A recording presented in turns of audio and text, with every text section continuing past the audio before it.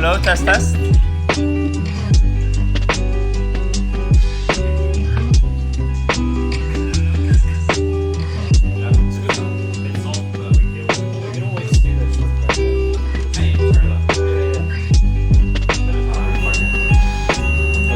Okay, it should work. Yeah. Testing, hello. Cool. Testing, testing. Wait, no, sorry. That's fine.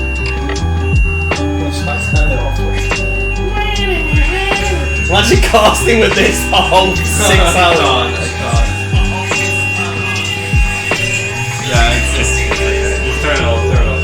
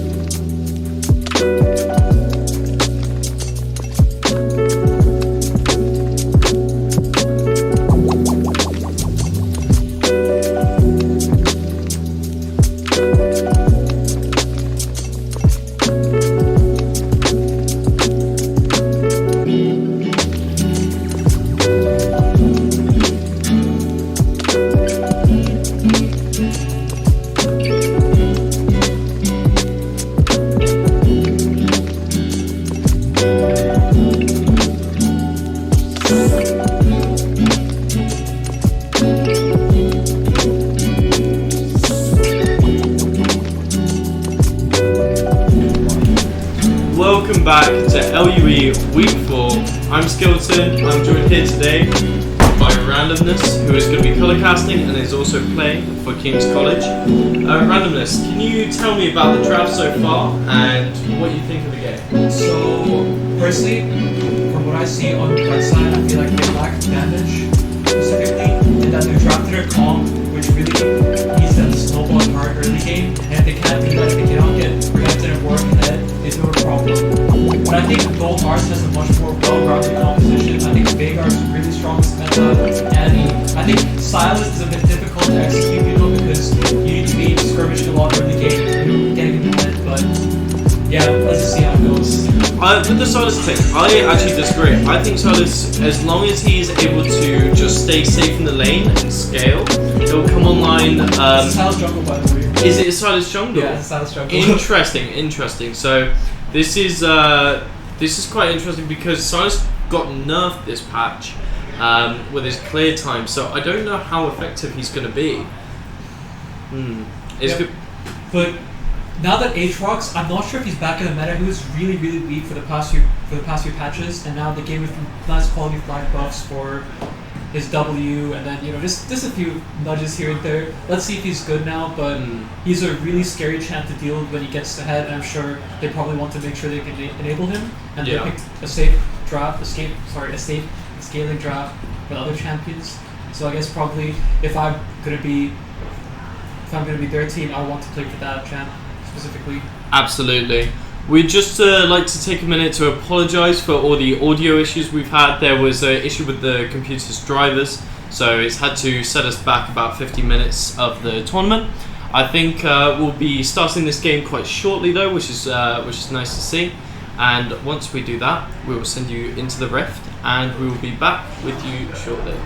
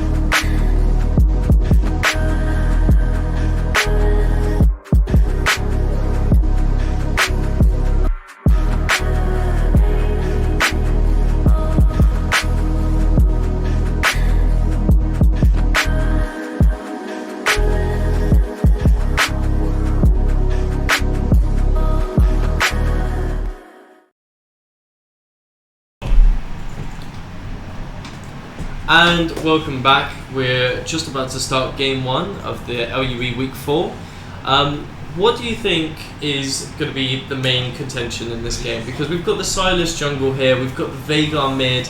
It's looking like a scale fest for Gold Arts, right? Yeah, for sure. I feel like for Oxford, they have a really snowball heavy draft, which relies on their top side to be ahead early to effectively execute their draft. But they also have some insurance in the late game in terms of the hyper carry, which is the Jinx, paired with an enchanter like Soraka, which could really do a lot of damage in team fights and is actually pretty safe. But once again, it is definitely reliant on their top side to be relevant. Otherwise, Renekton just doesn't end up doing anything. He just gets kited really hard by the Veigar and the Sivir, and it's hard for him to really get on top of anyone later on. So let's see how it goes. Absolutely. I think the Soraka is also in a really vulnerable spot here. I mean, we've got the Aatrox, we've got the Silas. Sivir has the movement speed. I don't think they're going to be able to kite the full engage that Gold Arts are preparing, but we'll just have to see how it's executed. Okay, so let's take a look at the laning phase for Summoner spells wise. Interesting that the Jinx didn't choose to offer cleanse this game, especially to Veigar and Annie. Yeah. That's really important. I guess you just trust in the Soraka to buy Mikhail's or something to just keep him alive instead.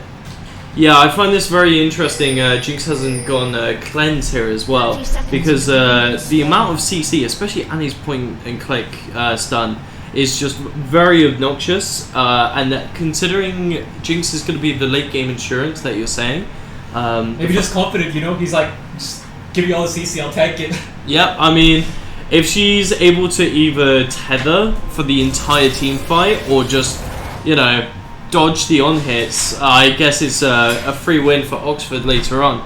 But yeah, Jinx is pretty long range though, and you know, with the new lethal tempo giving extra range, and maybe she buys a rapid fire cannon instead of team comp. Champ can be pretty safe, but late phase is going to be a bit slow for both bot lanes. I feel like in terms of both teams, what they want to do is they want to open up top because they picked a very volatile matchup in their Renekton Aatrox, in which if one champion gets ahead, they just completely run over the game. Absolutely. And we're going to start seeing Silas with the red camp to start, so pathing top, trying to get this Aatrox ahead into Renekton. And probably this 3 camp to top, right? Champ just wants to get stuff done early. Yeah, absolutely. So we're seeing this is Hanji in the jungle. So going to be getting those 3 camps to go up. Do you think there's going to be enough of a freeze with the amount of pressure Renekton's going to be able to give off early? Yeah, I mean that should be the goal of the late, right? To set up a good gank for Silas. Maybe, you know, a lot of heavy trading to ensure that a gank could result in a kill. But yeah, I think 3v3 top side does favor the red side because, you know, Akali is really strong in early skirmishes. But yeah, if they lose one fight, it could be really detrimental. Okay. Yeah, Begu is absolutely going in for these very early game trades. Gets the early level up. So, Boston as well. Boston is definitely going forward. Jinx Soraka is really, you know, showing their authority in the first few levels of the lane. Yeah, Kennedy is really taking some hits here, and if he takes too many hits, then it's going to be absolutely useless for Hanji to be able to follow up with this level 3. Same bot wise, it's looking very unstable, as there's also a bit of trading in the. Oh, we're seeing an invade here on the red side, blue side even. It just seems like Oxford is running away with all. They seem to be so much better in lane at every single matchup. Yeah, absolutely. We're seeing some more trades top lane, but it's not either side favoured, I would say. Actually, Beku's getting some nice damage, but doesn't manage to trade the final part. Also, Renekton took the Ignite as well, which means that he really needs to win that wave to make his lead become relevant. Yeah, Andy is getting some really good. Oh no, Pickle even is getting some really nice trades mid as well. Showing a lot of dominance with the Akali. Veigar, as we all know, is a very weak champion in the early stages of the game, and just having the full reins in the mid lane for Pickle is going to be an absolute godsend for Oxford so far. For the Jinx, you have call, it just wants to commit to the scaling. You know, even though they're winning the lane pretty hard for now, I would say that that's still quite a risky choice. You know, I guess Jinx really feel threatened by a Sivir Annie late early game. Just fade top lane. I was surprised that Aatrox is coming out ahead now. It feels like this matchup is very Renekton favorite early game, but it gets to the point where if Aatrox survives, he's able to easily deal with Renekton later on. Yeah, but we're seeing some Warwick stepping up into the top river. Just kind of standing there for the moment as he's just, Yeah, gets in the stun, goes in, follows with the Q. Is he able to secure the kill? There's the ignite and first blood to Begyu. Absolutely. Aatrox kind of whipped the flash, but that was a nice Q by Ward to insta follow up on that flash. Yeah, exactly. We're exactly going through a game plan to shut them a top laner down and get their top laner head. Absolutely, yeah. I don't know how Andy is going to respond with the Sivir or being behind on the tower here, as Jinx is just free farming under the enemy's tower. Probably has to play around this top side because his bot lane doesn't really have any setup. I think an Andy stun could be nice, but preferably, you know, after level 6, that's when it gets a bit easier. But I guess for now it seems like Silas is just going to be clearing his jungle. Probably to the bot side. I agree. A bit of a game plan change would be required if there's going to be any Silas gameplay coming online, as they just keep rinsing and repeating. Are we going to see another shove in the bot lane? Yeah, looks like Blue Side's bot lane is recalling right now, so it probably has about, I'd say, 900 gold, probably base for a pickaxe or just, you know, something right now for tempo. Yeah. Jinx is quite ahead, so she's going to get a really nice base off. There's probably maybe Zerkers or even a new Quiver. Wants to do pretty stable forward bot lane, not really much action going on early game. Absolutely. I think Warwick has changed his path now as well to cater for more of the bot side. Now Renekton has got his first blood. I don't personally agree with it. I think we should just get this Renekton further ahead, but Begyu seems to be quite comfortable. Keep going top side, keep attacking top side to the point where it's not recoverable, and then Aatrox just bleeds for the whole game. Absolutely. The tip of CC that Aatrox can provide would be useful, but he will not last long enough in those extended fights later on if he is going 0-3. But Warwick has made his choice, so that is what the team has planned. Will Begyu be able to secure a solo queue? Solo kill? We're not seeing that so far. Yeah, they're trading off for now, it seems. Oh, Renekton's is level 5 actually, so he's close enough. Yeah, the Aatrox ult was very big for Begyu here, as he's now able to get rage and minions. It's a bit, he wanted to use his level advantage to try and get a kill, but his ult didn't really convert into anything useful, so maybe the Renekton might try and engage his ult. I think we should try to go on bot lane. Yeah, we're seeing like, oh, Andy's rooted up, oh, gets to go flash. Andy flashes out, yeah, we're seeing Andy try and give some zoning off, but the Sivir damage just isn't enough in these early stages of the game. Surprising that Andy did not take Hex Flash, even though that's actually quite a powerful tool for her to go set some plays and doesn't have flash back up. Absolutely. I don't know how Kush is going to be able to respond to this, as now he's got no pressure and Red Team are just able to secure the Drake. Yeah, Red Team's just using the Red Team's jungle is using all of their lane leads. They actually have almost a 2k gold lead in 7 minutes, and they're just using their lane cards. Also, it's like going on top lane. Oh, Begyu securing the kill, absolutely insane. And Cam is able to get a pick on Akali with a nice gank through Hanji there. That was really well played by the Renekton to just use his lane lead and then just get a solo kill. As for mid lane, you know, Vigar is this really easy gank setup. Pretty sure he got caged and then you could have run away and he just died. Surprisingly, get flashback, he had flash up, so I'm not sure what the mid laners think. Probably disrespecting the Vigar a bit early game. Yeah, maybe a bit of positioning disadvantage there for Pickle, but it seems like he's got himself into a bit of a pickle here. But the red side seems to be quite good, as they are now shoving in, looking for a reset. Jinx is roughly 20 CS ahead, and she's farming up really nicely. So that's definitely, with a top side already being this ahead, it seems like their hyper carry has no problems at all scaling. So it just looks like it's getting even better for Oxford as the game goes on. Absolutely, this control is slowly but surely going in the red side's favour, as they now potentially look for Rift Herald as they take the top river scuttle. Yep, on the Herald timer, it seems like they're not going to rotate for the Herald. Soraka, I guess she just wants to keep on laning, which I guess is fine too if you want your 80 carries to farm up safely. But I guess no one else is rotating for the Herald, so we're just going to have that Ward solo. It's probably pretty doable since the champions is broke, you know, you just do objectives like that without taking much of HP loss. Absolutely, we're seeing some more top lane trades with Begyu and Kennedy. Going in Kennedy's favour as he's landing those small amounts of poke, but as we've seen, the Renekton is able to make some extreme extended comebacks here. As long as he gets the right Is angle. also really nice pickup as well because Aatrox is one to All we see in Warwick go into the blue side here as he invades the Silas. So, absolutely, and he's looking for a comeback, but here I don't think it's enough. And he managed to disengage. No, never mind. Hanji is on walking for his life. Kali pick up the kill. Under the shroud, looking for the dive, finds the kill, flashes out, and is able to escape. Amazing play by Pickle there. Really well played by Pickle under Kali's actually flashing out, not taking any extra tower damage on the way out. He lives. Unfortunately, Silas can really not deal with Warwick early game, so just has to suffer a bit since he couldn't get any kills. The champion is not very strong in duels without items. It's very dependent on Night Harvester and some good power spikes. But it seems like for now Warwick is just using his late pressure until his latest pressure. Really smart calls here so far, but maybe not this one. Is the red side dive and managed to barely just get the kill on Kennedy. That was some good tower aggro management. Oh, Silas going to try and spawn? No, it doesn't really seem like he can, and they just go with a clean kill. Yeah, and they managed to get the disengage off and get another free kill topside. 3 kills up, but there is another fight bot, and he lands a stun, and Soraka does flash out, but manages to just disengage.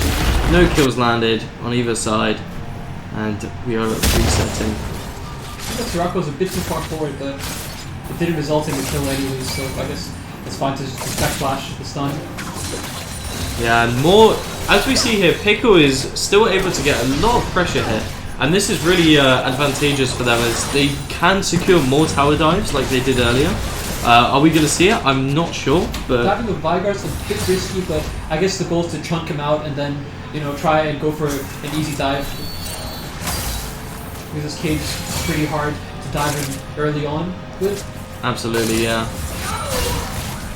But yeah, small trades here being made as blue side reset in the bot lane with the Noon Quiver? No, Noon Quiver? Yeah, that's the Noon Quiver. Noon Quiver and Jinx is fully stacked up, so that means that Jinx has farmed up really nicely. I'm pretty sure on this base you can probably get her mythic, go for the Kraken into that more bruiser 10-20 team. Not that bruiser, he's just an Aatrox and a Silas, but it's still, they still need whittling down, so I'm pretty sure that's what Jinx is going to go for this game. Drake is spawning in about a minute, so I'm sure they just want to keep using their block pressure and then just get an easy secure onto it. Jinx should reset at some point before the Drake though, to make sure that she can use her item advantage to win a fight later on. absolutely, and Hanji and Boynton are both there. The Drake's just about to spawn and Pickle's able to get there first over Cam Evolved. They're securing, but yeah, Hanji is starting, but Pickle is there to follow up. So far, nothing happening so far. Yeah, Hanji has to back out. And Baekyu is starting to get some heavy trades on Kennedy, yeah.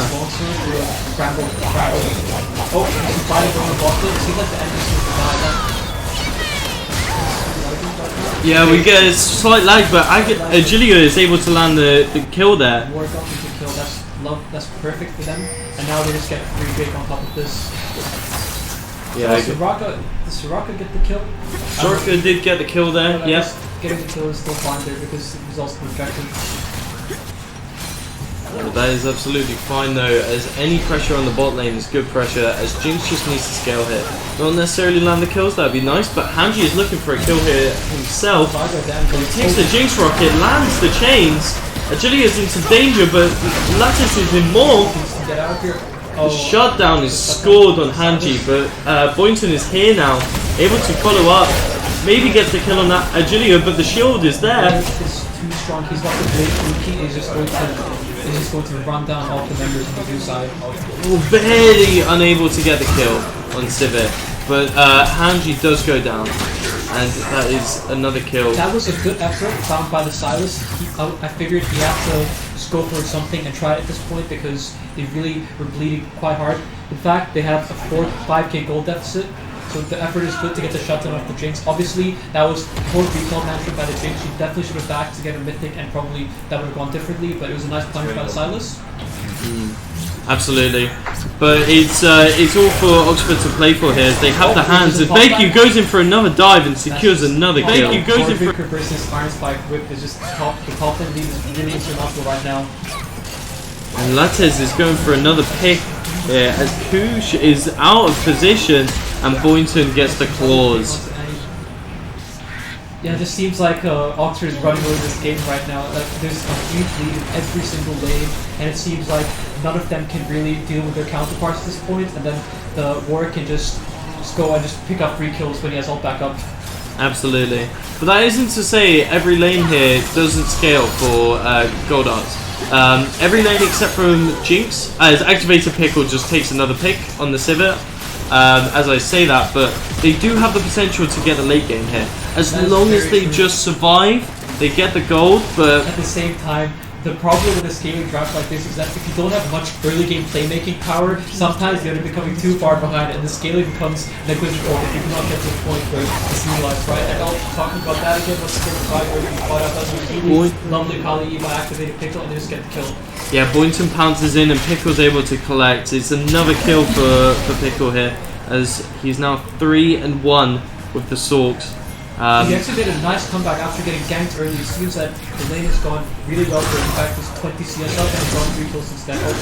Thank you going in for another trade here. There's no tower for Kennedy, as Boynton's here as well. What is he going to be able to achieve here? Thank you gets the kill. He's dead anyways. Probably shouldn't even have flashed at that point. It didn't matter what happens. There's no way to get out there.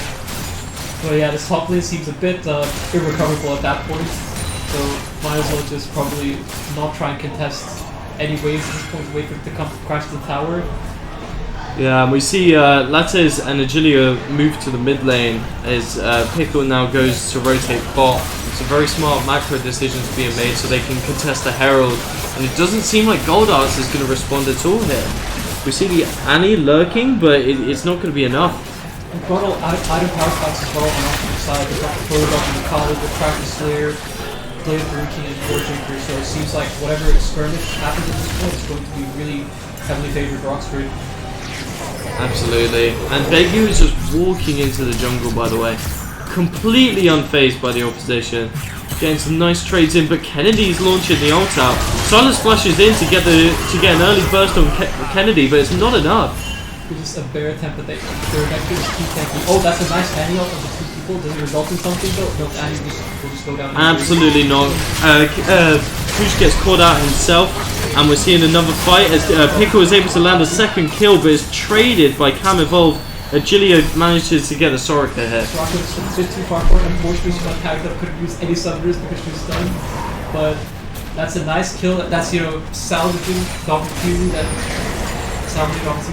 getting a few kills onto the back of Vagar.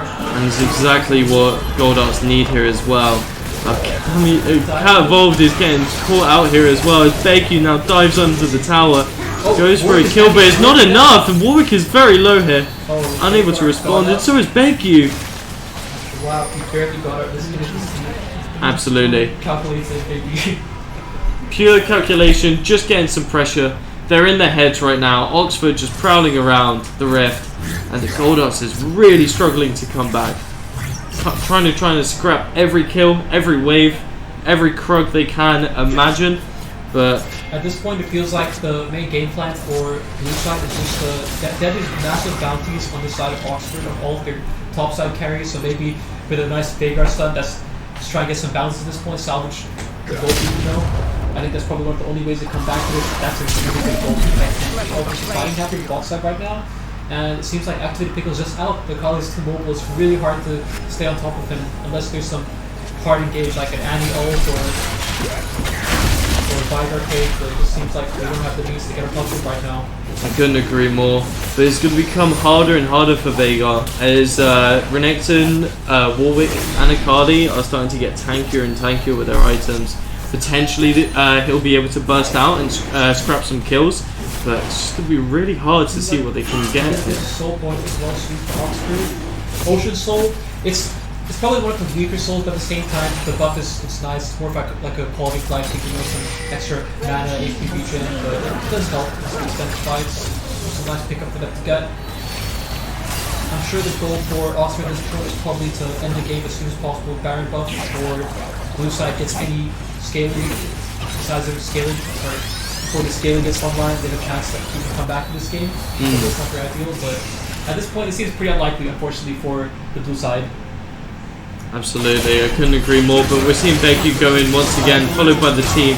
As Pickle lands to get another kill under the tier 2 tower in mid lane. Soraka always managing to keep Pickle going as they now scrap into the team fight. One goes down, I believe. No, barely manages to survive. Vigar's able to get a pick on Jinx here.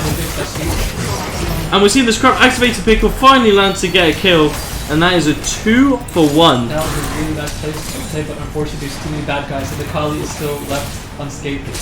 Yeah, there was... The Soraka ult really changed the impact of that fight as well. Managing to get an extra 300 health for each teammate. I mean, they were all so low. Also, killable even.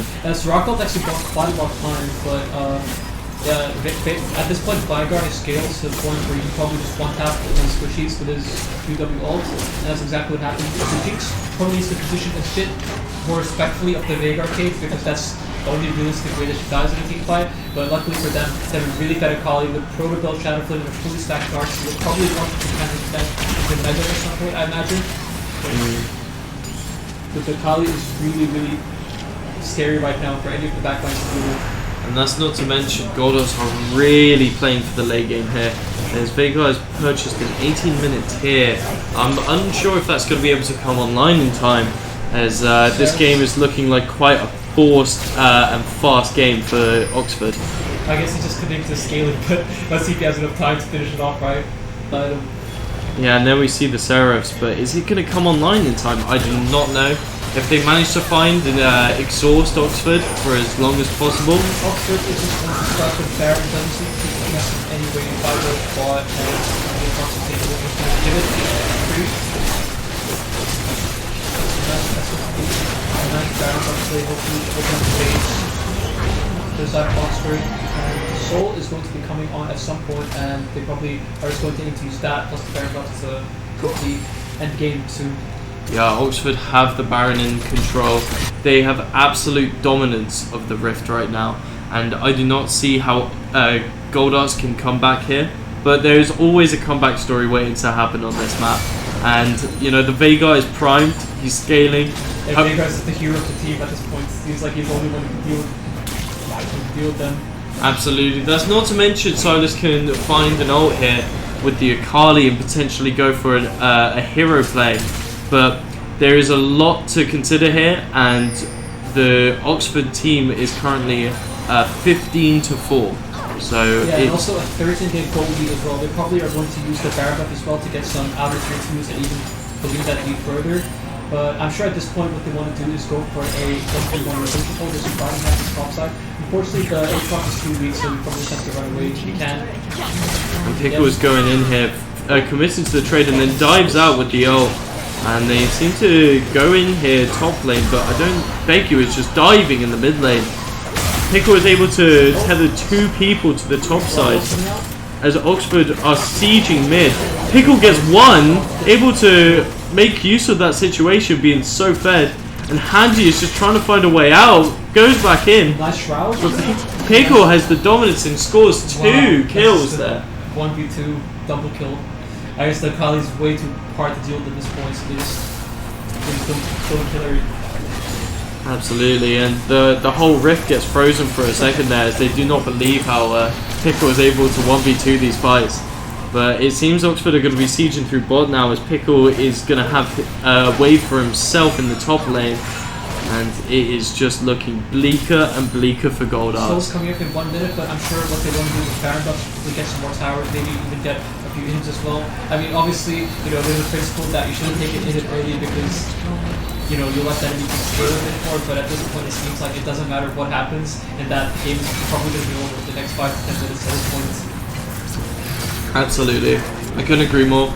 And the fact that Warwick has been able to just run around the map has made it all the more like jeopardizing for Goldarts. Silas has not been able to come online. Really well by his laners to just take over the map and just take all objectives. And it seems like that game plan has gone perfectly. While the Jinx, her score doesn't look too good, you know, she's 0-2. She's got 3 items and she's definitely a threat as well that blue side needs to pay attention to in team fights, because if given enough time she will just kill the whole front line. Absolutely. And it seems like Oxford are potentially taking their final reset now as they walk towards the Drake for the final component of the soul to be collected. Gold Arts are starting to set up here, but they're a little scared. They're only taking the botlet wave here as they're unsure of where Oxford may be lurking in the shadows, as they have full vision control here, from what I understand. And that is going to be Ocean Soul for the side of Oxford. Contested, there's no vision. They've done a complete setup on the bot side. There's their pink cores and their vision coverage, so there's no way that I can ever get it. I'm sure they're probably going to use this to try and open up the bottom top inhibitor. Someone should be top in. I'm not sure like what the plan is, but I guess they just want to take mid bot inhibitors, I guess. Absolutely, and I can't stress enough how much Ocean is good for Oxford. The Renekton, the Warwick, the Akali, and the Soraka all benefit from this for the extended fight, but Hanji is going for a hero's play here as he gets the Akali ult, but doesn't manage to find anything and is bursted by Fatal there. And he's able to zone off with Tibbers for a small amount of time, but Kennedy gets suppressed, gets stunned, and Latex is able to find so much damage, causes the rocket and gets the kill on Kush. Barely able to survive and secures the kill on Sivir now. Everyone is going down here as Cam Evolve manages to get the shutdown, but it's just not enough. Finally came on and she managed to take down 2 kills for herself. And it seems like it's a quick and easy win for Oxford, 25 minutes, and they just want to go to the next game quickly. Absolutely, and that seems to be it. Oxford have made the first game an absolute storm to show to the opposition tonight. And it seems they're going for the final kills onto Hanji there, but it's just not enough. Kush goes potentially down under the... Oh my god, the damage from Jinx is just immense here. And they're kind of egoing for the kills here. Are they actually overextending? Begyu is kind of overplaying this. Gets the shutdown on Sivir. The perfect game is destroyed for Begyu. And I think that's going to be a massive mental hit for Begyu as they finally open up the Nexus, break it down, and that is the first game over. Game confidence boost for Oxford. I guess they're going to need it because their next 2 opponents are going to be much tougher. I don't want to speak for them too soon, but they should be careful. So, as the opposition of Oxford, what do you think? What do you think of the key indicators you may be scared of? Their mid laner played really well this game. He was probably the main character. Even though the top laner was ahead, I feel like he got set up really well by his team to do well. But yeah, good luck to them. They'll be fun. Absolutely. And that ends the first game. We will be back with the second shortly. Yep. We will see you Thank you so much soon. for having me. I'm going to be playing the next game, so be sure to tune. I'm the King's College Drunken ADC Randomness. Okay, over to you.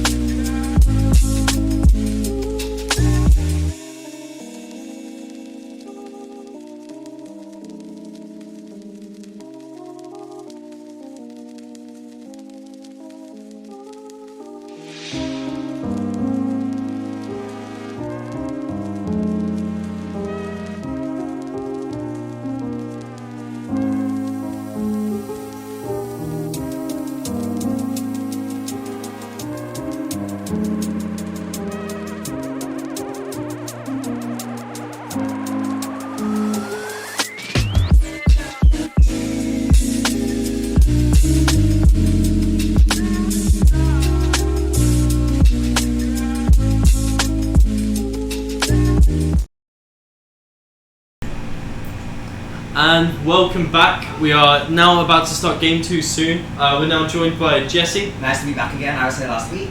Absolutely. And we are going to have, it is, from what I believe, Brunel's versus, is it Goldarts?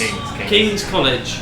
So King's College is what I understand to be the top of the bracket in this groupings, would you say? Yes, I would say. And I think it's very interesting because after this game today, we will have seen all 4 teams in the group play at least one game. And that will give us a starting point, a perspective on how the group could go. Because, as we should hopefully be aware, that this is the last day of the group stage. And after this, we've got the brackets locked for the semi-finals. Absolutely, yeah. the quarters and semis will be very interesting to see, as the two of these teams are going to be going to them, and one of them is going to be locking the bracket 1, and one of them is going to be locking the bracket 2. Now, if King's College do manage to make it over to, I believe, bracket 1, they'll be playing against UCL. And City. Yes, absolutely, and I believe UCL have quite a big rivalry with King's College. Yes, UCL and King's College have a very historic rivalry, and if they don't go in bracket 1 or bracket 2, the team that does go into bracket 2 will be going against SOAS, Imperial, and College of Esports. Yes. Now, with those teams, Imperial and College of Esports were expected to qualify to the semi-final stage, but SOAS was a very surprising entry into the semi-finals this tournament. Well, completely unbiased, as I do go to College of Esports, but trust me, no bias here at all. I think College of Esports are going to absolutely smash bracket 2. So whoever does land here in this final groups will have a very tough time if they do get to bracket 2. So it'll be interesting to see who unfortunately makes it second here, as they will be losing to College of Esports, but we'll have to see how that goes. I do not, for official purposes, I am not going to say the same thing. I am going to say unbiased, and yeah. Oh, sorry, there was no bias in that at all, but yeah, it should be very interesting regardless. Yes. And perhaps we should maybe talk about the last game and what we thought went well and also went wrong for the previous teams. Well, Gold Arts did start to show a really strong comp, from my opinion. I think the Silas was the only kind of like wrench in the works that I found with its composition. But overall, Oxford just had that execution and that early game dominance that snowballed the game out of control.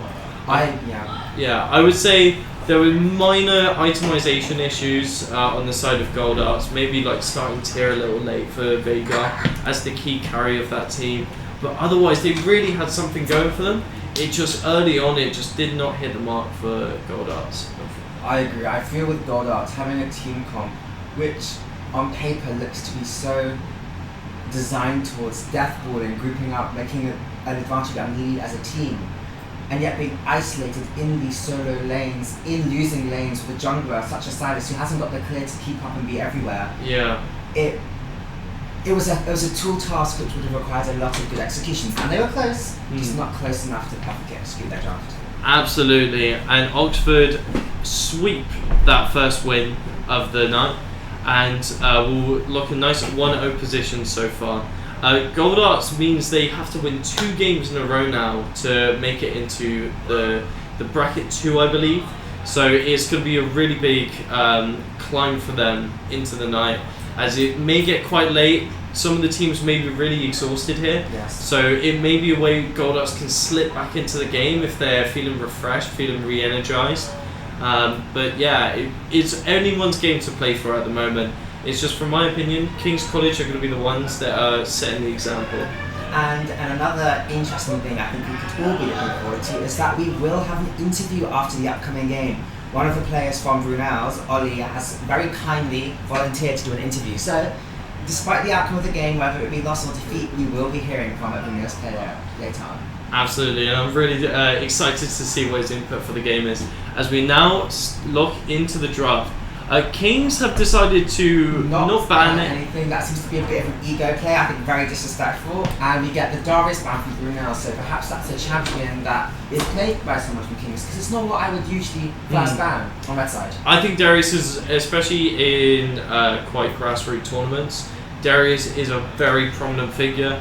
If he's able to get a snowball in the lead, he just locks out an entire side of the map for the rest of the game, right? And we have a Katarina ban from King, so maybe there is a Katarina player or someone who plays these sort of champions. They intentionally missed the ban. So it does seem that Kings have intentionally missed the ban here. Quite an ego play, not gonna lie. Interesting. And we have the Draven ban from Brunel. So when I see this, I think they're taking the early pressure, the Draven ban, the Darius ban. They're trying to prevent them from getting an early lead. Absolutely. All these boxes right now are ticking for the late game for Brunel's, which I think Kings may be able to predict here from their champ pools themselves. But in the draft, I think we can see that I'm going to predict Brunel's are going for late game. A couple counter picks in lanes, maybe, but late game.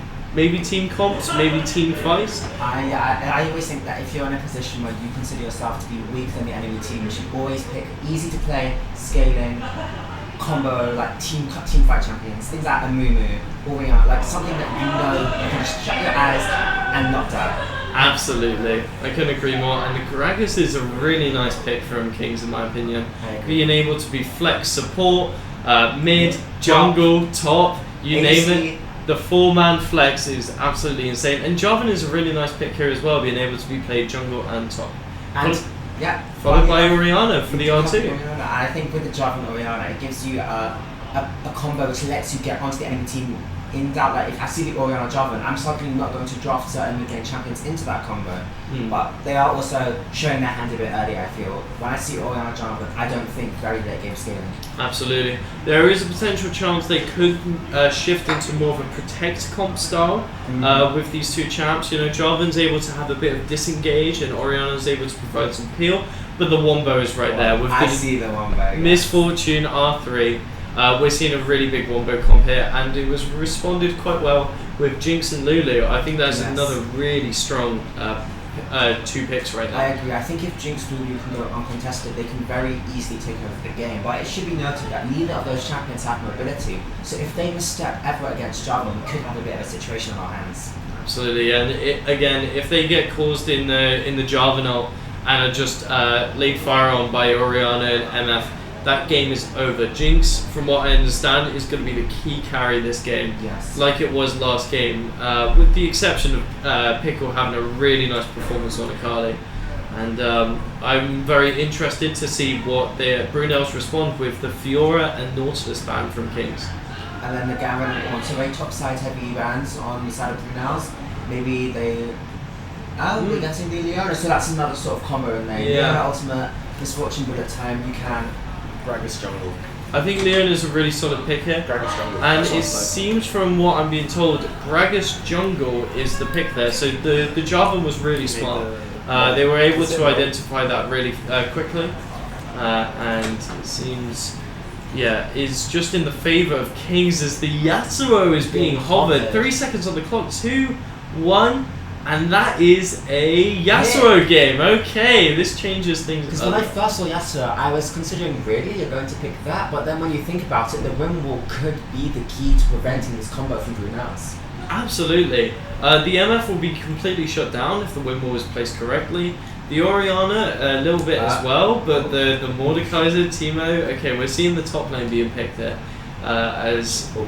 Seems they're going for more of a tanky approach, unless that is a gangplank being picked. Renekton. Interesting. Not what I feel with this sort of draft. You have so much lane pressure. You could, like, I saw Cho'Gath was hovered, and Cho'Gath was buffed in the recent patch, and I think it could have been a very good champion to pair with Yasuo, with Gragas. But I do also think Renekton is a champion with enough self-sufficiency to let the other teams pull one. So, in my opinion, I think this is really good. Weak side in the bottom for Kings is kind of the meta right now. Yes. And then getting Renekton, being able to be utilised with Gragas, really good gank setup from both partners and a lot of damage. I think that's really nice. The only concern I have here is that it was responded with Gnar, who was able to be played really safe. But on top of that, there isn't much AP damage going on for Kings here. Gragas is the solo AP of the game if we want to consider Lulu. I wouldn't personally. I agree, and this isn't necessarily a problem, but when I see Kings, I see triple melee plus Jinx. But when I see Brunels, I see Misfortune, Oriana. These are champions which have no problem staying back and waiting until the opportunity strikes. So, and I don't really know how Kings is going to actually get on top of Brunels, say from a good explosive cast or knock up from Yasuo. So it's going to be interesting to see if Kings can get on top of Brunels or sufficiently carry them. Absolutely, but I really love this front to back from Brunels, but is it going to be absolutely clobbered by the Gragas Bomber that may be seen with a follow-up Yasuo ult?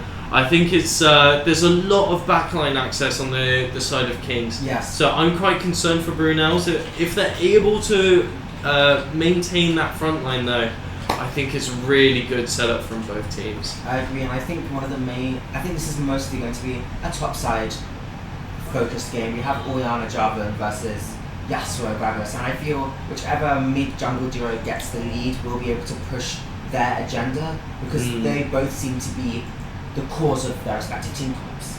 Yeah, absolutely. It's starting to look, in my eyes, that there is potentially ways Jarvan can gank the bot lane. I think the Lulu polymorph is really big here, but the fact she's only able to polymorph either the Leona or the Jarvan really means that there's a lot of access to dive here. As long as it's not after Lulu hits 6, I think Brunels has the opportunity to play for both bot and top. I agree. Bomba. But I do also really like Misfortune Leona, because even though it is a weak side bot favorite matter, this is a pair of champions which are able to do things by themselves as a duo and create pressure. And I think that's really important against Jinx, because as we saw last game, Jinx Soraka was able to get the pressure against Sivir, Annie, and that really managed to put the chokehold to all points of the map. Absolutely. I don't think Brunels is going to be able to get that early lane pro as well, so unless they do get assistance from the Jarvan here, there isn't going to be much pressure for Drake fights. I think Lulu and Jinx are going to be able to secure that early warding, that early vision. It is going to be favoured for red side to take the Drakes, as they have the easy accessibility, unlike Kings. But they do have the dashes. It's just kind of, we'll just have to see how it's played out. But I think there's a lot of different ways they can play it. I think mainly for Kings, it's going to be the safe side, a bit of congestion middle, and a lot of impact, maybe a lot of diving top lane. And Brunel's is a lot more flexible, but mainly just focusing on that scaling for the late team fights. I agree, and I guess what I'm really looking forward to is the jungle, Gragas versus Jarvan. I feel both of these junglers are junglers which do like to gank, which do like to create early pressure. Yeah. So I feel like, I mean, you always think the jungler, but this could potentially be a jungle gap game. We really do need to just wait and see what does happen. Yeah, absolutely. I think so. So as we go on to the game, I think, how do you think of the Yasuo in team games?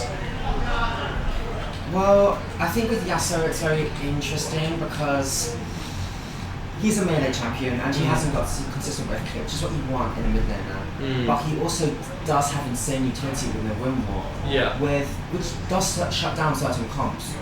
So I'm not sure. I think another important thing we should focus on about the whole sort of story of this tournament is that neither of these teams have played yet, and they both still can go through to semis. They're both 0-0, and this first game really is important for both of them. And it's really going to set an impression for the other teams as well. I mean, Gold Arts weren't able to secure that win and are put in a 0-1 position, and Oxford were really able to show their personality in their draft and how they played. Very scrappy, very like team fight and like lane controlled. But how is that going to reflect on these teams? I don't know, but what it is going to say is whoever wins this game gets that first game of the night and is able to potentially go for that bracket 1 spot straight away after if they get a really nice spot in their game 2. So I think another important thing to notice is that with Kings being favourite in the group, they had a disrespect ban at the very first thing. They didn't ban something at the very start, which I find very interesting because if they potentially lose this game, that could backfire on their mental very heavily. Absolutely, there is a lot of mental warfare going on right now with Kings. But if they win after doing a disrespect ban, that's even worse for all the other teams in the group. I personally think Kings do need to remain a level head, as if they maybe don't ban 2 champions next game, it could really backfire for them. But you know, we'll just have to see how this plays out. Yes. They feel confident. They've won the mental game, having a really nice draft still, even with the 1 less ban. I think we're just going to have to see how it plays out, and we'll just have to see after the spectator delay, which should be in about 2 minutes into this. Yeah, so we will be back to you after that.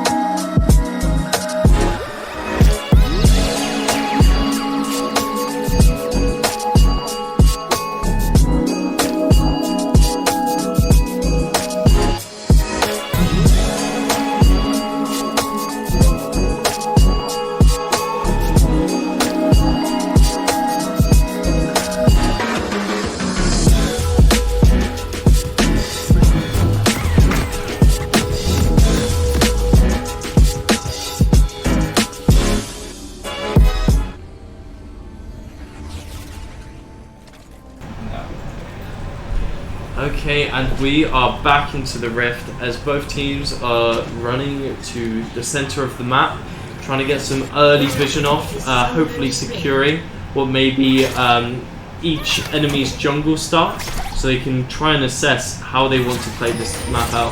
And Gragas gets an early ward, which is taken down very swiftly by Ollie and his ADC.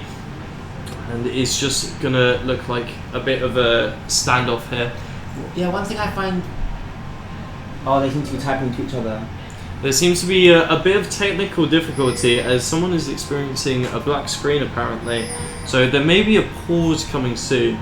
That isn't a problem, so we can just talk about what do you think. We've talked about the draft, how we like it. Yes. Where do you think people are going to be starting? What do you think are going to be the clear paths for both Derpy and Raw Hit? I mean, when I see this, I would normally think you want to focus, like, no matter top side focus, gank top lane, gank mid lane. But when I see Gnar, it's not necessarily the easiest champion to gank, especially with Gragas Renekton. So I'm potentially thinking that Gragas Yasuo could go to a more mid lane focused jungle path. However, I do think if Leona and Misfortune ever do push, they are opening themselves up to being ganked quite easily. Absolutely. So I think I personally need to see how the lanes go a little bit more before I make that decision. And again, I would say Kings have a very skilled comp, whereas Brunels have, in my opinion, the winning comp. Yes. But if Kings are able to execute this better, like for example, if Yasuo is able to get this push in the mid lane, that really changes how the skirmish goes. And it seems like we'll be going back into the game shortly, as both teams are hitting the 1 minute mark, and we are stuck in a 0-second resume time. Very strange. Interesting. Well, one thing we might as well talk about before the game starts is the items that people have purchased. And one thing I noticed is that Orianna is starting with the tier. So Yes. I see that and I automatically think they are potentially paying for mid game, late game, and we are back. Yes. So I think, Orianna is always a very safe laner. Doesn't usually get prio, can sometimes bully the enemy laner, but Yasuo has so much mobility here. So she really needs to respect Yasuo's spikes in the game, as he's really just able to dash through the minions. He excels in playing around minions and lanes. So I think it's important to notice that we have a leash for the side, but we do not have a leash for the red side. Jarvan is starting with doing a leashless jungle start, so that will give Derpy a bit more of a early game advantage as the Rakish jungle. But this does also mean that Leona Misfortune could potentially have a bot lane push. yeah, and I find it quite interesting. Randomness was absolutely lovely on the cast, and was very confident about how he was going to be playing in future games. And we're seeing the Jinx Lulu here, which I would consider a very safe styled lane.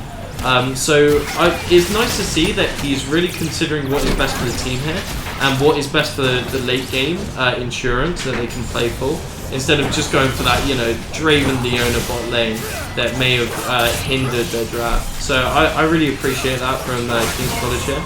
And we're seeing some really nice trades from Chinese person here. Yeah, so out-trading out-trading the Orianna here.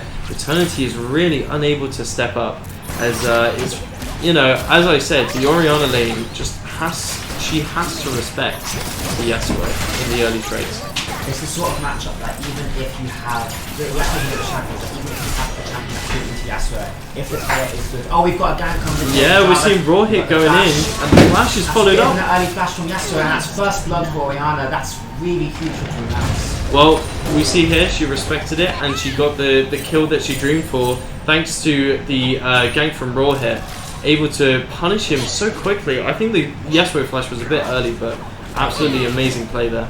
We had to flash away from Yasuo and fell up from the flag and drag and that's not necessarily. When you have a Zenith day from Leona and they're going in on the Jinx and they got the cleanse on it.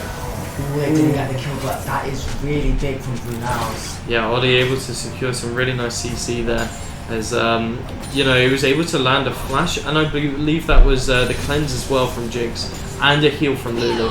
Some really early sums expended there for Kings, And that's really going to impact the bot side. I agree. I think the fact that it's now 1 summoner to 3 summoners in favour of Brunel's really means that bot lane needs to be careful. Although we do have Derpy ganking this not over the vision. Derpy has the vision control here. 2004 realizes that pressure, but is able to walk back just in time, so he only takes quite a short burst of damage.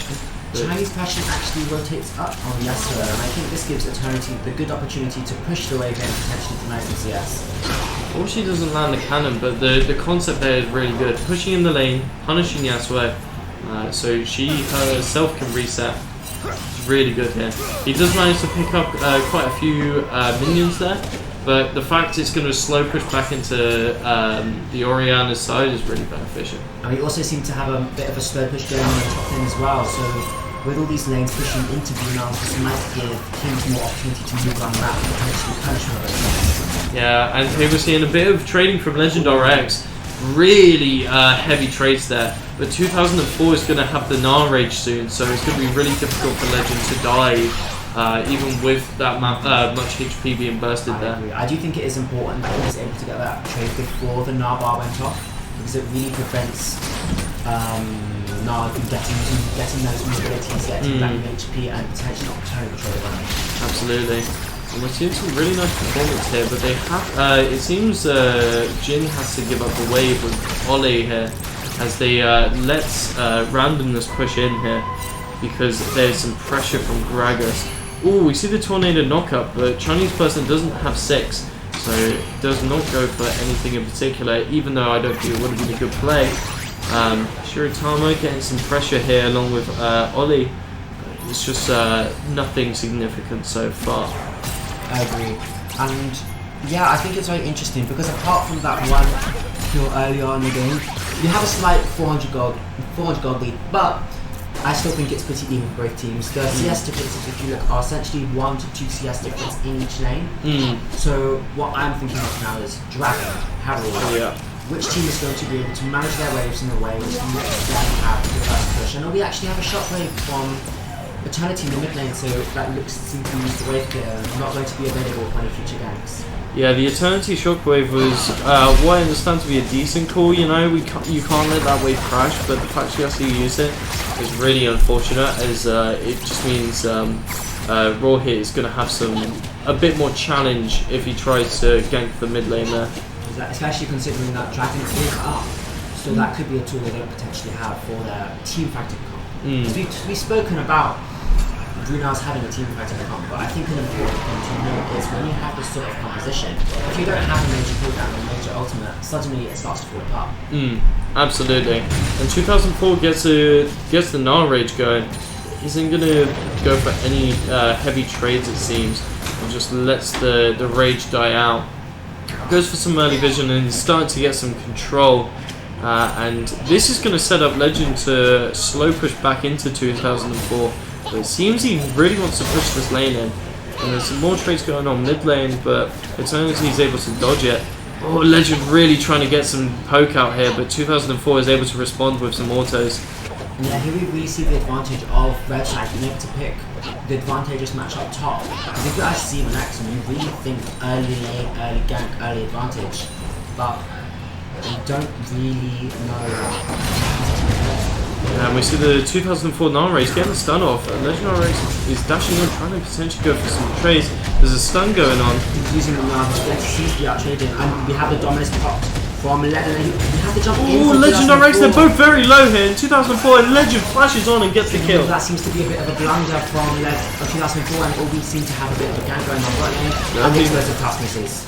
Yeah, the Cask is able to zone off Raw there, but it's not really enough to get anything in particular. I think getting the Cask onto Leona would have been really bad for the team anyway, as it would have meant Leona would have been tank frontlining and getting all the stun she needed on the AD carry. And the Chinese person goes in for the Yasuo ult there, manages to dodge the shockwave, and Eternity is really in a happy feet going on there for Chinese person, as Eternity was really struggling to land some hits there. So we had a lot of things going on the map there. I think firstly we had the fight between 2004 and Renekton for Titan Kings, and we saw the flash under the turret from Gnar, which really sort of sealed his fate. And we can see that the pressure may be getting to these players. We know we saw that chat in the chat, we saw them talk about it, and it is a very stressful game. I think it's important to note that. Absolutely. And the CS Gold is starting, or has always been in Brunel's favour, but it's only a 600 gold lead at the moment. And whilst that is quite a bit, it could be quite significant for an item. But Chinese person here is going in and really trying to dash into the tower. Eternity was getting low there, but just able to be in the net of the tower's range just in time. 2004 is shoving in once again. Yes, I agree, and I think that whilst it is good for Kings that Chinese person can still have this passionate advantage on Yasuo, but we don't really know exactly what's going to be going on. So from what chat is asking, they're asking the performance of Lulu right now, and I think Lulu's doing quite decent, just zoning off. What we need to understand here is that it's a very scaling lane for the bot side, so there isn't really going to be a huge amount of impact from the blue side of supports at the moment. Exactly, there really isn't too much of any jungle intervention in bottom. We did have some trade earlier, and Shiotama was able to use the heal to protect Manuel from dying, but the Chinese person able to flash off the Rohit's ult and just managing to get out very scathed, having to use the flash as well, a big summoner but out nonetheless. And 2004 is looking for an extended fight on Duppy, misses the knot, and Duppy is backed into a corner here, he tries to bomb her, but really bad for him. Yeah, that is 2 objectives in a row. From Drake, walks straight up to Herald, gets the kill on Derpy. That is going to be another free objective in the favour of Brunel's. Really good performance here so far. Although I think an important thing we should mention that even though Brunel's has gotten a kill, they've gotten the objectives, the gold lead hasn't increased. So this shows that Kings is still using that time to CS in lanes and recoup as much gold as they can. Absolutely, and once again, it is all about scaling here for King's College. Once the Jinx is online, once the Yasuo has hit his own 10 power spike, once Gragas is able to get a couple bombers in there, I think it's really going to be in the favour of Kings if they're able to make those plays. But at the moment, Brunel's is just getting that the objective dominance, and if they keep that, it is over for Kings. I think a really important thing that not important, but a nice thing I've just noticed is that in the mid lane we see that Eternity has built the place with steel caps, and when you look at this team from Kings with the Jinx, the Yasuo, the Renekton, these resources are physical, they also rely a lot on auto attack damage, and the fact that we have the steel caps and Temptation's Donias from Orianna, she might not be as fishy as she would normally be. And I think this is some really good itemization, which shows that who else has done that? I think it is a good call, although I would argue Eternity should not be getting hit in the first place. But the shockwave goes off and Chinese person is able to land a wind wall, and it blocks a couple of autos from Eternity, but it's not enough, as Ollie is able to secure some stuns, which lands the kill under tower. And that is a 3-0 Orianna. That is insane performance, right? It's very good for Brunel's. As we said earlier, Orianna's the sort of champion who's so good at keeping people at arm's length, keeping herself away, keeping her team away, keeping the enemy away. And always seem to be having a bit of a trade. Yeah, Legendary X really going in for that burst there, but 2004 is following up quite nicely. Is able to get the rage, but doesn't follow up. I think it's because of the minion advantage that Legendary X had, but yeah. It seems they disengage and Legendary X is just able to get the back. And one thing I've wanted to talk about, I haven't really been able to talk about, is we mentioned that this would be a very jungle-centric matchup. And if we see the junglers, we seem to see that Dirty and Rawhit have chosen different jungle items. Because usually, the most supportive tanky junglers, we get the green jungle items. Dirty has opted into Dark Sword and the red jungle item. So I saw that and I thought perhaps Dirty's going to go for early ganks, early trade, early pressure. But that hasn't really translated into the game plan. Absolutely, I think Dirty's been a little bit shook so far in this Rift fight. So at the moment, I think he'll still be able to come online, but what Jarvan is able to provide, even if he is behind in the late game fights, is his tankiness, is his front line and his lockdown, which Gragas can provide, but he does need to scale. So we'll have to see how it plays out, but I do agree. There could be some more ganking from Gragas. There could, especially in the mid lane, as Chinese person really is showing some really nice fights, but he's just not there, you know. So we're gonna have to see how that plays out. And we see that we have the Krakens there completed for the Misfortune on the side of the Nels, but we do also see the completed Carl for Randomness from the Jinx. So this could potentially be both instances. Yeah, and Legend of Rex lands some really immense damage there onto the Gnar, so that could possibly mean a dive, especially with how low Gnar's rage is. And we have, I think an interesting thing to notice is that we have Shirotama on Lulu. We're spending a lot of time bot lane, staying with the Jinx, enabling her to potentially steal or carry. But on the other side, outside of the now, we have Oli doing a lot of running on this Leona and trying to take the lead. Absolutely.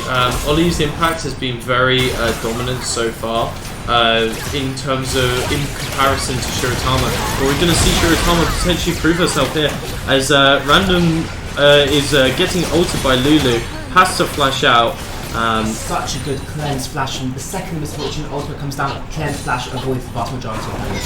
Unfortunately, it does mean both summoners are used, and it will not be able to be used again for another 4 minutes. So that is going to be very unfortunate, and it does also mean the red team, Brunels, is able to secure their second Drake, which is proud. And we can see that the Hextech Soul is going to be the soul for this game.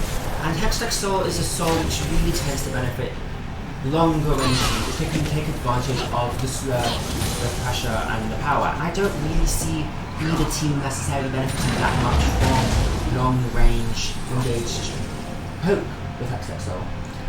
So it's very interesting to see whether this is a game where the soul is the deciding factor or rather the elder which follows it. Absolutely. I think Hextech is going to benefit both teams there, but the bomber is missed. But it's still able to land the Yasuo. Oh, and the shutdown goes to Chinese person.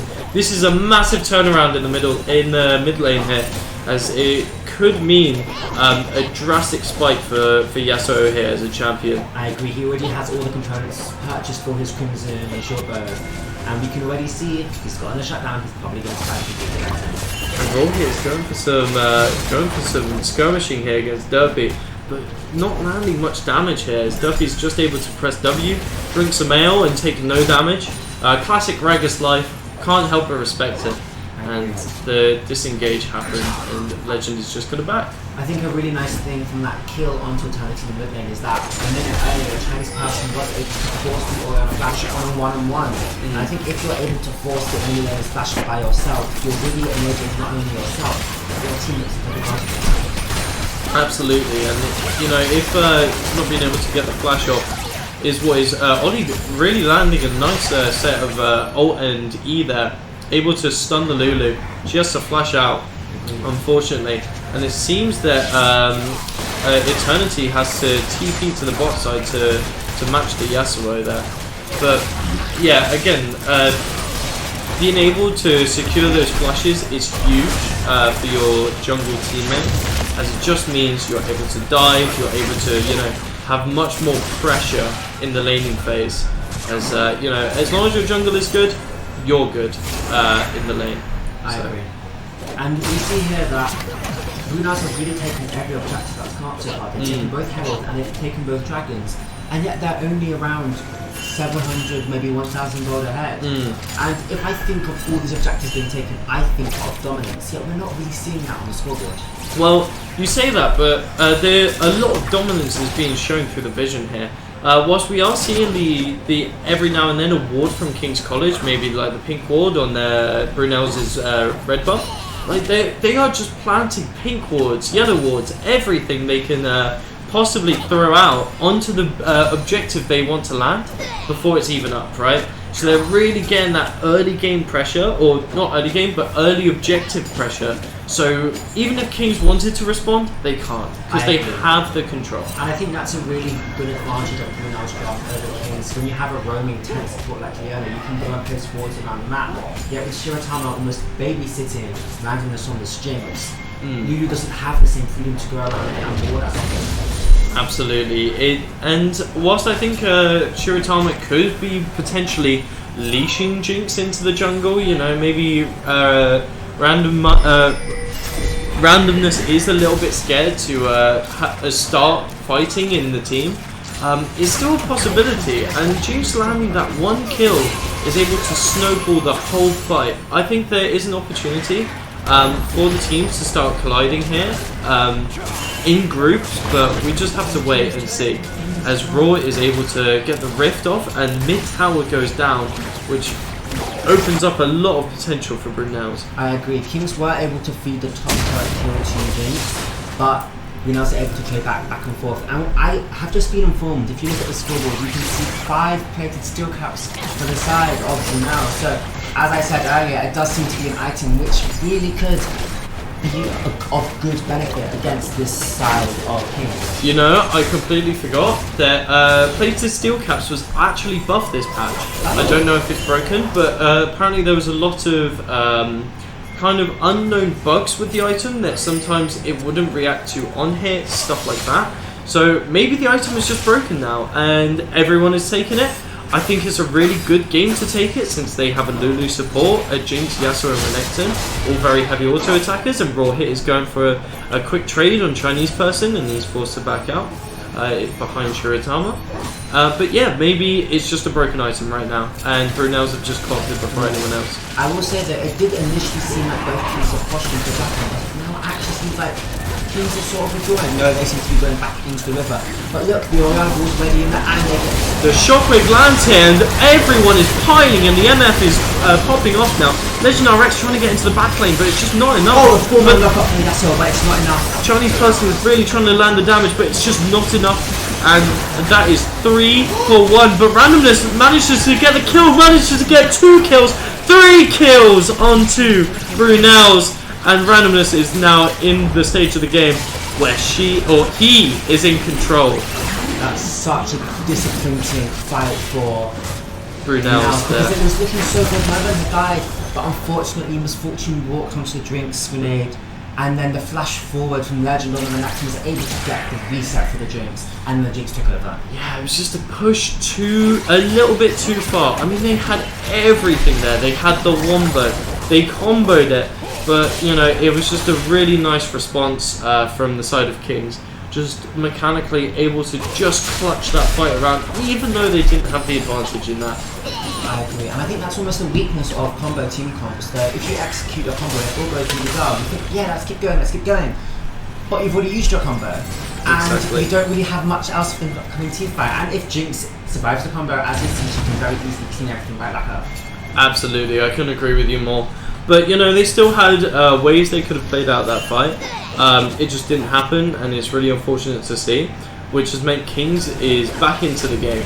Yes. I don't think that means they are in control of the game, as the gold is very even right now, and both teams scale quite well in my opinion. But you know, we'll have to see how it plays out. Noah was able to land quite a few kills there, but Legend RX is going for the dive, and Randomness is also looking for another pick on Ollie here. Gets stunned and lands the rocket. Randomness now has 4 kills on the scoreboard for her, and they're looking for Baron as Derpy is now hovering. But Brunels do have vision, so they do know this is happening. Warhead seems to be pushing for a steal right now, but Warhead's ones may not be that simple because they do know that he's there as well. Dodges the tornado. Rawhit has the buff of eternity, so maybe Oriana Shockwave is able to be landed here, but it seems they're responding. A Chinese person goes in with the Yasuo, and it seems they're able to zone off. The MF ult goes wide, but Legend RX is now chasing down Misfortune. They continue. Dopey goes down though. Are they able to find it? No, Randomness is able to secure the Baron. A very scrappy fight there. A lot of good picks made by Derpy, followed up by Chinese person, and then collected by Randomness. But you know, unfortunately, Duppy goes down, but the Baron is still taken, which is what matters. And I think a very interesting thing is now that the gold lead has ballooned to around 3k, so it just shows all it takes is that one fight, those few series of unfortunate events, and Kings has been able to create a more sizable lead in their favor. Absolutely. So that is one Drake they have taken back. Now it's a Baron. This is really big, as it means they're able to push in the waves, get a lot of control, maybe even take a tower here. It looks like Chinese person is eyeing up that bot lane tower, and it doesn't seem like any of the red side is able to respond to it other than Eternity and Raw here. But I think, you know, I believe Chinese person can 1v2 this, especially with Derpy around. And I think looking at the itemization from Kings, we have 4 very high damage builds. We have Fork, Prowler's Claw, Almanecton, and then we have Night Harvester for Derpy in the jungle.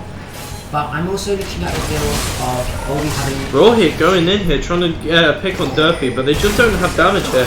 And they manage to get the bomber on Oli, and Chinese person follows it up nicely and collects the kill. Raw here is now smited, and the Jinx Rocket lands, but isn't enough, and Derpy gets the bonk, and is able to get a nice belly smash onto Jarvan, and he goes down. I agree, and I think this follows up with what I was about to say before this all happened, where even though Brunels are itemizing defensively, Kings just has so much damage, it doesn't really seem to matter. All it takes is one long-range knockout. Absolutely. I mean, Kings is just such a scrappy comp, right?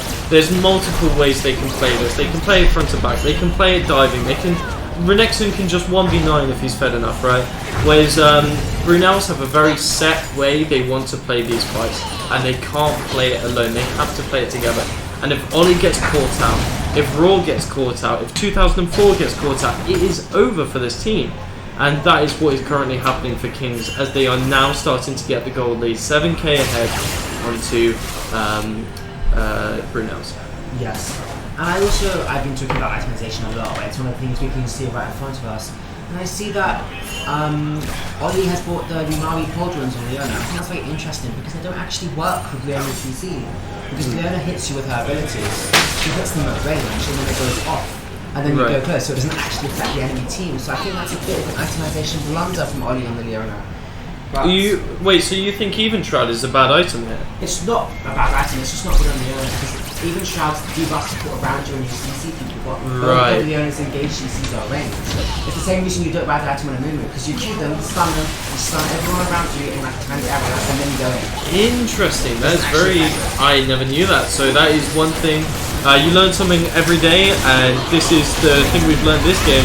But we're seeing a fight here as Roy is able to get the land, and we're seeing the MF ult land onto the backline here, but Legend RX is in their backline, and he's just able to collect the kill there. 2 kills on randomness as well, and I Don't Play Jim is able to take Shiratama, and Legend RX secures the kill on Nah. A double kill for Renekton and Jinx. It is looking very good for King's College as they're now sieging into Brunel's base. I agree, and this is the second time we've seen this where it's a fight around Dragon, where it looks like Brunel's, they succeeded their plan, they get 2, but then they get 3 left afterwards, and they could be going for the end right now. They managed to secure the end, and it is looking very bad for Brunel's right now, as they are absolutely shredding down the Nexus, and it is a win for King's College. An absolute amazing turnaround through the fights, and just such an intense game to watch, I'd say. I don't know about you, would you say the same? I agree the same, and I think we should remind everyone that we will be having an interview with the support of Brunel's Oli after a quick break.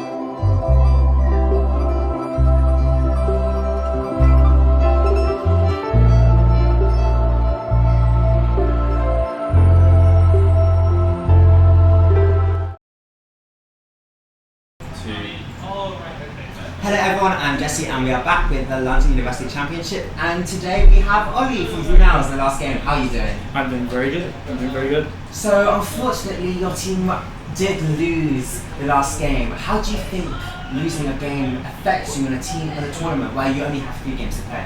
I feel good. We got 3 dragons. You feel good? You got the 3 dragons, yeah. 3 dragons. That's winning in my book. 1 more.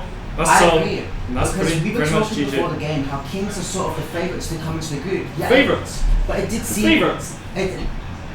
Sorry about this. Statistically, but I'm gonna put I'm gonna say a but here. Okay. It did seem like your team was able to pressure them. We were winning. Out-rotate. You were winning early on the game. I blame peripherals. You know, the classic excuse. Peripherals. Bad choice of music. You know, I was going to be listening to Minecraft music, and then What were you listening to? it was a little bit of a Rodrigo. It was a little bit. A little bit. Maybe it's Taylor Swift next game. I I respect think that. Taylor Swift next. Do you have an album? Do you have an album that I reckon I should go with? I don't really listen to music when I game because I feel like for me, Okay, maybe I go full Zen. you go And you say for- no music. you listen to the lead client music. Ooh, that's a smart play. So last game you picked the Leona. Did you Yes. think that? Did you pick it because it pairs well with Fortune? You have that lane pressure because as we saw, you were almost able to get that kill in the 2v2. I picked it because you know what was banned, and you disabled. So it was sort of the best fit into Yeah, the team fair, comp, what- and it was the next game, don't ban Nautilus or be very upset. I will keep note of that for the rest of the audience. So your next game was against Goldart, who, as we all saw, lost in their first game of the day. Do you think that the fact that both of you are teams which have lost the game gives you both something to prove? Or do you feel that it means that you're both more relaxed about the situation? I feel relaxed, but both our junglers like playing service support, and our teammates don't like them playing service support. So no, service support, jungle. I don't play service. I'm not good enough for that.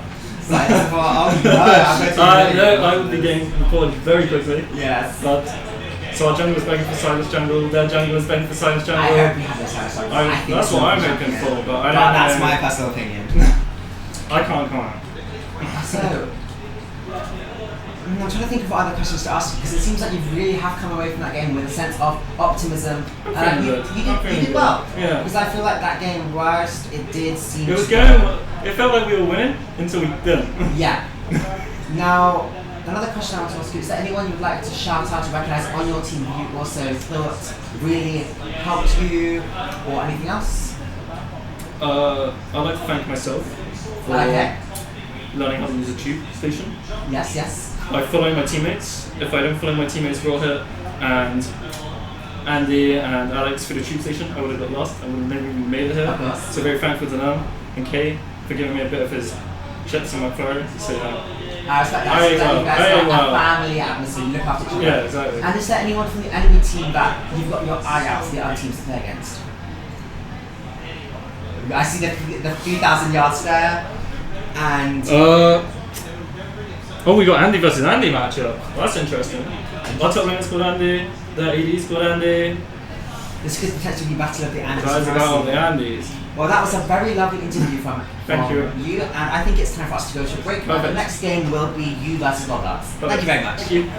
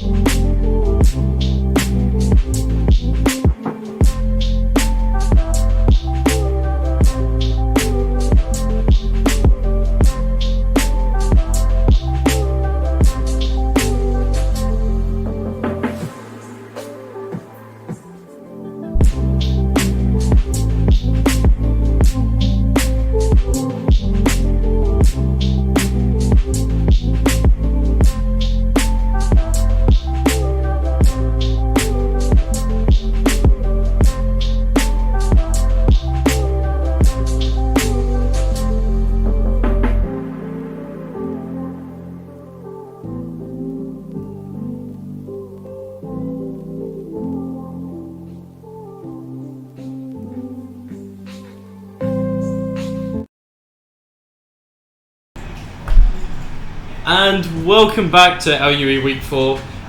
We are back here. I am Skilton once again. And I am Jesse, back with everyone here. Absolutely. And next up, we have the two losers so far of tonight. Gold Arts versus Brunels. Yes. So, whilst that was mean, it's also very important. It's 100% factually accurate. Exactly.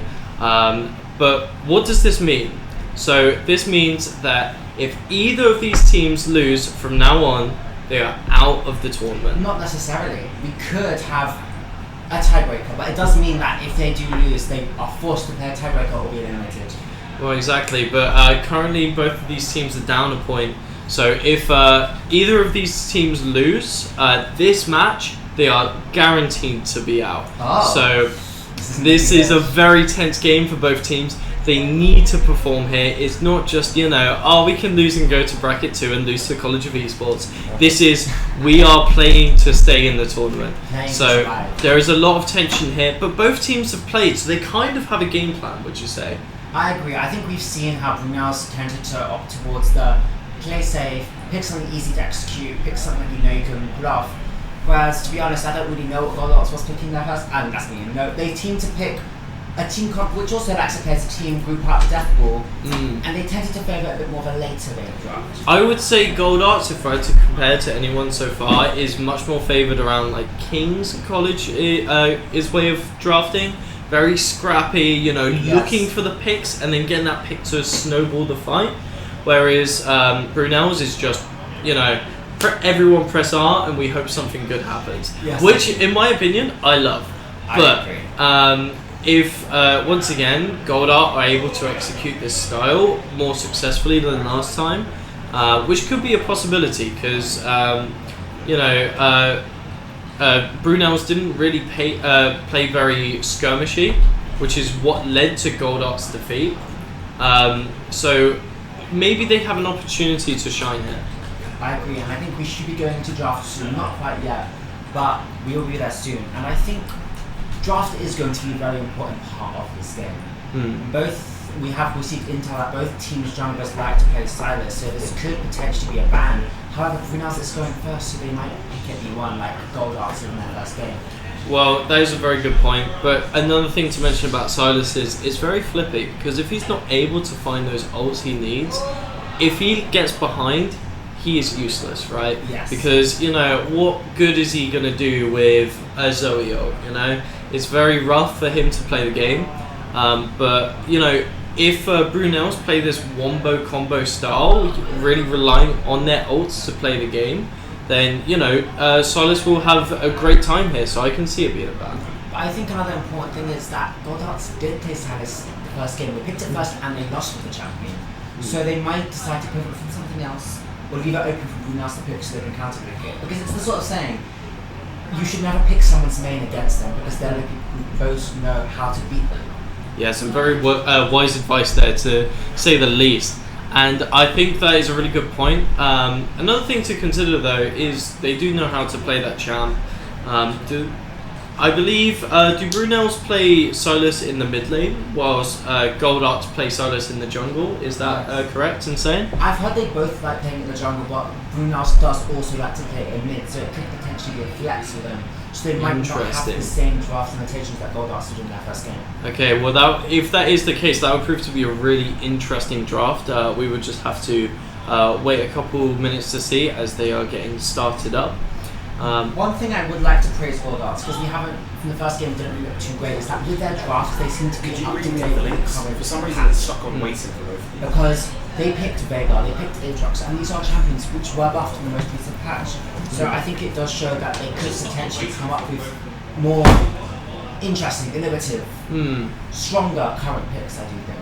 That is a really good point, but it is a good point to also bring up that meta isn't always the best. I agree. Comfort is king in Comfort a is lot king. of scenarios, and Especially in this sort of tournament. if they are trying to just play to the meta and not actually understanding how to play the Or meta, why to play the meta. that is potentially the reason they lost game one. And maybe they'd find the turnaround, and maybe it was just a bit of a blunder. Maybe they didn't have the confidence, or there was just a bit of uncomfortableness playing on new setups. But if once again they don't actually understand why the meta is coming back or how to play it, then they might find themselves losing this game as well. I agree, because I wasn't casting the first game, but I was talking with you and ranking this before the game. And one thing I pointed out is I see Veigar and I see Annie, and these are both champions I like individually. But I don't see a lot of synergy between the two champions. Veigar is all about keeping you back, zoning you away. Annie wants you up close, that she can burst you and she can combo you. Yeah. So I think it's good to pick champions which are strong, but you have to pick champions which are strong that work well with each other. Exactly. So where is the Veigar Poppy? I just don't. I haven't seen it Exactly. anywhere. I have not seen it Veigar anywhere. Poppy. Veigar Poppy is broken. So if that is, just giving a bit of draft advice, but And we have our first ban, so we have a Xayah ban from Brunels. This is immediately saying they want to potentially do an engage focused team comp or definitely team comp. Because Xayah is a sort of champion where those don't work against her. Absolutely, and in my opinion, Xayah has been really performing, was really doing well. In my opinion, overpowered last patch. Yes. She's been toggled down a little bit, so she plays more to the protective side of the game. People actually can't get chased down by her now. They need to play into her to die, which is really nice to see. Them actually properly balancing her. We have the Jarvan ban on the side of Goddard, so that is a champion that was really used to great effect by Raw hit last game. So they're potentially taking that early gank, that early pressure off the table. And as you know, they like to play scaling. This could be a great thing for them. And Brunels have identified that they do not want to be playing against Annie this game, as she is also banned in the B2. Very smart, and followed by Leona from Goldarts. So we see an engage ban and engage ban. You could potentially get in some engage weak champs on the side of Goldarts. Maybe another Veigar pick again. Yeah, I mean Brunels have really shown their side of the team fight wombo combo, and Goldarts have immediately said, well, they played this really well. It didn't win last game, but it was executed very well. So, we want this off the table. We don't want them to play their comfort. Exactly, because Brunels was winning that game until they weren't. Yeah, basically. So I think it's important when you see the enemy team execute something so well, you want to take those options away from them. Exactly. And Brunels have gone for the Draven ban to We find have that off. oh my goodness, a Z first pick. I feel this is very disrespectful. That's a plethora of champions which could be great into the Z. But maybe it's a champion that the mid laner of Eternity from Brunels really likes to play. Well, one thing to say is, where do you think this is going? Do you think this is jungle? Do you think this is mid? I think it's a decent flex, as long as it's able to be utilised well. What I also think is really good is Jinx Seraphine. I mean, I was talking about this last time I was playing. I think Seraphine is overpowered, playing at every goal. I don't care if she gets enough, she is just good. And Yeah. I see Jinx Seraphine, I think scaling, I think late game, I think engage. Absolutely. I think Jhin is a nice response, but Yes. Jhin is not going to be able to provide the high DPS that Jinx will later on into the game. They have to bully this lane, and with Seraphine, I think That's impossible almost. I agree. And Karthus I followed love up. this Karthus pick because I saw the Zed Jhin and I was thinking we have two AD champions without very good wave clear, but we have Karthus with a very high AP damage jungle who is able to keep up in the early game. Now, But it could be ADC. Karthus is a bit of an anomaly as a champ, Oh, right? As Katarina has responded, I think this. I agree. There is a lot to say here, but it at least guarantees that Seraphine is going to be played as a support now, as Yes. Katarina is locked mid. Karthus, not so much. Zed can still be mid or jungle.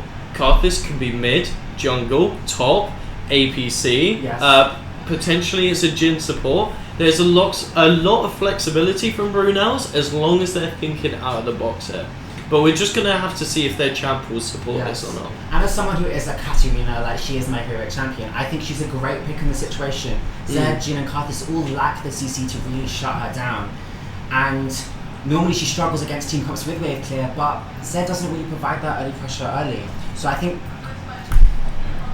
we haven't seen the jungle from Goldarts, and I think that could be a really important deciding factor in how the game goes forward. Absolutely, and King's College identified this against Goldarts. They knew that the Katarina was going to be on play here. They did the research, and it seems Brunel's are confidently playing into the Katarina instead of banning it here. Yes. I don't know if this is a good decision or not, as in my opinion, comfort is king.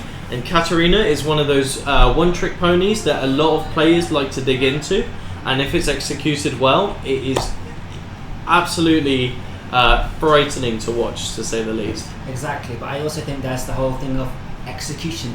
Both team comps right now seem to be quite execution reliant. I do think Goldarts is easier because with Seraphine it's so difficult to make mistakes in her compared to a champion like Zed, Jin, Karthus. But we have a Viego coming from Goldarts, so this is another high execution, high skill, reset, team fight champion.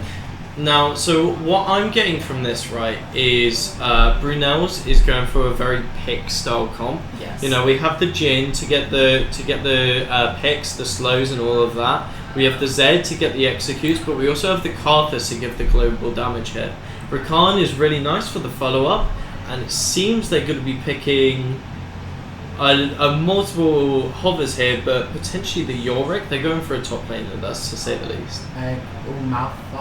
Malphite, potentially. Aurelia. Oh, this 8 seconds on the clock here. They really do have to lock in something. Volatile game if we're not careful.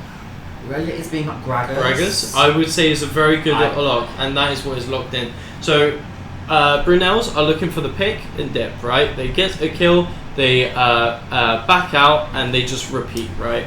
Whereas Goldarts here have the Jinx, the Katarina, and the Viego. All of these champs need one kill to completely wipe a fight out, and right? I think the important thing to note is if either of them get a kill, they enable all their teammates as well. So if Katarina gets a kill, she enables Jinx, and that enables Viego. So I think this team fight could snowball out of control for Goldarts. Absolutely. But what I'm seeing here is they just don't really have a stable hard engage to make this cool here. I like the style of Goldarts, but I don't like the execution. I think Camille is good here, but something more like Ornn or something a bit with harder engage would be much more appreciated than just Seraphine. I think something like Ornn, Cho'Gath, something very that can just stand in front of you. Because with Jin, he lacks the DPS to bust through these tanks. Absolutely. I think maybe some more options would be Kled. Kled would be nice. Maybe something like Sion. I think that'd be really good. Controversial, but I think something like Alawi could be really good. This team now really wants to get in your face. They don't really have. I mean, maybe Karthus can kite, but apart from that, with Rakan, Gragas, Sled, they want to be on you. And these are champions where I don't think Katarina, Viego, or Camille really want to be on the enemy for an extended period of time. They want to be able to choose when they're going in. They want to have fights on their terms. And I think this puts a lot of pressure on Seraphine and Jinx to be the backbone of the team comp. Absolutely. And whilst going back to Brunel's, I do like it. You know, I do. I think there's some good points about it, but in all honesty, it feels a little solo queuey here. It seems like they're really doubling down on the comfort, because whilst the Zed is cool here, the Jin is nice, they have no consistent DPS other than Karthus. Right, and they have no consistent AD damage here. I agree. And on top of that, there just isn't that much peel for Karthus. Karthus is going to be the central carry here, right? Yes. But if they're not on objectives before the enemy team, it's going to be really rough for them. But I think that's so concerning for me because Brunel's first picks Zed Jin, and yet their carry is Karthus. And I think we've almost already come to the acceptance that Zed and Jin, even though they were picked so early, might not be that impactful in the game. I mean, they could be, But when I think first pick Zed, I'm just like, let's pick Zhonya's. I think Brunel's came to the conclusion that Zed was going to be a contested pick, possibly, Yeah. and picked it in first, knowing that they might respond with Katarina, Yes. and then realised that they were just going to be 1 and 2 Jinx and Seraphine, and were like, oh shit, and just respond with Exactly. anything.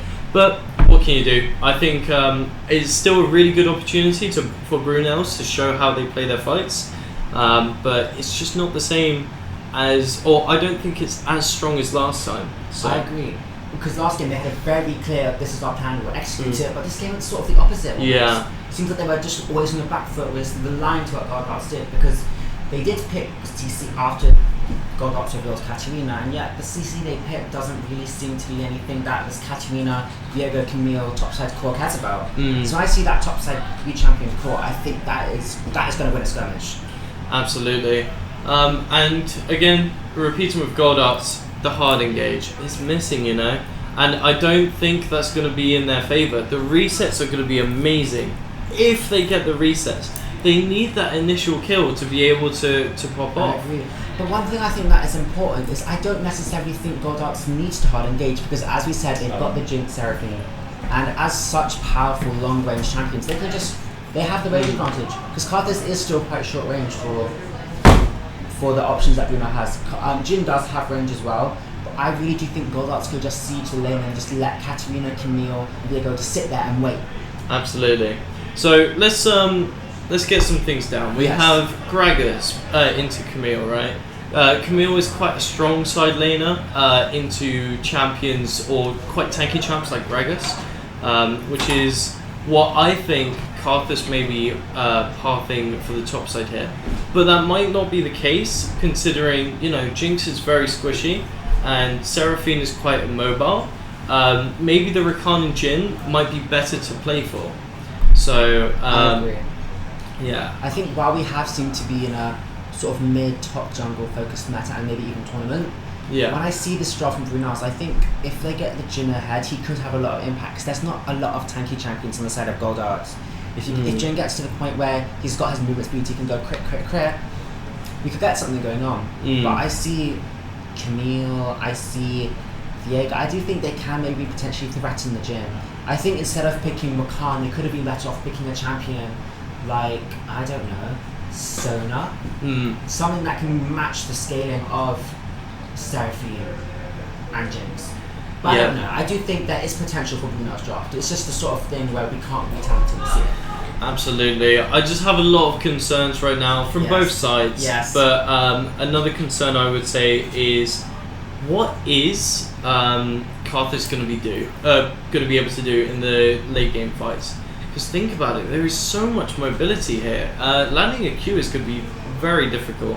Exactly. Katarina, Camille, the Jinx movement speed after a kill, Viego being able to shapeshift between every single champion. But also all the healing from Seraphine, if they did want to get any perk before the fight with Jhin, it's not going to stick. So I think both teams are sort of drafting something which fits what they want to do but doesn't really work against any team. Absolutely. And that's fine, but I think it's more which team's going to make the first mistake instead Yes. of which team is going to make the first proactive play. Yeah, and Gold Arts, it seems, or Brunel's, in my opinion, are facing the exact same problem as last time, right? Where they have the concept and they have the comp, which, you know, kind of is not as strong as last time, but the pieces are together in that they want to execute a fight very clean and together, with a bit of picking in between. But Gold Arts need to outplay, the same as King's College. So will they outplay? Will they be able to outmatch Brunel's in these objective fights like King's did? Is just something we're gonna have to find out here. But if they do, the game is insured, and Brunel's will be out of the tournament. Yeah, and I think talking about outplay, another important thing is looking at the midday matchup. Zed versus Katarina is a skill matchup. Yeah. And whilst I think it is Katarina favoured with team fights, mid-game, late game, she's a very team-orientated champion. Zed does have an advantage on her earlier on the lane. So if he is able to push that with Ganks and Karthus perhaps, this could go very well for Zed Karthus. They could use the Karthus ultimate, the Zed ultimate, and push that advantage around the map. But on the other hand, if Katarina is able to just get through her difficult early game and just group with the Seraphim Jinx 1-3-1 core, we could have a bit of an issue. Absolutely, I couldn't agree more. And we are just going to be waiting for the match to start, as we'll be having a short spectator delay of 2.5 minutes. And once that is complete, we'll be right back to you on Game 3.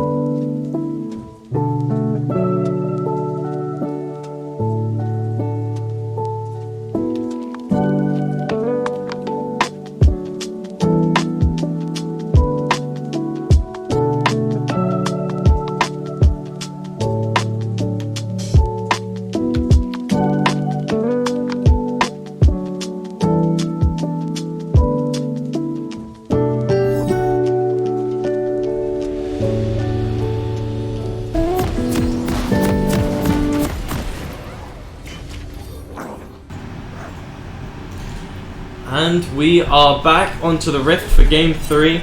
This is the decision maker between which team stays into the tournament.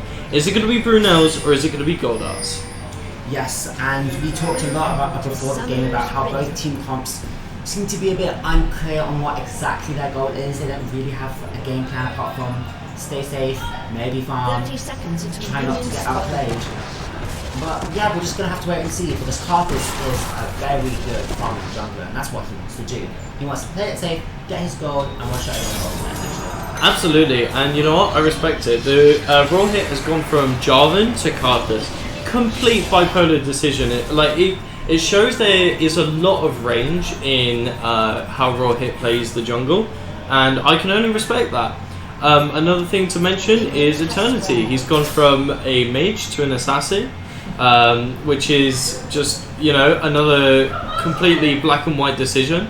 Yes. 2004, I would say, is a major change alongside Ollie and I don't play Jhin. Playing Jhin. What is this? Honestly, I think he's just broken his name. I feel like I'm getting gaslit, and that's a good thing for that team because it shows their way to get into my head. So, another thing to mention is both the Jinx and the Gragas are called Andy. So this is a battle of the Andes right now. Which Andy is making it through the tournament? I think another really nice thing to note is if either team does manage to win with a very comfortable shot, it would mean a lot for them morale because the result is gone. Absolutely. And one thing to mention is one of the teams hasn't even played yet. So I believe they're going to be playing through. Oh no! Sorry, every team has played so far, and it's just a question of who is going to make it through. And both of these teams have the potential. They just need to win this game to stay in. I think an important thing to note is that we now lost their first game against the potential favourite of the group, whereas Goldarts, the team they lost against, wasn't necessarily the favourite of the group. They were a good team, but even if they win this game, they have to go against Kingsley. And we're seeing some really nice trades from 2004. Kennedy is able to follow it up quite nicely with Camille's sweep, restoring a bit of health alongside that. Exactly, both of these top laners have sustained, so it's really the sort of backside of, oh, we got the comet, we really do see the tasks from 2004 are making an impact. But if you look at the manga, this could potentially not work out like that. Yeah, Cask from 2004 must be aged like fine wine right now, but Eternity is facing some issues, but is able to Shadow Dash out of the Viego going quite nicely. But Cat Evolved is going back in, but is he able to find a kill? Zed goes in and lands the Ignite. Andy Style is under pressure as well as he gets ignited and has to flash out. Cat Evolved barely escapes out, and so does Eternity, as Viego is just unable to land enough damage to get the kill. We're seeing a lot of players being removed all around the place, and nobody's died, but we have had a lot of summoners being removed, and that just shows how well this game really could go. Ooh, Kush barely evades the snipe, but that could have had quite a big impact there if he did get hit. I don't play Jin is really showing off that he does play some Jin. I think this is some gaslighting to a new extreme and a next level tactic and draft. But yeah, a bit of poke from Kush, taking some damage himself. But all the lanes are starting to get a bit of pressure here. The top laners stun each other when their abilities connect. They both seem to be out of mana, which I really do think is a situation which favours Camille as the AD champion with the grass, with the auto attacks. But if we look at the lane state, she seems to be potentially setting up to slip into her. Honestly, this pains me. I believe Kennedy should just be going for the back here, as you'd be able to land a cheetah. And 2004 would be forced to push in on no mana. But unfortunately we're not seeing that, so a bit of a misplay. But Cam Evolved is going for some trades, and Eternity is dominating the early lane phase here. Yes, as I said, it is a very early lane Z favourite matchup. Now we did have some jungle influence from the Viego early on, but some very nice poke here, but it just lands to nothing. As all she needs to do here is just let that wave slow push back into her and get the cheetah.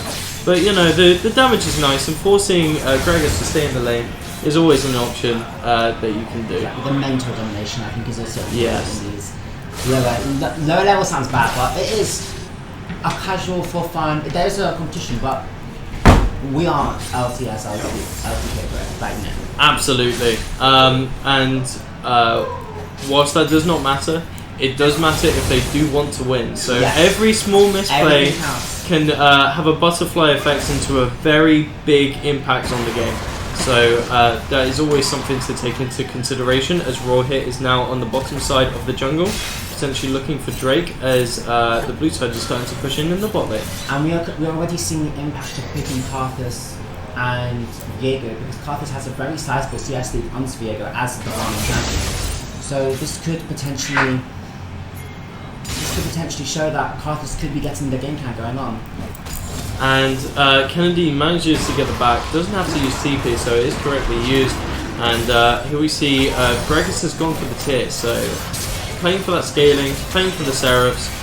It's a really nice AP tank mix in my opinion. I think it's a really good Gragas build at the moment, but is it going to be enough to be able to get that access into the back line like the Jinx and Seraphine later on? I do not know. But Ollie, Raw Hit and Jin, that doesn't play Jin, is able to secure the Drake. But is it followed up by Hanji? It is, and Kush is able to land that slow. Ollie Whaley able to dash out as Rakan, and they are able to get out a little bit scathed, but with the Drake. Yes, and I think that's really good for this comp. Like I said, they both seem to be kind of even. They both seem to want to play mid game. They don't necessarily have that much scaling. They have some, but not a lot. So whatever they can get is what they can get. Absolutely, and 2004 is showing some really nice trades. Unfortunately, is falling behind a little bit on the farm.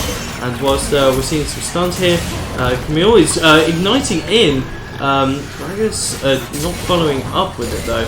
Lands the bomber but doesn't get the kill. A bit early, but you know, it's really nice to use as it means Camille is not able to step up back into the lane and he gets to get the shove off.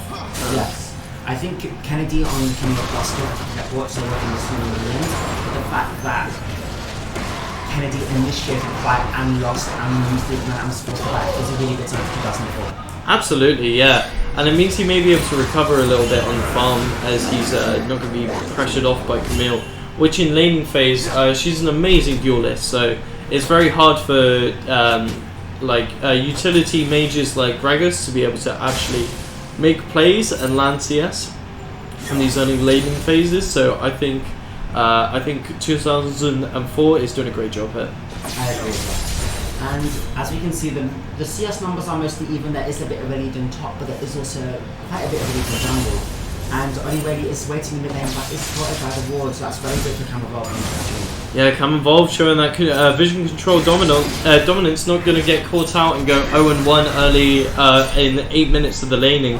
So, you know, well played by her. We see the Jin route take into effect though, as Oli Wazy is trying to go in for a fight, but Andy Star is starting to get those lethal tempo procs off as Jinx and is able to show some control here in the lane.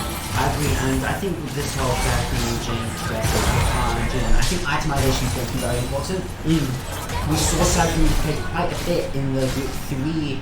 The day 3 of the group stage games, and I personally thought the itemization and leveling was completely off. It's very important to max W and everything, I think, especially against the team comp. And we seem to have a gank in mid lane with Camevolve going on. Yeah, Camevolve is taking some damage and he's got the Ignite off, takes the Karthus off. Eternity is starting to take some damage now, gets the ult off, and is able to get the first blood in the mid lane. And barely scaves out, but manages to take the red buff along with him. 2004 is pressured under tower here, but was able to collect some farm quite nicely and landing those trades still. So Kennedy really wants to get the shove in under tower here. Let's start fighting mid lane with the Zergo versus the Zed. We really saw Katarina being forced to jump her away early with the Vaccines and Carpus and Ignite. And with the Zed Deathmark, he was able to avoid the Heartseeker from Diego, which really made it difficult for them to fight that. Because even though it was a 1v2, Zed has his we have a fighting button. Yeah, Oli Wazy goes in for the knock-up here. Kush is just unable to land the ult, and Rohit is going in. I don't play Jin, gets his first shot in and kills Seraphine. Andy Star is getting some pressure off here, but Rohit gets the follow-up by Hanji.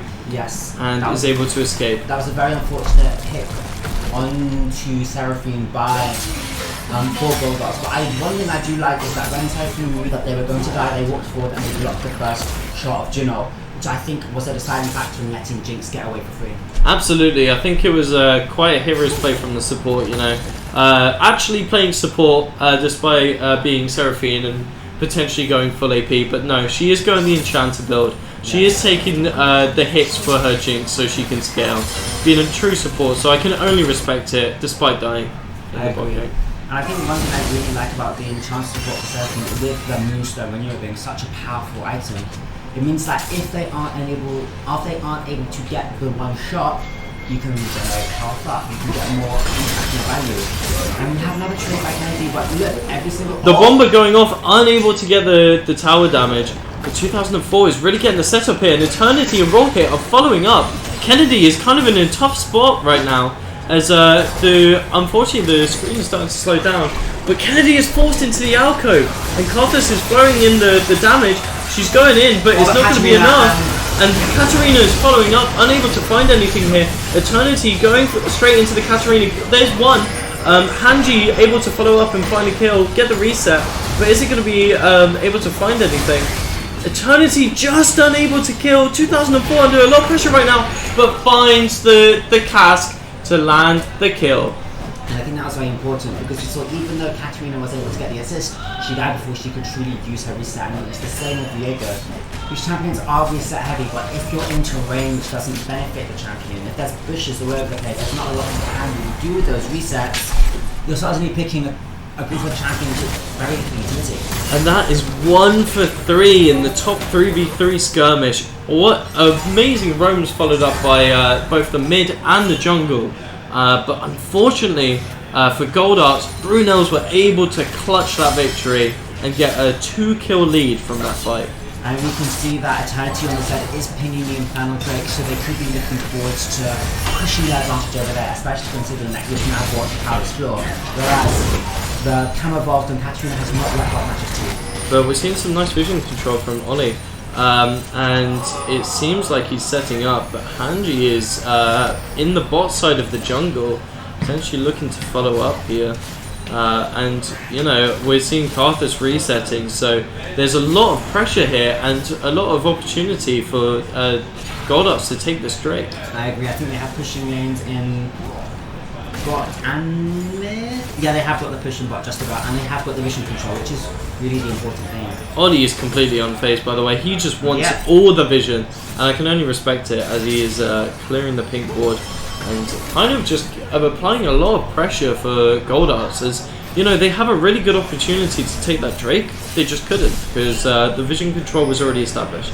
Yes, I think an important thing to note is that even though Kennedy did die in that alcove, he still does just about have the gold lead over 2004 due to the sheer amount of CS lead that he's accrued. Absolutely. I mean, Camille being the duelist of this lane, 30 CS lead is huge. That equates to 2 kills, pretty much.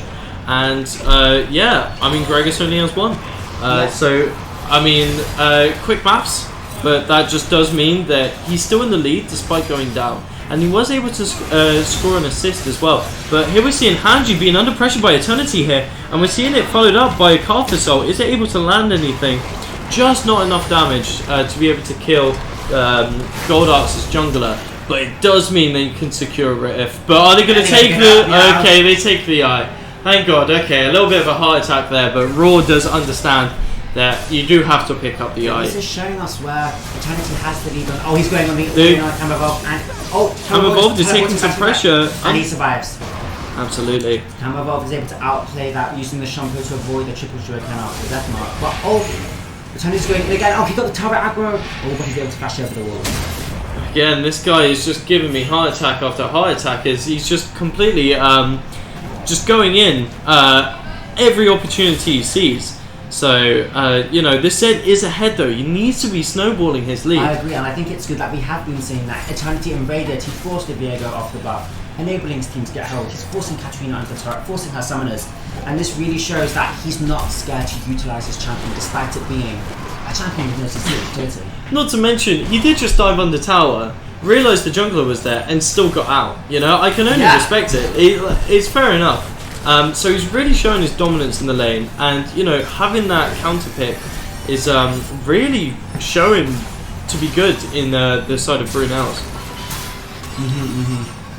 And yes, we seem to have a bit of a lull currently, but Dragon is alive right now, so big teams could be looking to push with that. I know that we did have pings from Eternity onto it a few minutes ago, but hasn't seemed to translate to anything just yet. Absolutely. The game is quite slowly ticking, but Hanji is going to try and step the pace up as Cam Evolved is roaming down as well. But again, there's so much vision control from the side of Brunels. But I don't think those aren't... Oh, those are Jin mines, so yes. he is just luckily evading them. Eternity is trying to clear some vision here. We'll just be able to shadow step out. And Antistar is able to get the push on here. But that might be in the favour of Brunels as Raw here is just ready to follow up. I think another really nice thing about Rakan's champion is he can very easily go forward, kill these wards, because if he's 11 engaging he can dash away, but Seraphine cannot do this. And this is why Brunel seems to consistently have mid-pressure. Absolutely, and Eternity is going for another dive under the tower. Cam Evolved trying to get out, but is struggling to escape. And there goes the Karthus, able to potentially get the kill. Jin ult following up, 3 ults all on Cam Evolved, and she cannot evade everything. But I think it is really nice to see how they had to commit the ultimates into it. They were able to avoid all of the They survived the White PM, they survived the Red combo, but as we can see, it does seem that there does seem to be a plan coming from Bruno this time. Exactly, and it's so toxic for Goldarts to be able to respond to this. I mean, think about it. They had all 3 champions lined up for this tower. They were planning to be able to follow up with this tower dive, of which has already been executed countless times alone by Zed. Maybe Cam Evolved was just underestimating it this time and not expecting another 2 ults to follow up.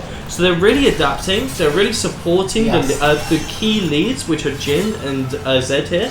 And they're playing properly. It's really good to see how Brunels have adapted from having a good early game and falling short later on to having a good early game and understanding. Exactly, yeah. I think it's also important to note that Carthus does have a 30 CS lead on the Viego, and whilst they are junglers and that is a slightly smaller goal difference between junglers, it is still noticeable, especially considering how well Carthus could potentially scale. Exactly, and that's not to mention Carthus has his Dark Seal going and 5 assists to follow. So yeah, that's a huge lead, almost 1.5k lead from Carthus there. So, you know, the scaling jungler is ahead. That is huge. And we can also see that 2,200 gold lead in mid lane, and that's almost an entire item lead that Zed has over the Katarina. And whilst it is a skill matchup, Zed's also the sort of champion where if he's ahead, he can just roll all over you. Absolutely, I couldn't agree more. But that isn't to say Goldarts can't come back here, because they have the scaling advantage, and they have Kennedy, who is going in right now, gets half health on 2004, potentially wants to follow up, but no, he's smartly playing for the minions. That's insane. Absolutely, they're potentially going to be aiming for a Flame Horizon this match. Is able to secure a bit of poke for 2004, but is it enough to compare to the farm advantage? Absolutely not. And one thing I really like about the itemization from both agencies is that instead of the Kraken survey, both opted for Gale Force, recognizing that both teams really do want to get onto their respective agencies. Absolutely, but Raw here is able to sweep just in time as Camille places that ward. Able to dodge the engage, but not able to dodge Oli Wazy's engage as Jinx goes down. Andy Starr is down off the bot lane. Kush is under a lot of pressure here to be able to actually follow up, but gets the charm. Able to be cleansed by Jin. Oli goes down, but Jin collects the kill under tower. And Hanji also falls as Raw here is able to collect the card for Soul. Kennedy is under a lot of pressure now as the lane is pushing in. 2004 is pushing under the tower, and so is Raw here, but Kennedy sweeps out with a nice Camille dash. Everything seems to be going wrong for Goldarts right now. Maybe the pressure is getting to them, because as we see the Jinx, the Settings, they both get caught out, and it doesn't really seem like he's working all. But Kennedy wants to make a comeback here and gets the ignite, gets the ult off. 2004 is under a lot of pressure right here. Dashes out. Raw here is able to support. But if Kennedy is able to latch on to the leap here, but just unable to as Eternity clutches the kill. It's very interesting, yeah. There was no vision in that bush, and they waited. They were like, no, we trust. 2004 was about enough for us to get them, and they did. I mean, it's just the power of the bomber, you know. The power of the bomber. Oktoberfest braggers. The Oktober, it was a sign.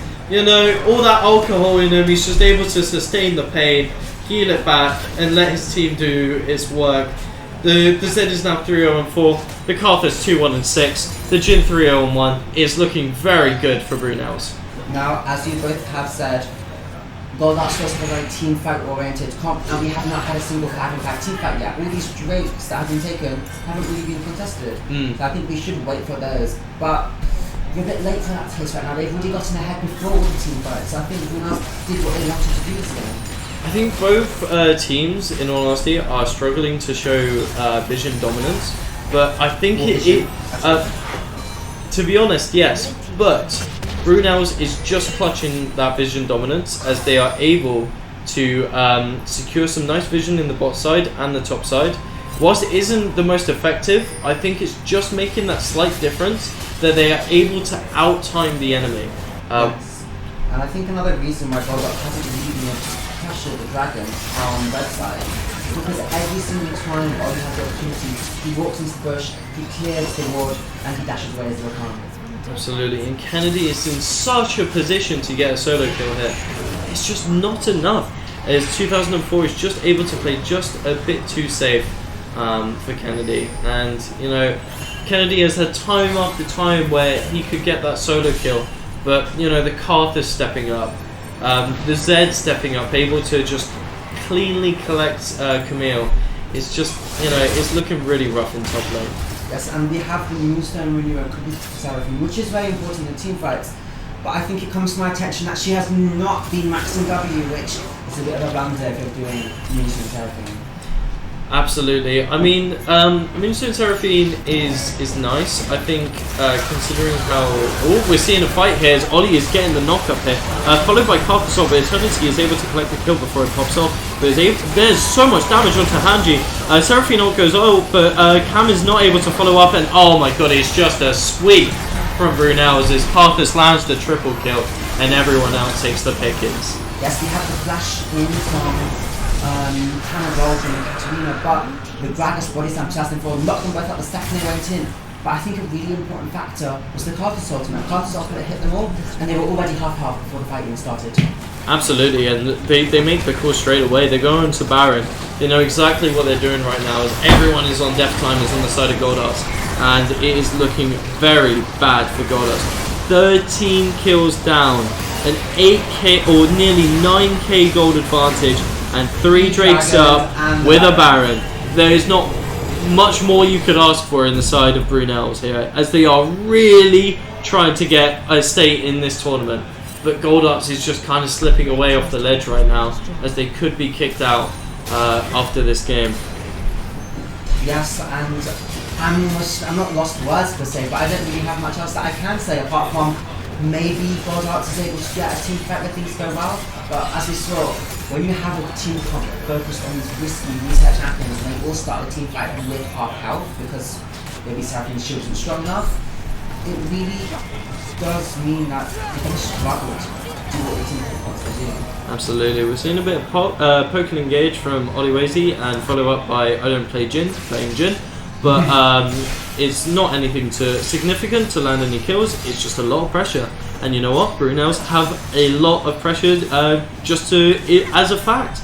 You know, there isn't much Goldarts can play for here other than collecting the farm, regrouping for a team fight, and looking for that one kill. Because if they do get that one kill to get that Viego reset, potentially Zed, potentially Jin, potentially Carthus there, it's all to play for still for Goldarts. They just really need to play well. I think an important thing with the battles of Andes that we've had is that, we do have a chance of catching in Andes in his ultimate. I'm missing that voice, but no. Eternity is just able to collect the kill there. The Carthus ult is running rampant and able to put both Kush and Andy Style in very low HP. Andy Style flashing and healing out there. Eternity getting the triple kill. Maybe looking for the Quadra, and it's locked in. Is Kennedy going to roam bot here and give him the pentakill? I do not think so, but it does mean they get tier 2 tower top. I mean, we talked about this at first, it being a disrespect, but is it? Is it a disrespect at this point? Comfort is king right now, and Eternity is looking very comfortable. But potentially we're looking for the pentakill here, as Eternity is getting ulted on by Kennedy. As we said, Camille is really struggling into assassins, but not this one. As he's able to get the stun, and Kennedy is really proving himself here, as he is able to collect Zed. That is the first death for this mid laner this game. But is it going to be enough? As both Angie and Kush walking back to top side of their base. But they're 2004, Ollie, raw hit. Pretty much everyone of their team is able to take the mid in here and are backing off. Ollie looking a little uncomfortable there, but is able to dash out nicely just off cooldown. And yeah, as I said, there is not enough hard CC to punish these misplays. You know, if Oliwazy was just like a couple seconds too late, and they had maybe something like an Ornn, maybe something like a Sejuani, he'd be dead there. But you know, that is just not a draft diff, but that's just how it is for Goldarts, unfortunately. Yes, and I think another really interesting thing is both teams like CC, and we're really seeing how that is benefiting Brunels in the situation. Instead of able to get a 1v4, literally 1v4 quadra with no, I mean, to be fair, the card swap does do a massive amount of help. It puts both the only team at 75% HP, but this is really looking like a sweep for Brunels. Absolutely, and I think if Brunels do win this game, I think the ADC wants another interview on the casting desk. So I think if he does secure that win, it will be delivered. I'm very interested to see what he says after this game, as it's a very different style of performance in comparison to King's College.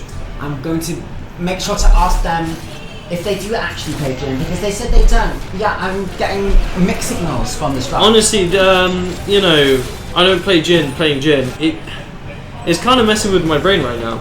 As 2004 is applying some pressure onto both Hanji and Kush. Lands the bomber, but is not able to secure a kill. But the Jin ult is there to follow up, and Hanji is in a very difficult position as the Karthus ult is also there. But Jin lands the snipe before the Karthus pops. But Seraphine is so low, but Eternity does not want to follow up. Force a flash indeed. As could be potentially an end looking for the end. They've got away from the lane, they've got the push, and with it's a 4v5, I'm not really sure. They do have wave clear with 13 and Jinx, but the sheer amount the stun, but it's not enough. Eternity is going in, collecting kill after kill. Kennedy is getting one tick off, but the triple kill on Zed is just too much to handle, and Karthus finishes it off with an ace. It was looking hopeful, especially considering Seraphine was able to hit that 3-man encore, but the thing is, if she dies, her CC immediately ends. So it really does seem like that wasn't able to happen, and they might be going to guys. A bit of an overextend from Ollie, getting his second death of the game. Honestly going to change the complete course of this game, but I think they may just be able to secure the Nexus here. As it's, there's a possibility for Hanji to get that reset, but I don't think it's enough. Just barely unable to kill Hanji. And that is the win for Brunel. That is in fact game. A massive victory for Brunels, and they managed to stay in the tournament. Yes. So are we going to the interview now? Yeah, I believe we'll be passing on to the interview. So we're just going to have a very quick break as we transition, and we'll see you in a short bit.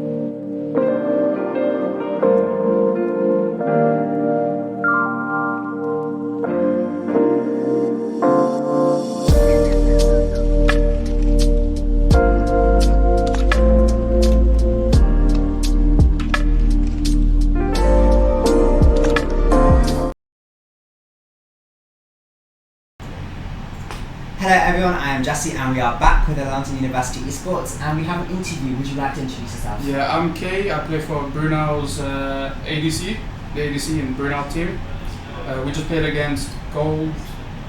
Yes, you played against Gold Arts and you won. Yeah. And I think it's very interesting you introduced yourself, but you sort of left out the elephant in the room, which is your in-game username, which is I don't play Jin, yet you seem to play Jin very well last game. Is there any reason for that name? Well, every single time we draft, it doesn't matter what we do, Jin is the first ban.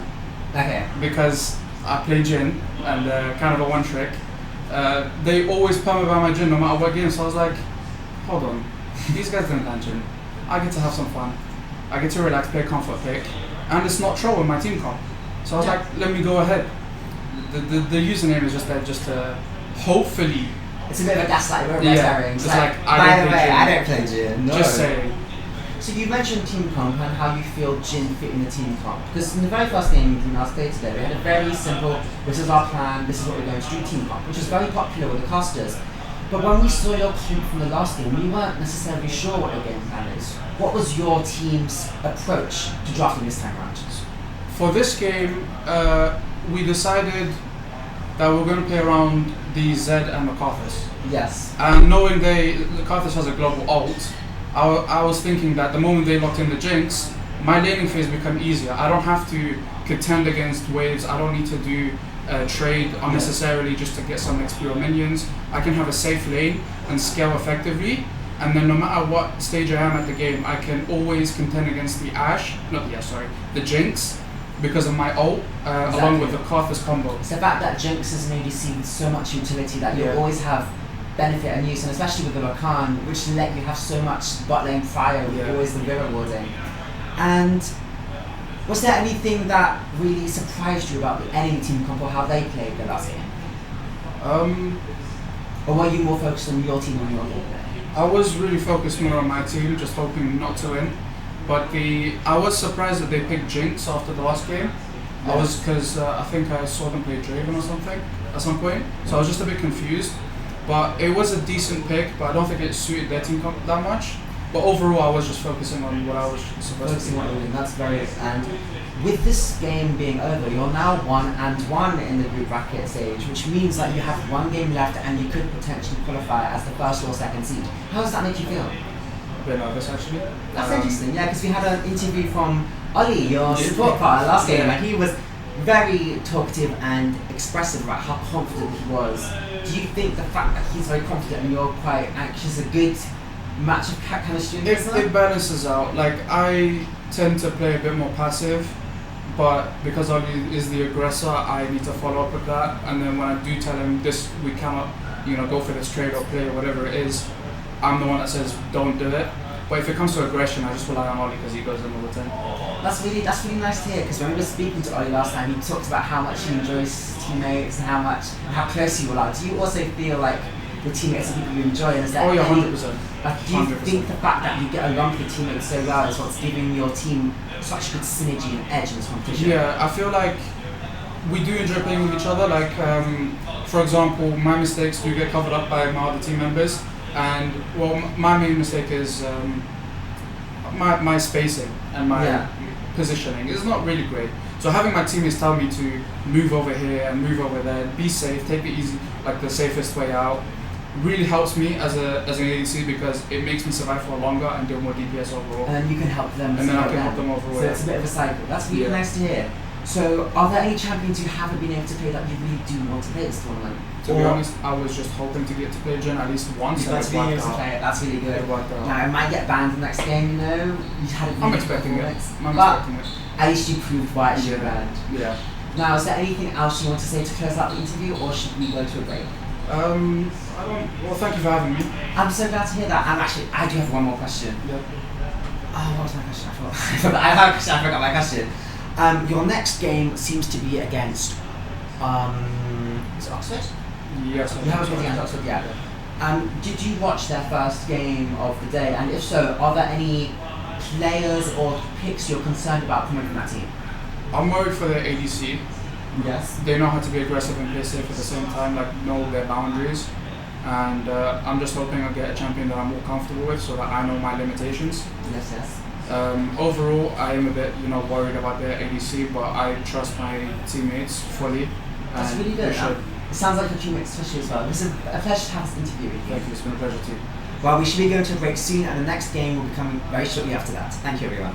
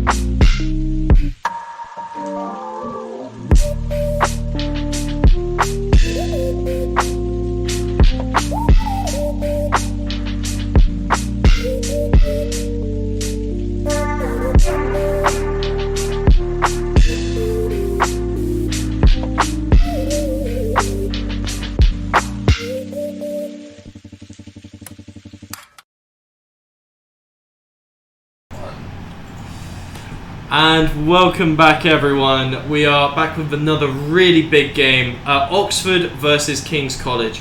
How do you feel about this? I mean, this could arguably be the biggest game of the night. Both of these teams have won a game so far, and they are the favourites to win their group. So whichever one wins is almost certainly a shoe-in for first seed, whereas the one that loses could potentially face a tiebreaker to still get into the group. Absolutely.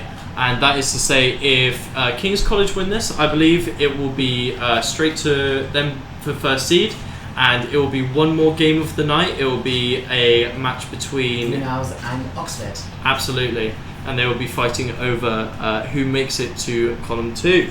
But the draft is starting to begin, and Oxford are on blue side and start with Darius. A very nice pick. We've seen Darius banned quite a few times this tournament tonight. I want to see if Kings are going to start with a disrespect ban again, or are they going to potentially respect? They're going to ban the Evelyn, which is an interesting champion because you don't really see it being banned unless it's something picked by the jungler, so this could be a target ban. Again, you have to be an Evelyn OTP to really scare people of the Evelyn pick.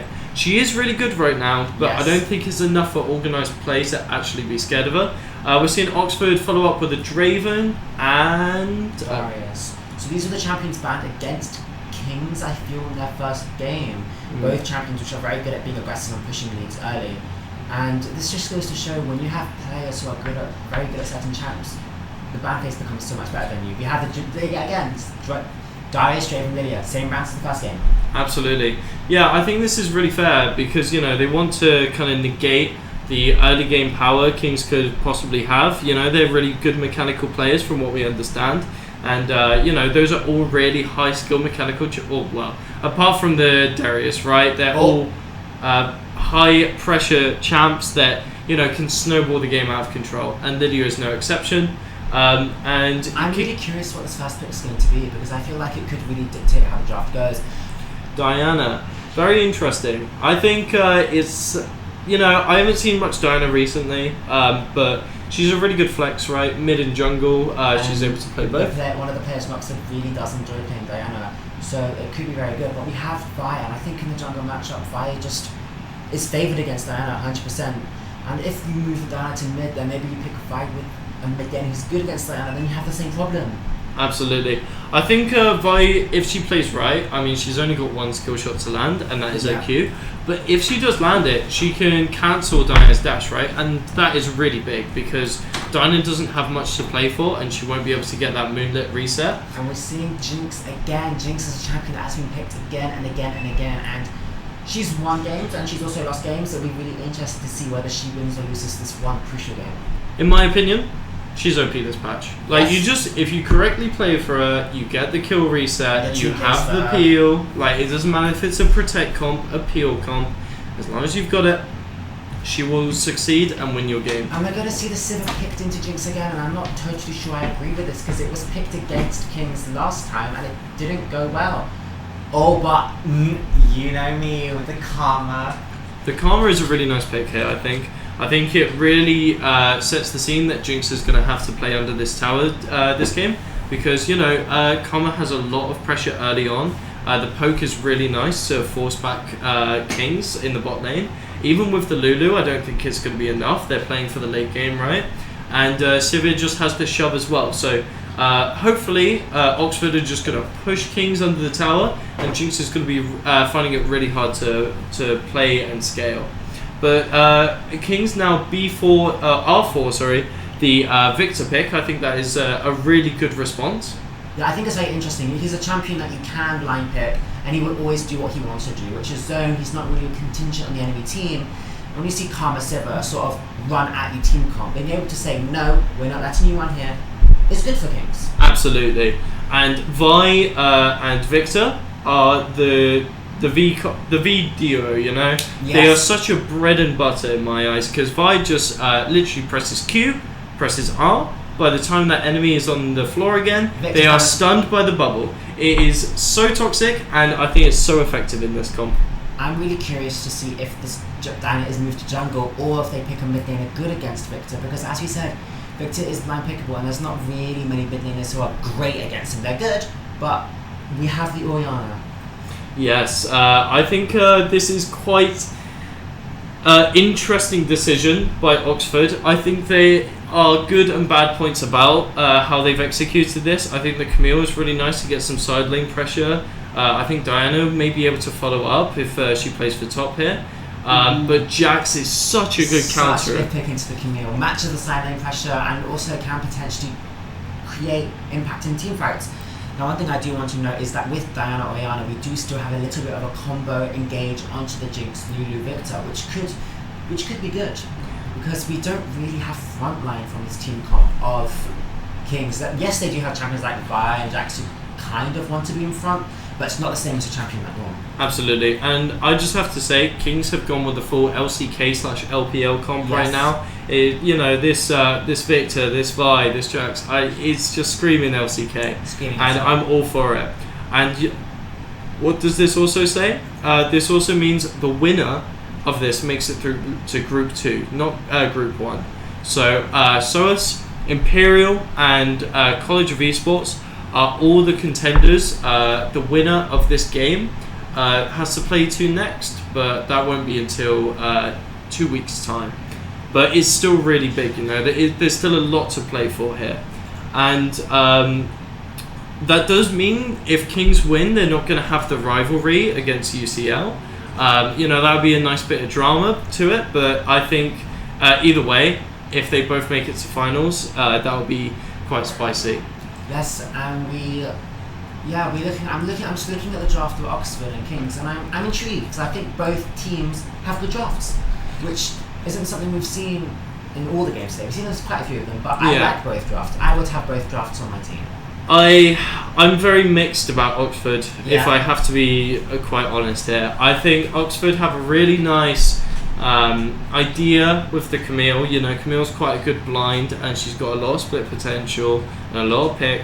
But the Orianna and Diana is not always the most effective wombo. Exactly. And Karma followed with it.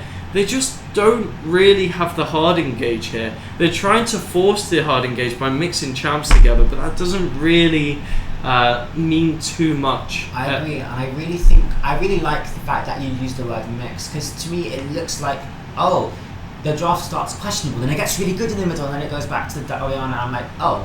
Yeah. But Kings is using that red side advantage and seems to be answering Oxford's picks at every opportunity. Not to say, they also had the counter pick mid. They had a perfect opportunity to just say, you know what, I have the pick into Victor here.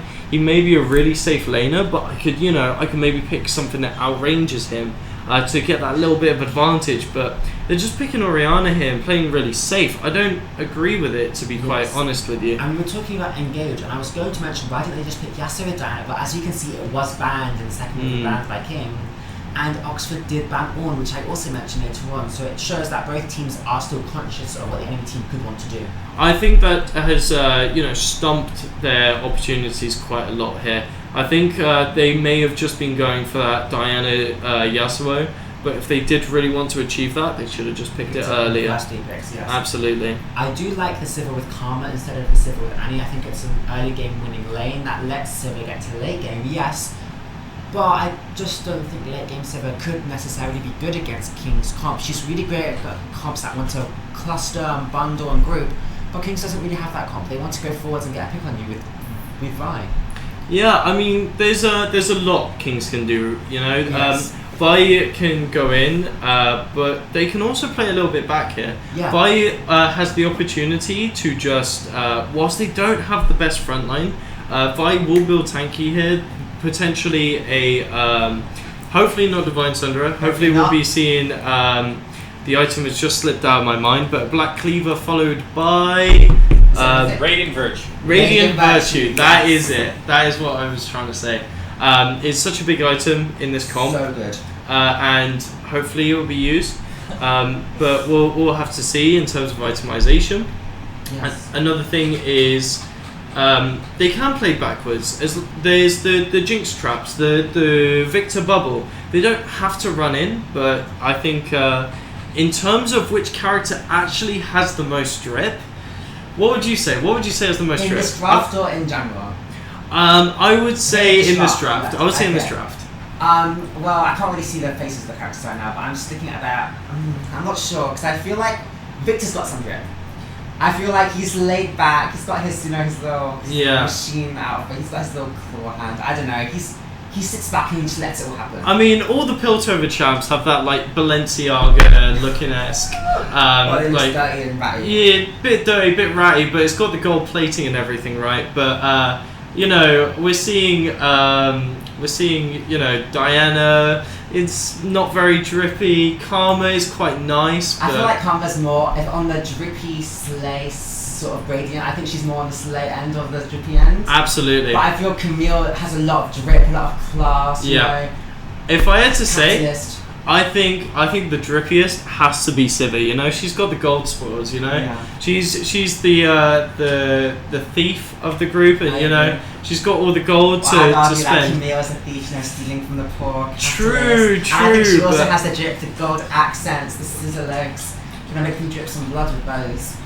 Oh, Jax does have the best drip. To be fair, I disagree. I mean, Drax is an ugly champion. well, I'm I mean, gonna say it. okay. Initially, Jax doesn't have the best. You know, he's got the rags on his base skin, right? But you get, Mecha Kingdom in there. You get, some of I agree. Then the man is, just. No, I think Jack is an iconic champion, but not because he has drip. It's because he chooses to not have drip. I'm waiting for the Supreme Puffer Jacket Jax. Like, I don't think it's he'll have no losing matchups if he gets the Supreme skin. Okay, we just got asked which champion has the most Riz, and I do think Jax has the most Riz in this. He chooses Jax. to fight with a lamp. That's iconic. Bro, there is no doubt Jax has the best most race. There's I don't even need to explain why. Other than Victor, but I'm Victor really kind curious, of. who has the most Riz on the side of blue side? Oxford. Oxford Riz is looking quite weak right now. I won't lie. I think it could be Oriana, because she doesn't strike me as someone with a lot of Riz, but when you think about it, she's got her little sidekick. She's got a friend, and no one else in this team really seems to. I would agree, but like I don't know. Maybe if I had to say, it's probably Sivir again. You know, Sivir also shagged within the league stories. Yeah, she has got quite a bit of Riz. I would say Oriana. She's giving me that Chat GPT vibe. So I feel like it would be a bit too artificial when she tries to Riz you up. You know.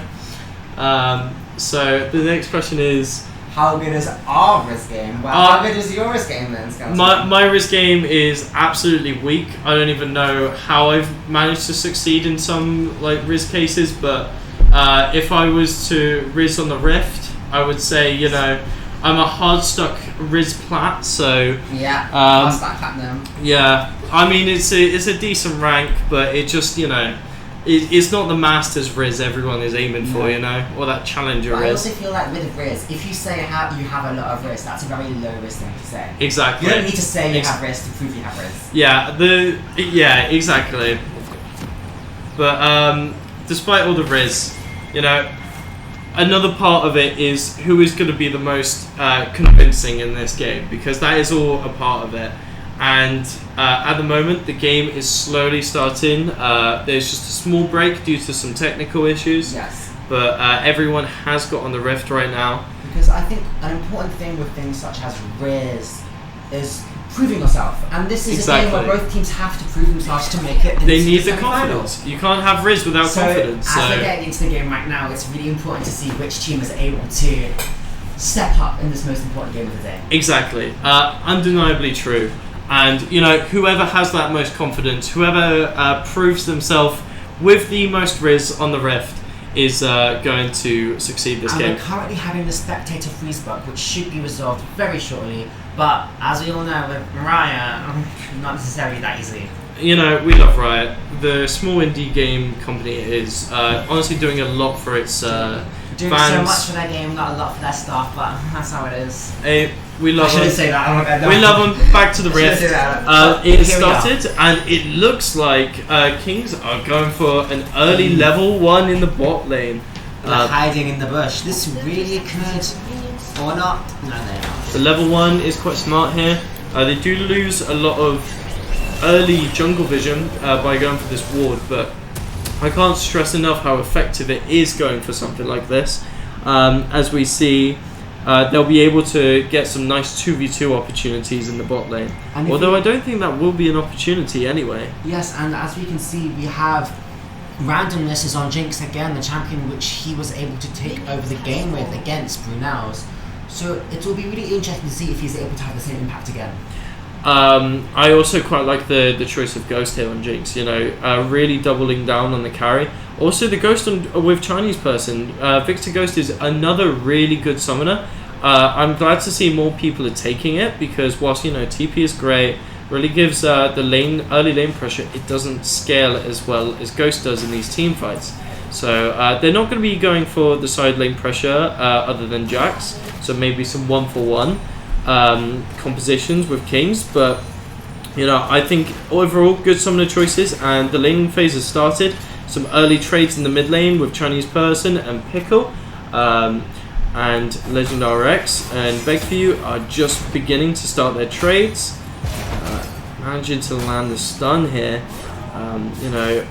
You know, small achievements will get you very far in the top lane. And Jax is already showing the strength of the champion earlier, and it's a matchup that just gets harder and harder and harder. Jax can match Camille at every stage of the game, so this might not be looking good if the lane continues to go like this. Absolutely, but it is not needless to say that Camille has so much good setup here, right? Even though Diana is a little bit weaker to buy in terms of how much CC they can provide in the laning phase, Camille makes up for it, you know, and her dash, her ult are all really good contenders. Will Jax be able to 1v2? We're just going to have to find out. And I think another thing that earlier I said I felt like Oxford's comp only had one thing, which is go in and engage. But now I'm looking at, again, I disagree. I always said that. I think with Sivir, Karma, Oriana, they can also play kiting backwards, keeping people at bay. So even if things don't work with this Camille Diana dive, it's not the end of the world. Absolutely. And just misses the pounce there on Camille. Possibly would have made a really nice trade, but Jax takes quite a bit of damage there anyway, so they go quite even. But Jax is able to push the tower in. And we've seen a lot of trades. He's able to recall as the wave is pushing back in. Absolutely. Which is really good, saves the TP, and he has the gold lead. Yeah, Chinese person getting a lot of pressure here, but running out of mana fast. Yes, and actually completely out of mana, and with Orianna, a champion where her clock wind up passive really does help her. But we're going to have to wait and see how this is going. The TS is even in almost all lanes. Yeah, and I've seen so many Dopa games where he's been on the Victor into Orianna. I've seen so many Faker games where he's been on the Orianna to Victor. We're just going to have to see who is the better LCK watcher here and see how it plays out. As an LCK enthusiast, I am very excited about this game. Absolutely. I really like the compositions from both sides. And we're seeing some really nice trades here. Like for you is going to have to... is trying to bait here for going to Boynton, and not able to land anything. I don't think they're going to be landing the dive here, but the shove is really nice. Yeah, Boynton is really able to not really do much. He has got the 3S lead on Durkin and Levi, which enables him to look for these sort of ganks, but maybe not the optimal use of your time. Absolutely. Chinese person is taking quite a few trades here. It seems Activated Picker was able to get the back off and TP back in, which is really meaning Chinese person is forced to collect the farm here with nearly no mana. Now, if a Chinese person is able to collect most of the farm without using the abilities, they will have a solid maybe one wave and a bit CS lead. But as you can see, Pickle's really pushing that pressure on them. Absolutely, and with this pressure, it means they're going to be able to go for the early Drake, the early Herald. Potentially, Chinese person will be able to find the back in time for that, but not the Lost Chapter to be able to win this war of attrition currently going on in the mid lane. And one thing I would have maybe potentially liked to have seen from either of these mid laners is potentially going Futures Market and Sapphire Crystal to really go for the really early Lost Chapter rush, but that's not what we're going to get this game. Absolutely, I'm actually a really big fan of the Lost Chapter rush. I think it's so good, especially when you're playing these war of attrition matchups. Would it be too impactful? We have a gank from Boynton onto, and he does land the Moonlight and the Q on Diana, but because the dash is flashed away from him, does not get the reset. Absolutely, really unfortunate to see, but the flash is always really really impactful in these lanes, and securing it means there's always a chance of a dive. And Boynton is going back in, sees Derpy is in the mid lane and does not want a piece of action on that. So Chinese person stays for the CS and gets punished. We're seeing the Ignite go off, but unfortunately so well timed by Becky for gank. Yeah, she does not have the 6 to follow up, which is really unfortunate to see, and the wave advantage was just a little too much. Unfortunately, suffering from the minion block. Yes, it is important to note that Becky for gank opted for the teleport Ignite instead of the flash teleport, which Legend has opted for. So this could potentially mean that Jax has a bit more flexibility in approaching these fights, following up and providing for the team. Absolutely. I mean, Derpy will be starting to get the first Drake here. Gilio is aware of the situation and has landed a bit of leash damage for the red side, and Kings are able to get the first. Becky for gank is able to get the shield just in time. So close. Heal a little bit, but is forced out of the lane. Has the TP to come back, thankfully, for Camille, but it's just very dangerous. Considering that Legend has used his TP as Jax, that will even out the TPs, but Begu for gank's TP will come back off cooldown a bit later. Absolutely, and as we're seeing one of Jax's drippier skins in action, it's just a really hard matchup for Camille, but fortunately she's able to maintain the CS advantage. One thing to note is Orianna was 20 CS behind at one point, or approximately, and the fact that mana advantage meant she was able to come back only 4 CS behind. But we're seeing a fight now from Legend RX. Is not able to use the position. But Boynton is able to follow up here, able to potentially land the kill. Oh, he's just able to dash out with the flash. Is just enough for Boynton to be able to get the first blood of the game. And we're seeing another fight here. Julia is able to land the root on random, and it's really nice damage here from Civet. And Julia is just able to land the Q in order to get the kill. This is something we were talking about earlier. Randomness and Shirotama are playing the exact same matchup they played earlier in the day, the Jinx Lulu, but this time they don't have the advantage. Absolutely. They're actually on the back foot. Yeah, this, as I said, really nice early game with the Karma hit. Really able to provide a lot of pressure that Lulu would usually, but is just outmatched. by the draft hit. But that is always fine because they can play for the later game. You have the ghost being used by Chinese person does not have flash, and the follow-up is not enough, unfortunately. But that was very close. Absolutely, really close kill there. I don't think he even had flash in that fight, but was still able to get out thanks to the beautiful stun bubble that is Victor W. And yeah. Yes, it is important to note that Chinese person does have a 10 CS lead, but being forced to recall and activated pickle being here with the push, he might be losing some. It is a cannon wave though, so shouldn't be losing as much. Absolutely. I really find it interesting how a Chinese person is able to land such a nice CS lead, but when he loses that mana, the attrition of Pickle on the Orianna is really showing that she's able to catch up as a champion. I think is really interesting, and I hope we see how Orianna is able to catch up. Yes, and we see that Chinese person has opted for the Dark Seal, whereas Pico has opted for the Tear of the Goddess. And we see Tear on both Sivir and Orianna, so this could be potentially a more late game focused team, but a late game focused plan for Oxford. Absolutely, and you know Drake will not be coming up too soon as it's already been slain, but the 2-kill advantage in favour of Oxford is actually quite significant. Oh my god, is that a cull on Jax? We really do see both teams sort of prioritising later on the game. I feel that's very respectful from both, and it's important for such an important game. I mean, it makes sense on the 2-kill deficit, right, that they're currently experiencing. Both of these laners that have taken cull have experienced a death in their lanes.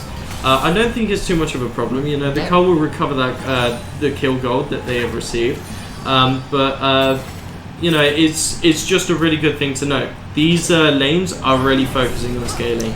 Exactly, and one thing I would like to point out is the last time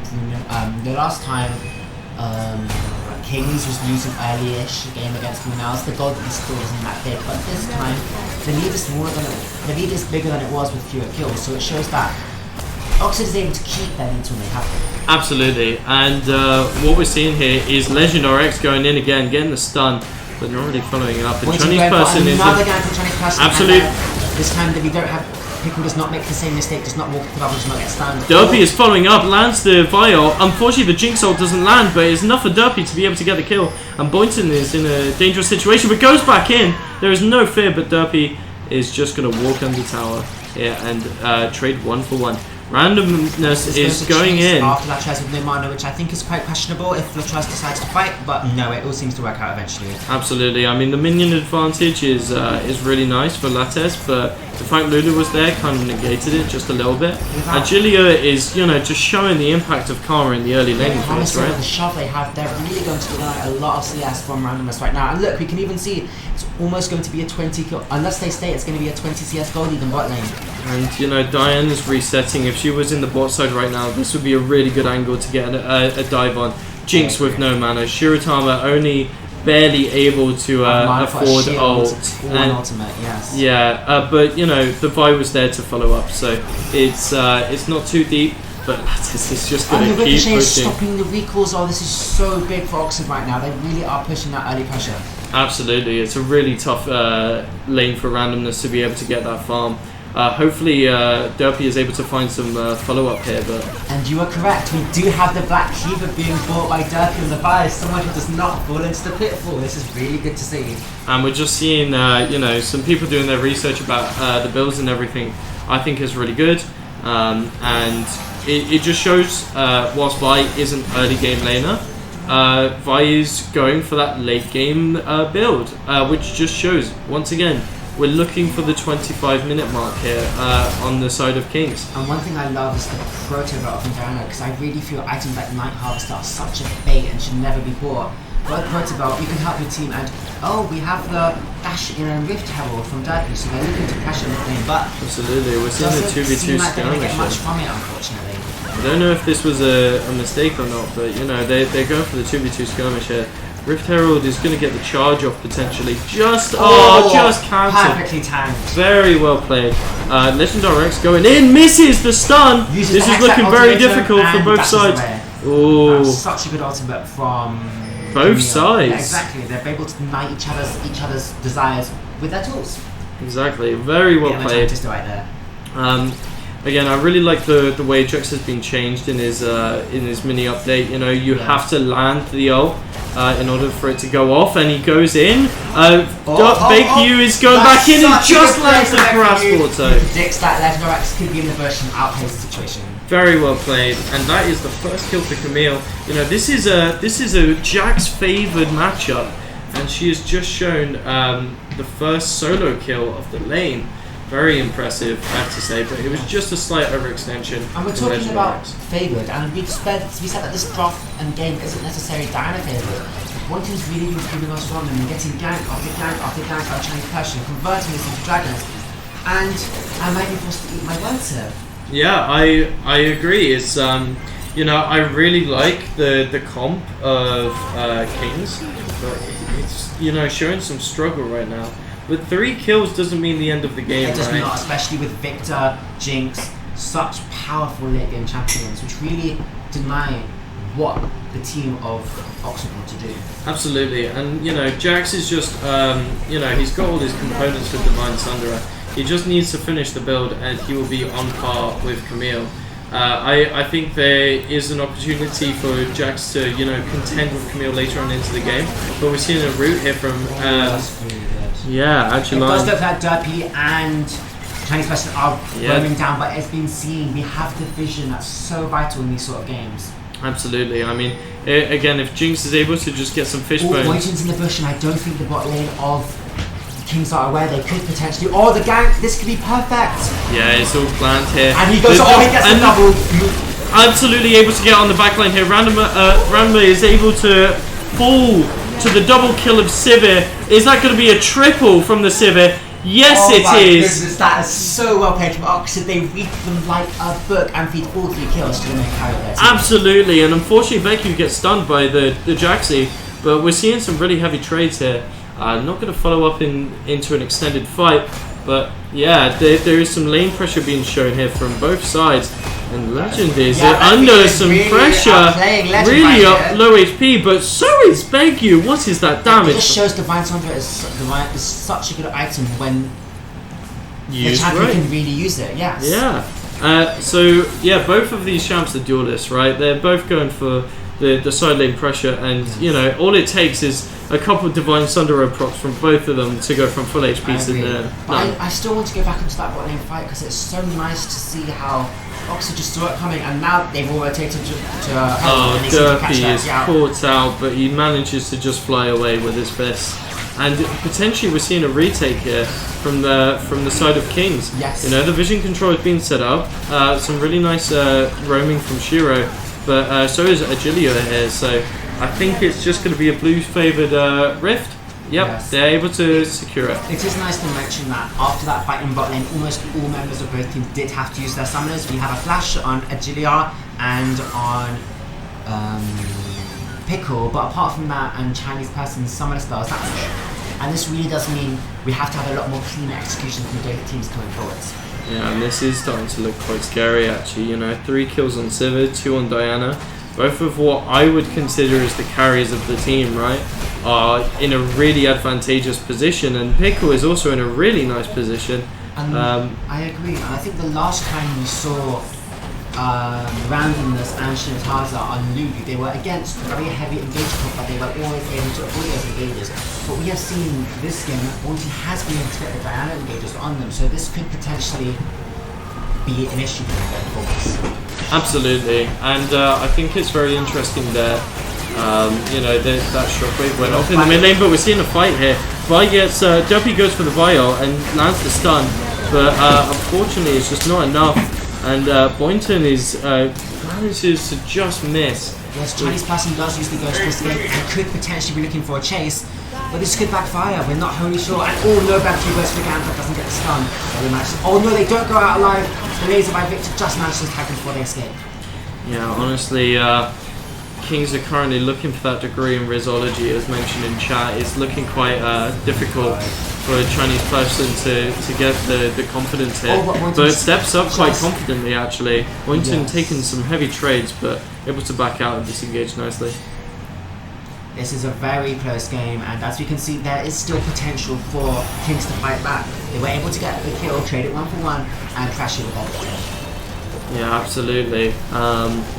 You know, Camille goes down here, and I think that's not going to be a huge shutdown for the side of Kings, but it's definitely a good start. But again, it was just traded for another kill on the Diana, which is really going to be a big struggle. Also, it's nice Legend RX is going to be able to crash this wave in the top lane. Yes. But other than that, we're just waiting for the 25-minute mark. Yes, Legend RX does look like they're going to be able to get the first turret, which is very good, especially when you funnel all the gold into one member. I just feel like Jax isn't the member necessarily want to hold on. Derpy is really stepping up here, getting a bit feisty with the fists. They really want to get some contention on here for the Drake fight. Is Derpy going to be able to land a steal? He's stepping up here. He really wants to land it, but the shockwave cancels it, and the smite goes off. Beggy was starting to step up here. Tries to land the ult, still lands the ult. I don't know what that interaction is. But the three-man Diana, as she stopwatches just in time. I really do think they And Jinx lands the reset here. Agilio is trying to land some peel here, but Legend RX is thirsty for a kill. But it's not going to be enough. And we can see here the benefits of Silver Karma is the movement speed. They're able to say, "Aight, we're out." And they do it. Absolutely.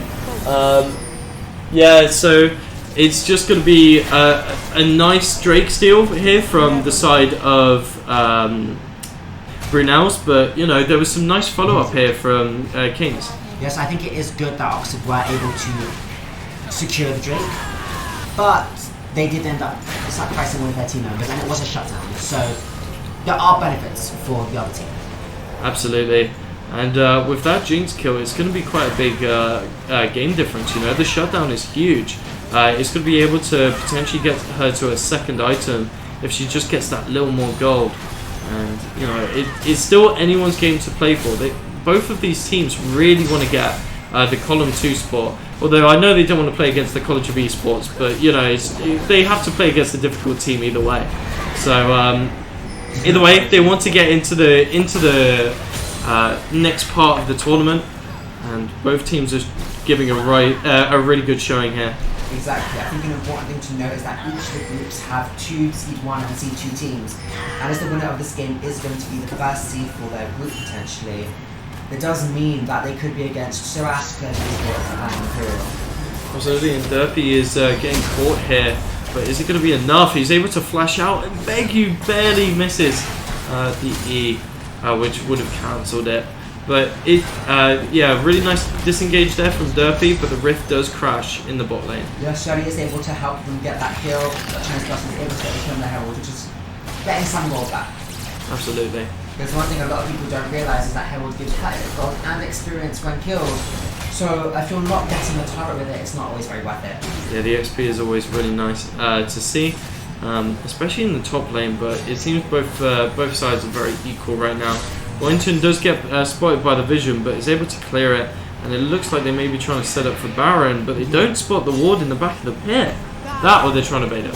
And now that we have a bit of a lull in the game, I think it's important that we look at the scoreboard and see where we're at, because in bot lane we have 3 kills to 1, and we have a big 30 CS gold lead. Yeah, I think the gold lead is quite big, but in like the big picture of it, it's a 2k gold lead. Yes. Whilst it is a really good advantage, it's not enough to say who's winning this game, right? I agree. I think Shirotama, if he lands the big Lulu ult, is able to peel off this Jinx. Randomness has shown that his Jinx is a powerhouse when ahead. I agree, and if Shirotama is able to buffer the polymorph onto Boynton so that he instantly gets polymorph the second he dashes in, that could cause the entire Diana engaged game plan to fall apart. Absolutely, and you know, the Radiant Virtue is starting to emerge from Derpy here. I'm so excited to see that item. Absolutely. I do not understand. But it is a very good item for the team fights, and it's what they need. I think it'll be a really good stat boost, and maybe they'll start performing, but Baekyu is going to try and prevent that early. The ult is landed on Chinese person, he's very low. The Orianna goes off, and Pickle is able to secure the kill. Derpy is trying to fist his way out, but it's just able to actually. Legend is teleporting in on the Jax, but isn't able to get much, although it seems that they're stuck. And the quadruple stun there with the Lulu burst. Derpy is going in, lands the kill just in time, and another stun goes off. Able to get the reset and they clean up. That is so good from the side of Kings. It's like what we said again, all it needs is one fight and they can clean up. What a turnaround, and there wasn't even a Radiant Virtue to follow with it. Absolutely insane play by Legendary. I do want to say that is a 1-for-4, but in the mid lane, Sida is able to get a turret, they're able to get wave, they're able to get value, and she's the most important member of her team. Absolutely, and she's stepping up I here. disagree with the step up. I really do think Sida should be pushing and getting the mid turret instead of doing this. Does she really want to be trying to risk it all? I mean, Legendary X is really they could get the steal. They're both they're starting to get really low Oh right now. my goodness, they're doing the fight. Latez is going for it. Oh. He's able to secure one. Are they able to secure the Baron? Just about. Oh my god. If that had worked out, it really could have changed the game around. That was very close from the ADC. ADC's for ADC, but that is a shutdown on the side of Kings. I think that really benefits Kings, honestly. Absolutely, without doubt, that is such a huge turnaround for Kings. Just the past 5 minutes has been a fever dream of plays on the side of Kings, and the Diana ult goes off, but is only able to be landed on Derpy. Derpy is able to just CC out of it, but we're seeing a lot of focus. Still not dead. Absolutely, Legendary X getting the stun off, very nice, able to get the first pick off of the match. The Ludo is very nice. A Chinese person getting the second kill of the fight, and Derpy is just able to survive. That is insane. That's so good for Kings, and the goal just completely flipped. They're 1k in the lead. Oh, Derpy is really playing with fire there. You know, being just what 200 HP into that Inferno. And one thing I wanted to mention before that fight was that Sivir opted into the Navori Quickblade second item, which is a very power spike heavy build, whereas Randomness opted into Rapid Fire killing. And yet, that power spike didn't really seem to translate into that fight. Absolutely. I mean, it's the Radiant Virtue. I don't want to keep bigging this. I'll do it for you. Don't worry. I might start getting bored of talking about it, but it just provided such a difference. He was able to survive for so much longer because of the ult, and that is what made the difference. Because if Kings were able to kill Vite just a little bit faster, they may have had an angle to get the follow up on Jax, the follow up on Jinx. I have been forced to eat my words because Jax does seem to be in the lead now, and Camille has a CS deficit and a kill deficit in the advantageous matchup. I mean, it's completely understandable. It's a really hard matchup for Camille. The laning phase was executed really well, but the quadruple stun from earlier in the top lane was just such an impact maker. And as Camille, you can't do something like that. No, you cannot. And it really was the defining moment that turned this game around. Absolutely. Yes. But again, it's the 2k gold lead. It's still anyone's game at the end of the day. I believe Oxford is still able to flip this, but if they don't, it's back to burger flipping. I have a few. Oh yes, exactly. And one thing I find very interesting, I approve, is that both supports have opted into the Shirelli's Revelry this game, which is very good for kiting and staying away from the enemy team. Shirelli's Battle Song, actually. Sorry about that. But it seems like Shiratama and the Lulu is going for the Mikhails, which is interesting because Mikhails doesn't work against any of the CC on the team comp of Oxford, apart from maybe the Karma route. Maybe they're just getting it for the stats. I'm just a little disappointed that I'm not seeing a Karma Radiant Virtue, but it's completely understandable as Boynton is going for Legend X. It's a 1v3 here, but Legendary X is putting up a fight, is trying to anyway. And we're seeing potentially one kill, but the Zhonya's goes off. Is it able to... The Lulu shield is really nice, or the Karma shield even. And, oh my god, Pickle is just able to get the kill. But 1v3, Legendary X was able to put up such a fight. It was, if he's able to get that wit's end just a little bit faster, I think he would have got at least one kill. I agree, and this is something we've seen in this fight and the last fight, that even though Boynton does damage, it's only enough to hit the enemies at half HP, and he's very squishy compared to this Vi. So, until Diana gets more items, we could potentially get a few issues in the mid game, which is why Diana technically struggles. Yeah, well, thankfully the mid game is starting to move on to the late game now, as we're 3 minutes away from the 30-minute mark, and that's where the big plays are going to start coming out. One thing I'm loving to see is this Lord Dominic's Regard on Silver. I think it's such a good item that often gets criminally underpurchased and really helps you punch through the Frozen Heart and the Vi. I couldn't agree more, especially with Rapid Fire Cannon. I think it's such an overrated item. Yes. I understand the use of it as Jinx, but you know, there are better items. I'm very glad to not see Collector. If I see that item, I'm going to flame them. Flame everything. You shouldn't buy that item. And yeah, so this is a very interesting game. I do think that it's the closest game of the night, and it's also the most important game of the night. Absolutely. And I think both teams have the potential to really drag the game out. We have Siva, we have Victor. We could get a 60-minute junior ringing special. Absolutely, it's definitely the most important game for the what is predicted to be the two biggest teams of the night. You know, the underdogs have shown really good performances so far, but these two teams are showing a spectacle of a game at the moment as it's slowly moving to the 30-minute mark. What are we going to see in this 30-minute mark? We're going to be starting to see the big Baron fights. 2 more Drakes away for each team to get Soul, and after Soul we may be seeing potentially Elder at the 40 minutes if they play it that far. And I think it's very interesting that you're talking about Soul, because this game it's Infernal Soul, which really opens the map up. And we see Victor, we see Diana, we see Oriana. These are champions which like to play around zones and AoE fights, but the map is more open. It's going to be harder for both teams to do that. Absolutely, and another thing to mention is Inferno is just disgusting on Jinx on both teams. Exactly. You know, the Inferno on Siva is really easy to execute. Diana's able to get poke. Oriana's able to get poke. Death bush in mid lane. Yeah, Derpy is stepping up But it's here. Derpy. I feel Derpy is the person who could face check, but they don't know they're there. There's no vision. Oh, randomness. What is he doing? But they don't know randomness is there. All it takes is a ward over the wall. All it takes is one Jinx W. That's all he has to do. Derpy. Oh, they're stepping up Derpy and randomness. They're using the Siva. They're using the combat. And this Aurelius goes off the TP, is being followed up, but they're too fast. The flash is a really nice response, but Agila is able to get the root down. The Zhonya's goes off. Is Legend able to get the stun? He's not, and Diana goes in, sweeps the kill on Jinx. Is able to get the Zhonya's. It is such a fiesta of a match, but Latris gets one on Vi. It's followed up by a Victor kill on the Oriana. Legend RX able to swoop the kill onto a Sivir. Yeah, I don't think Becky Fragant should be running away, but that was really interesting. That was a very interesting fight. I wish we could do a replay. Absolutely. As we can see, they do seem to initially be getting the pick onto Randomness, but Randomness manages to escape. We really see the ghost that you mentioned earlier really came in clutch. Managed to flash over the wall, buy time for his teammates to get there, and the flash follow from Agilios a bit late with the root. Absolutely an MVP play from Randomers. Such a nice follow-up from Legend RX again. Once again, this guy has eyes all over the map. But and here we have Becky Fragant the Dragon, which I really like. I think it's a really good response. Even though they lost that fight, they still got the macro pressure from it. You know, forcing Kings to go to the top side of the map.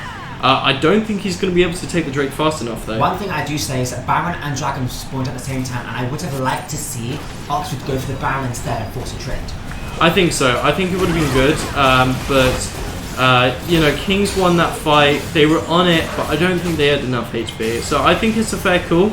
But what does this mean for Kings? They're a kill down, but they're a Drake up, you know? This is really big for them. All they need is one more for the Soul, and I think the Soul is a deciding factor of the game. Oxford, they don't go and get Baron vision when Kings is that Dragon, and now Kings gets to Baron and Dragon first. This isn't looking very good for Oxford.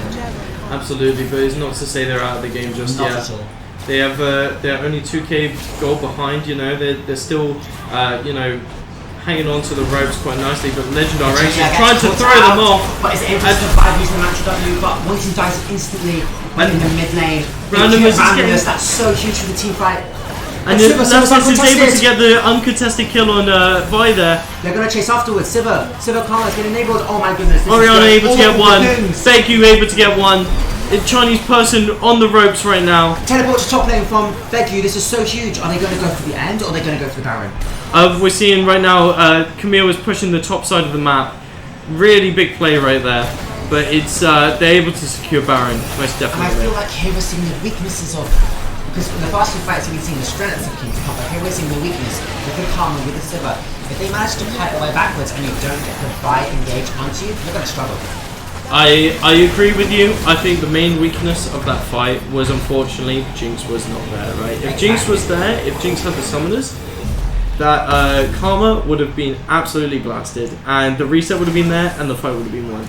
But unfortunately, it wasn't like that. They took a bit too many steps forward, and they landed themselves into the mosh pit of Karma Sivir. But I think an interesting thing is Jinx was clearing waves in mid lane, but Jinx started the fight, and after they get a kill, It was a bit of a communication blunder, I feel, more than a mechanical blunder. Absolutely. But these plays are really... They happen, you know? This is a really... you know, these games are much more high pressure than solo queue, you know? And they're just bound to happen. Like Shiratama being a bit overexposed here, taking some damage, and Bakeview is going for the pick here. Able to land the kill on Lulu, which is huge. Derpy getting the Lulu ult, but Oriana being able to shockwave Chinese person. Throwing him away, that's so huge. Able to just flash out, able to barely survive. The chapter is not closed just yet for Kings, but it is looking bleak. Exactly. It is important to note that Agilia and Nates were both taking low HP, so even though Kings were the team getting caught out, they were able to trade back. And I think this really shows that as they get into the late game, with both these teams loving late game and being high damage late game, they can get even more volatile than it already is. Absolutely.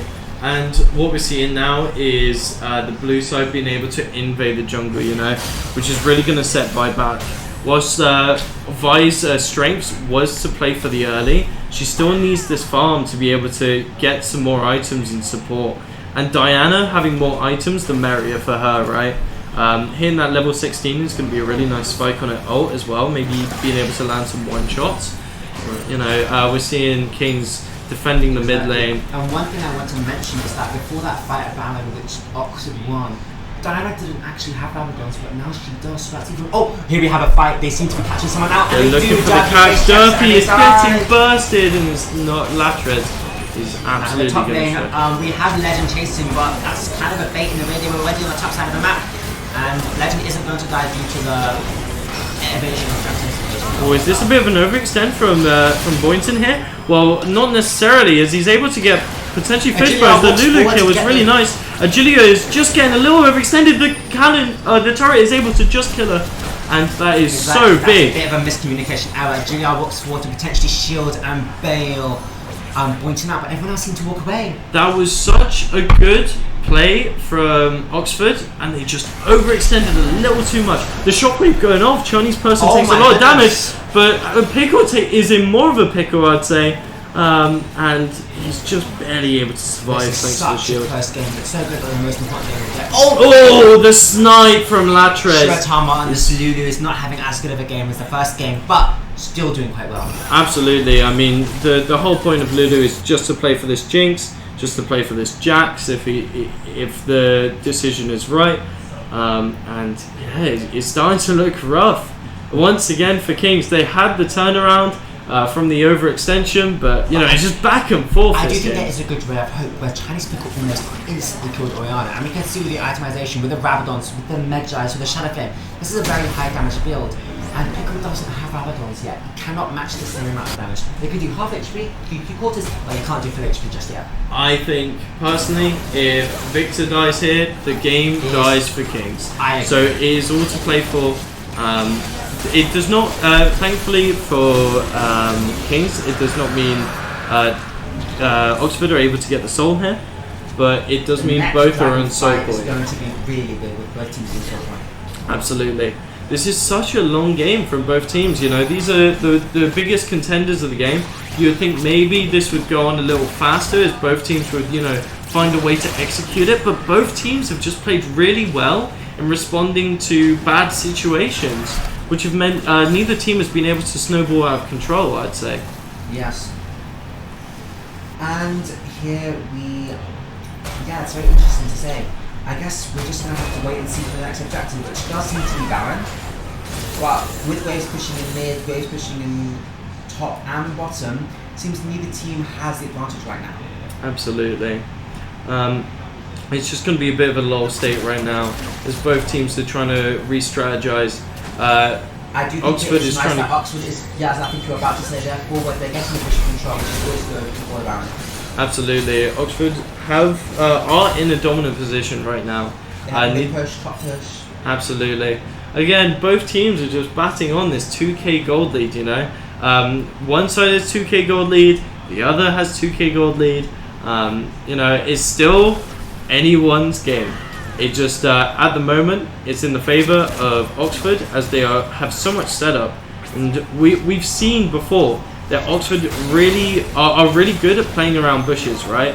Playing for those choke holds and forcing the Oriana ults into the team of Kings. Yeah. One thing I do think is important, if neither team decides to fight for this Baron, although it looks like they might be doing them more quickly in the lane, this soul will be the deciding factor. Both teams utilize it so well, and with the really final dragons, this round will continue to do a lot of damage.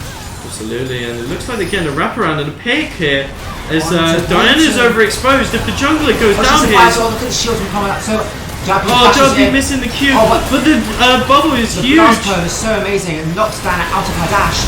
And there's the first kill on shot with Chinese person. Legendary X is taking a lot of damage, doesn't manage to leap over the wall. And Latrez is able to get such a nice sustain. That's a 1-for-1, but it's stronger for top lane, and before Baron this looks very good for Kings. But that was such a close match. Able to get the mid-wave control once again, but it's responded quite nicely. The wave clear from both sides is actually really One nice. thing I would like to say is I would like to see some lifesteal from either of these ADCs, because it keeps happening where they're both half HP and they're both forced out. I think the first ADC to get lifesteal has the advantage in these live duel fights. All I'm saying is... Bloodthirster. Yeah, Bloodthirster, no rapid fire. But that's all hindsight now. Kings have to play with the hand they've got, and what hand they do have right now is they have a really fed Victor, a really fed Jinx, nearly full items on both sides. So it's really going to start coming down to the final fights now. I agree. I'm not a massive fan of the Moranomicon coming out of Diana. I think you'd be better off building Void Staff or any item like that. But Moranomicon was buffed, it does now provide magic penetration, so maybe not the worst pick. I don't think she's actually going to be building it either with the AP items she's followed it with. But we're seeing a lot of mid push anyway, regardless from Oxford here. So they really want to get some control in the mid lane before they make any objective plays.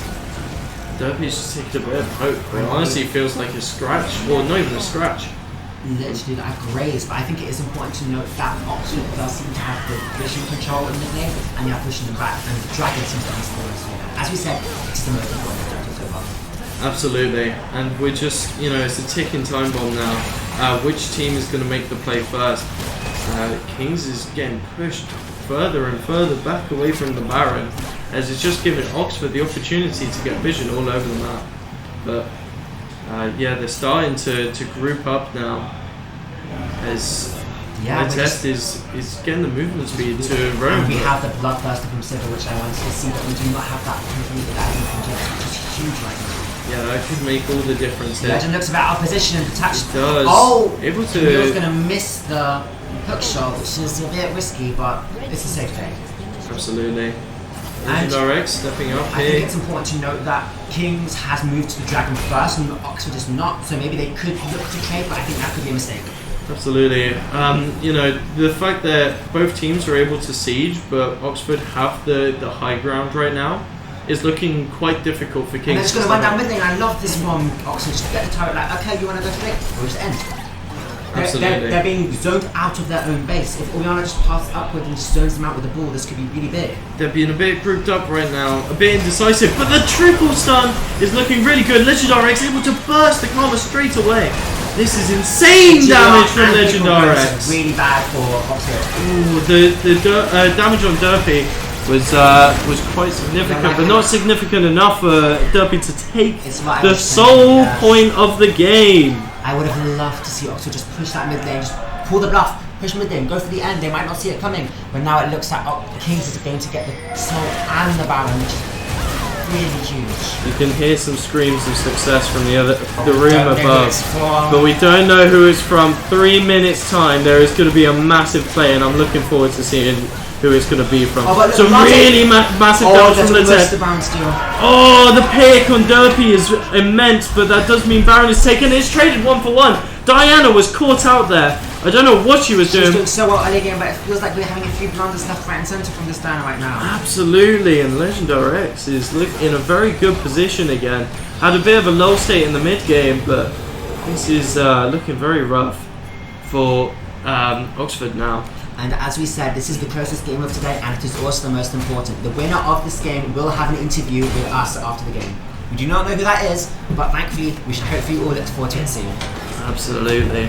And you know, it's starting to get late into the night, and you know, both teams may be quite fatigued right now, but everyone's fatigued right now. But this is the final play the goal of is the 100 game. goal. That's how close it is. It's insane. Absolutely, it's neck and neck. The tug of war has never been more even as it is now. But the Baron and the Drake soul is just gonna be potentially the foot in the door to the next stage for Kings. Either team. But I also feel like when you get this late in the game, goal kicks don't matter. It's all about Barons, Dragons, and Kings has the permanent advantage in that regard. Absolutely, Legend RX getting a bit of side pressure in the bot lane, but you know, it's all set up right now. What are they going for? What is Kings cooking with this Baron? Because right now I'm not seeing much action. We do seem to be getting Elder and Baron both spawning in around 4 minutes. So both teams could just be looking to just play it safe. They've got Silver, they've got Jinx, both teams have the ability to just clear back and forth. Absolutely. I mean, where are the plays with this Baron? We're starting to see something forming in the mid wave, but everyone's kind of like walking down here, going into the jungle a little. I would say that I think Bergie for Gank has teleport, but Legend does not. So I would like to see. Well, actually, Legend does as well. I would like to see some pushing. Oh, we're seeing Legend RX going for the ult here. The hook shot trying to get away, but Legend RX is going fully in.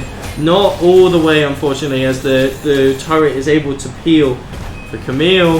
But is it enough? We're seeing a response here. It's a bit risky because Camille seems to dash in with the hook shot, which I think is questionable in a matchup. I mean, she's playing very nicely around the turret pressure, and Legend RX is still looking with the Baron.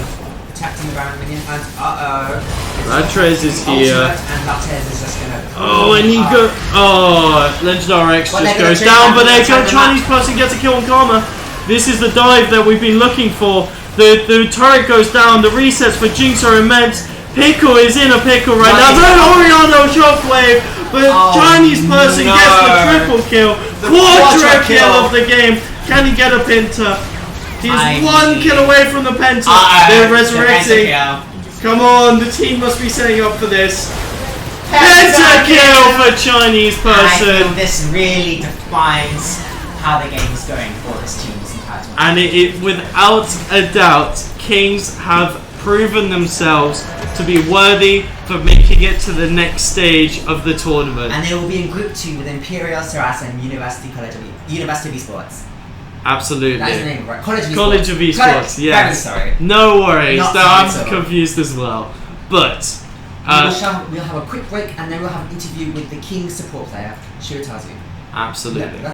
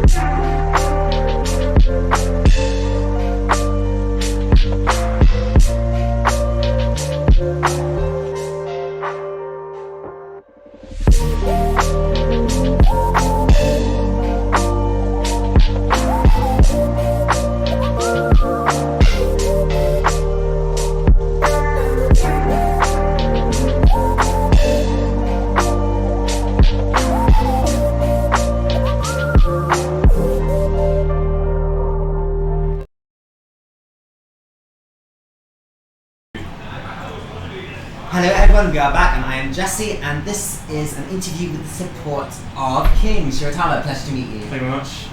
So, with that win, you are now through to the semi-finals. How does that make you feel? Yeah, fantastic. We get to play some quite good teams. Yes. I know Imperial are, they're quite high up in some of the other tournaments, and I think it'd be really interesting to get some like better macro play with a team that's maybe a bit more well practiced. Exactly. We also have College of Esports and SLAS in the same group.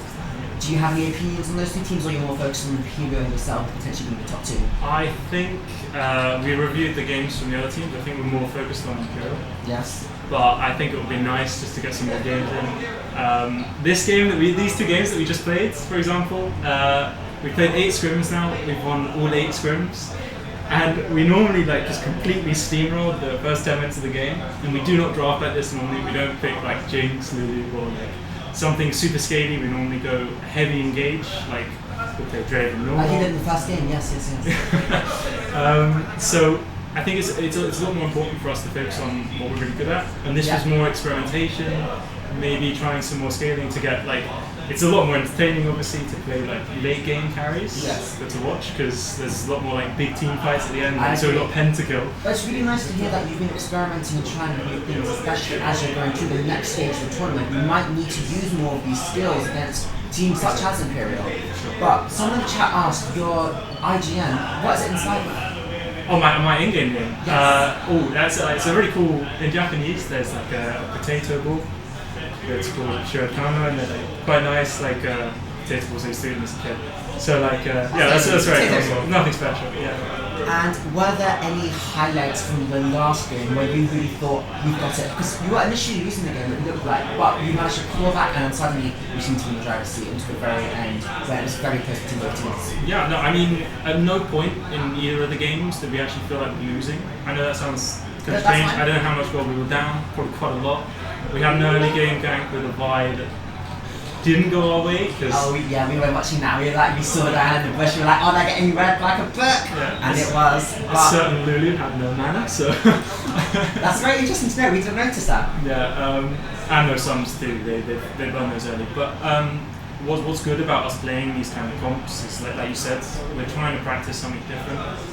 And I think when we play better teams, we're going to probably play more comfort. We'll probably play I think that's very reasonable. more engaged. Oh yeah, I think so. And I think a very important thing of playing different comps is that you get sometimes playing comps is a good way of learning how to play against those comps. Exactly, yeah. And like I said, we're first timing things on stage, so you know, like we want to play what we're comfortable when we come later on. So we're not really reviewing too much. We do have some spicy bits. Oh, don't spoil those right now. I always love spicy picks. You can tell me after you've turned the camera and stream off. But yeah, I'm very happy to see it. I hope you're happy about making it. Yeah, I should hope so. Yeah, no, it's fantastic. Is there anyone you'd like to shout out amongst your team, the whole team? We've had a lot of really nice things about teammates from other teams, so There's a challenger support that's taught me a lot. That's a Pizza Wolf. Oh, Pizza Wolf! Pizza Wolf, yeah, he's pretty good. Apart from that, it's just it's all fun at the moment, and we get along very well. For sure. That's really good to hear. It always seems to me that the teams with the most synergy between their team members are the ones who seem to be the best. For sure. And we go in and we in together, so that's. Yeah, so that's always the highlight. Is there anything you want to say to the stream or anyone who might be watching at home before we go to a break? Oh, I'm good. Yeah. Hopefully everyone's having a nice evening. Yeah, hope you all enjoy it. It's not too Cup of late. tea. Past their bedtime. Yeah. But yeah, I'm so glad to have you here, and I'm really happy to hear that you seem to be enjoying yourself. Thank you very much. Thank you very much. And we'll go to a break after this for the next game.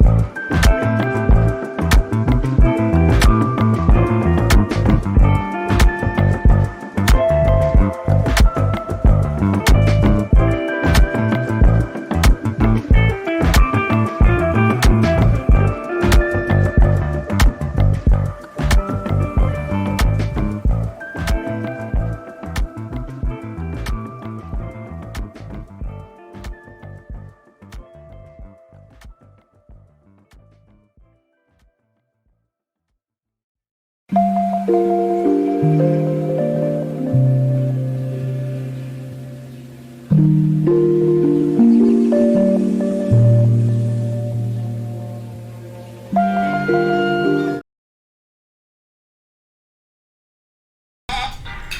success.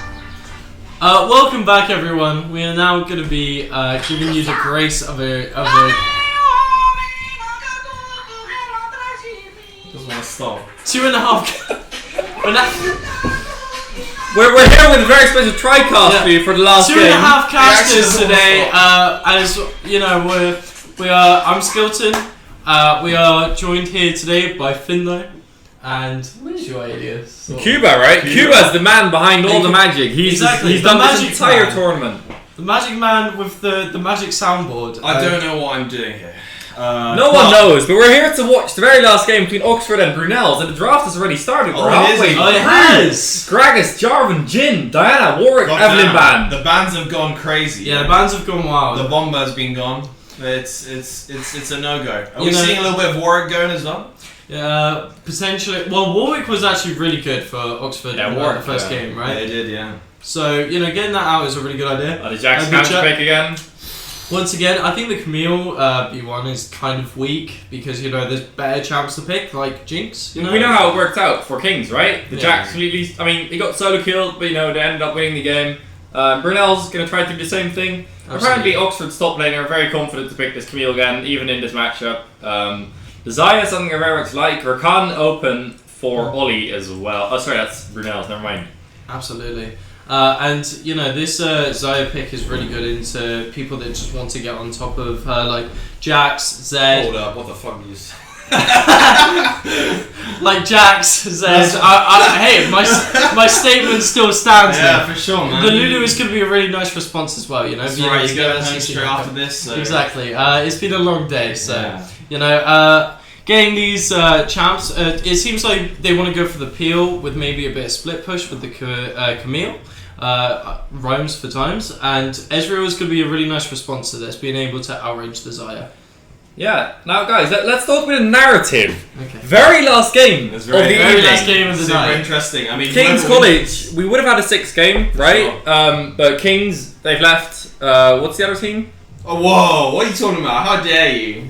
It's Gold Arts. Gold Arts have FF'd their last game. Well, yeah. So the team stay here to watch this last game, of course, because it's very exciting. So last game of the night, Oxford against Brunels, and whoever wins this makes it through. It's big stakes, right? It's the last team to make it through into the semi-finals before we have the semi-finals for the next 2 weeks. And of course, the £500 prize pool on the line, £100 per player. Yeah. Both these teams really want to compete and go there. Can't wait to see how they perform. I would like £100 per. It's amazing to see. I think it's it shows how sad NSC and Newell are when we're already beating them, or we're what's the word? I'd say we're on the same level at this point. Yeah, exactly. We're better. We're better. We're fully student run. We're better. And we're fully LAN. We're fully LAN. Make sure to say that, right? If you're playing in a university league team and want to join in for next split, reach out. Join our Discord server. Where can we find the Discord server, Cuba? Not in the link below. Anywhere. Social online. London. I'll link the Discord server in the Twitch chat right now. So join up. Yeah, for sure. I mean, I think the great thing is we're going to be seeing hopefully some really cool plays in the next couple of weeks before we go into the finals, which we cannot actually disclose where that will be. We're actually not sure what's going to happen. Very mysterious. Very mysterious. But however, I think with what? Should we go through the different 2 groups? Yeah, so, okay. Group 2, remember them. I have to say Group 2 has SOAS, Imperial College London, and, the big guys, right? I'm scared of these guys. College of Esports. Terrible. Ooh. I wouldn't be in a... I wouldn't want to play against College of Esports, right? Sure. They sound pretty scary. It's Udyr. You know everything about Udyr. Oh, we're seeing the Udyr picked in the R4, just to go over that quickly. Udyr is a really nice pick, but isn't going to be flexed. Going straight to jungle here, and that is an insane... Okay, it's been picked, baby. Okay, has been picked. I do not understand why the Rammus has been picked. Udyr just goes AP here, Jax is, I guess, decent, but Ezreal isn't really an auto attacker. This is an interesting And pick for sure. Heimer is a really nice response to that. I really like leaving the support pick till the end. So sadly, my Discord link got blurred by Autobot. We might have to do something about that in the near future. But we'll just watch this game first because it looks like a very exciting one. Heimer, Ezreal, perma pushing into the Xylu. No way they can contest. I'd like to see the Udyr look for some dives. The Rammus just okaying around the map. Probably looking to shut down the Jax. What are your expectations for mid lane, Cuba? Mid lane. Who have we even got for mid lane? Kali and Zed. Zed, yeah. Oh, I mean, at the end of the day, I think whoever really... It comes down to, for example, with Zed, is it going to be squishy enough, Yeah. You've got the Akali who's going to, if they prolong it, we could definitely see them prevail. The Zed will probably need to play some early plays there. Just keep picking at them. If they go into some nice little 1v1s, I feel like he could go either way at this point. But Absolutely, so true, so true. I think the Rammus also has the best opportunity to make some plays against the Zed as well. He's got a lot of dashes, but his weakness is armor and CC, right? Which Rammus provides both of. Akali is also quite nice for following up both of those things. And I think in terms of the 2v2 skirmish, it's favoured on the side of Brunel's. So they really have to get the jungler there before Udyr responds, right? And I think that's very possible with Rammus, He's quite a spam ganker. Sure. And we'll just have to see how it plays out. I think, there's this one question that's really bogging my mind. It's really getting to me. Yeah, The top 3 picks on both sides. absolutely. Smash, marry, and kill. Who are you killing, who are you smashing, who you marrying on both sides? Smash, marry, and kill. Well, I mean, one side is just guys, and okay, all right. I'm just gonna go.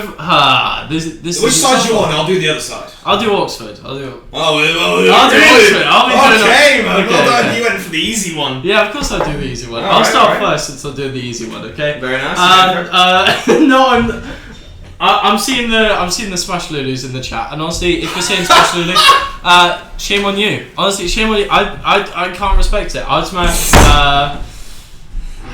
Shut up, guys. Yeah, We've got some more. There we go. We've got someone to do the other side now instead. Okay. What? Alright. Yeah, don't worry. We'll explain in a second. With no context, you get to find out what's happening. Finlo. Smash, Mario Pass, Zed, Jax, Ezreal. Zed, Jax, Ezreal. Marry Jax, smash Ezreal, pass Zed. Why?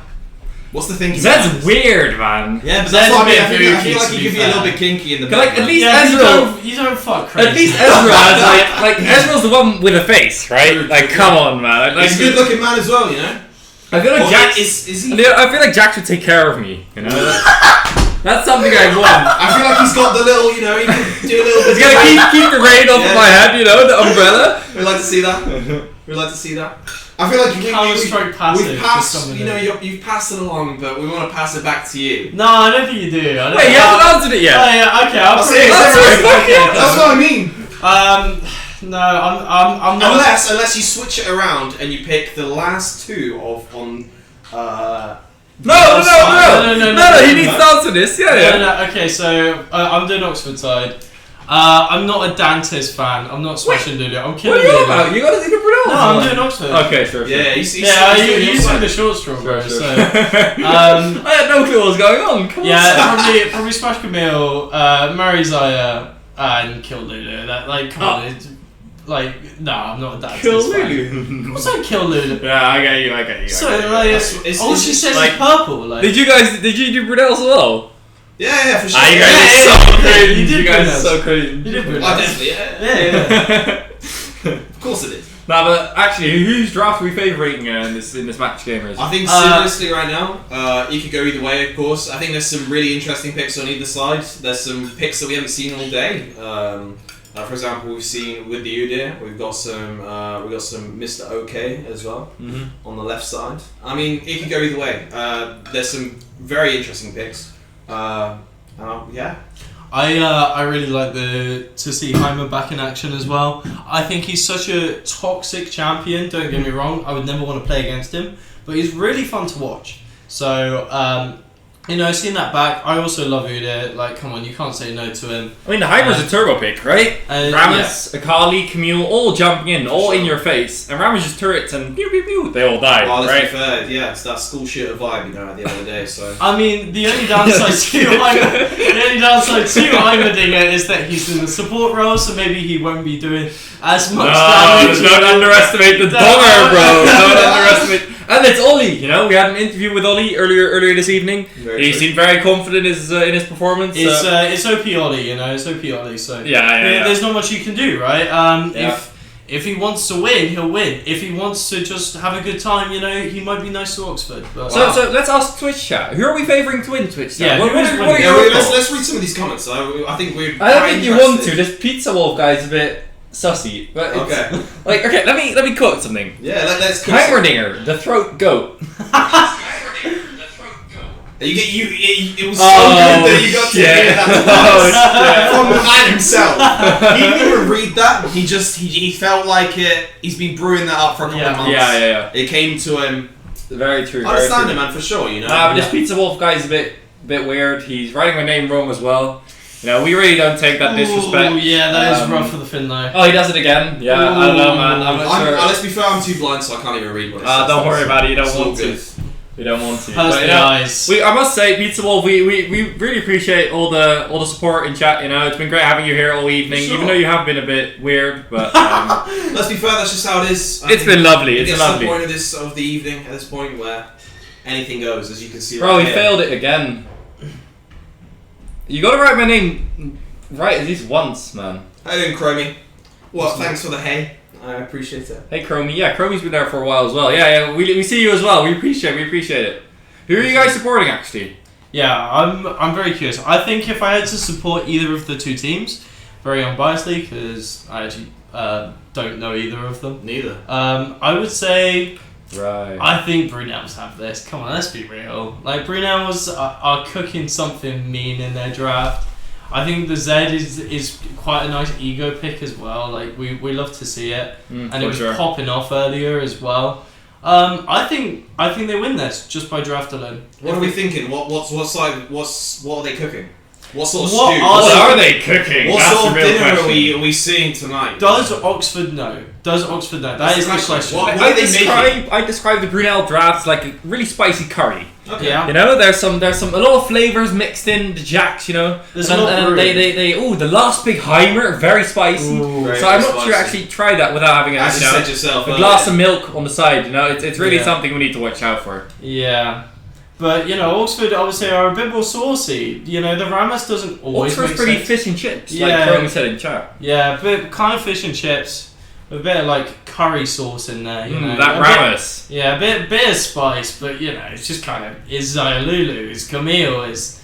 Cardi is pretty good, but, like, it's classic. It's comfort food. I mean, let's be fair. It could go either way, and with the one game for the rest of the night, whoever wins will go through. For sure. It really could go either way, and it's high stakes. You've come all this way. Yeah. As much as we're memeing this is very important. Game. I mean, there's £500 at stake here for either team, and if they get through, they have a really good chance of getting that money. Yeah. So, I think another thing as well is that being crowned the king or the queen of London as well. That kind of bragging rights. We saw LSE the best last year. League of Legends university team in London, right? That's some bragging rights. Exactly. For sure. I mean, we saw LSE win last year. They dominated Roehampton to the point where their whole team quit leagues. I mean, I think every single one of those players put that on their CV, right? The best player in London, the best team. That's crazy.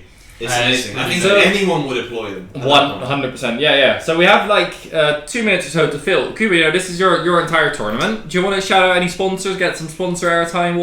Okay, so of course. I mean, I want to shout out my mum for birthing me from a young age as well, supporting me, going through all of my life problems and all this other stuff. The biggest supporter, the biggest sponsor of this event. MVP. And the second biggest sponsor I'd say is New Meta Gaming Arena, right? Fantastic, guys. I can't believe they're letting us play here. Of course. If anything, I'd say that New Meta, for me, is like a second mother. So yeah. As we see it, they're very, very lovely. They've offered us the space. What is New Meta Gaming Arena? New Meta Gaming Arena is a space in London, North London, that allows you to come in and play video games. It's very affordable. It's very clean. It's very as good. well. It looks very It's nice. very It looks clean. very nice. For I gamers, don't, and it's not like it's clean setups, but it's actually not greasy. It's the first internet cafe I've seen that I could actually touch my hands on the desk. For sure. And that's something that's the unique selling point. And to be honest, it's a pretty good one. Yeah. So Yeah, love what they're doing. And of course, providing all the setups, providing all the players with a place to stay. Of course, if you did not realise, this entire tournament has been held LAN, right? So we have 10 players sitting right over there. Literally a minute away from us. Not even. Yeah, 30. I mean, let's be fair. Yeah, if I crawled, let's say. it's like Yeah, 15 yeah. steps, bro. I guess you need to climb out behind the True. Yeah, desk to and be everything. fair, right? There's There's a lot of wires around here. Yeah. So Yeah. for sure. But We're about to there's, start. We're about to get back yeah. into the game. We're Yeah. only a couple of seconds away. Yeah, It's 5 a seconds. very important game. Absolutely. Before we go in again, we want to shout out my mum. Awesome. And we're going to get into the game right now. Absolutely. Yeah, We're we've just got loading not it yet. now. There's But going to be a couple of seconds, you know what I mean? There's a couple of seconds, little we're delay. in loading screen right now. Who's got the best skin? Real quick. Who's got the best skin? Quick Should we fire, get it off quick the fire. chat? Should we get it off the chat? Quick fire, we can. It's Oh, too late. yeah. You griefed it. The Camille. It's got to be called. It's got to be Striker Ramos. I agree. It's Striker Ramos Ramos. skin. It's more than okay. It's perfect. To be honest, when he turns into the ball, Perfect. man, and it you know what I mean, there's a little bit of the boing, you know, the boing. it's got that. Ball. And welcome to Summoner's Rift for the very last game of the London University Esports. Wow. What would you call this? This is like the group stage, right? This is the group stage. the very This is last the group game. stage. So next, Week 4. yeah. So next Week 4, week maybe. we'll be going to our very first group, which the winner of this will actually make it into, right? So it's high stakes. We see Brunel's running into the bot lane. Not much will be happening. Unless the Lulu decides to wander over there, but I don't expect that to happen. And No, of course. this is not the first time this has happened, right? They're going for that bot lane vision control to get the advantage. I think it's a really smart move, and it just gives them the vision reset. Of course. Only thing is, if blue side is able to respond to this by getting some advantage on the red buff, all that sort of stuff. Here goes the Lulu. But Lulu is getting a bit greedy here. She sees the turret. I think that really gave it away there. Yeah, Not for gonna sure. lie. But that's plus 20 for the Heimerdinger. That's a lot of gold in the That's pocket. a lot of gold. And the game is won. That's Well a gold done, game. sir. Bring them right, on, guys. buddy. I say we all pack up and go home. You know what I Okay, mean? good job to Brunels. And Good win. Pizza Wolf fails yet another copy pasta in the chat. Really pathetic performance. I'd expect him to perform better, but it happens. Maybe- It's high pressure stakes, we're live, everyone knows Yeah, that yeah, everyone's for sure. live. It's a LAN tournament. We've been seeing that with the players as well, right? Maybe we'll see, like a bit more research into the semi-finals bracket. Maybe he'll be able to deliver a bit more, mechanics in the chat. Yeah, I was talking to Derpy as well in between the games, the jungler for Kings. He was not that happy with his performance, and I felt like the entire Kings roster wasn't happy with how they played, right? I'm not sure how you guys felt, but I mean, for sure. I think the early game was something that was a little bit weaker, but of course, coming in with that last and the late game, their team just really dominated in that part. Yeah, I mean, they only went 2-0, guys. I think that's pretty weak. It should be 3-0 in these group stages, but unfortunately, they were performing so bad, the enemy team FF'd. So,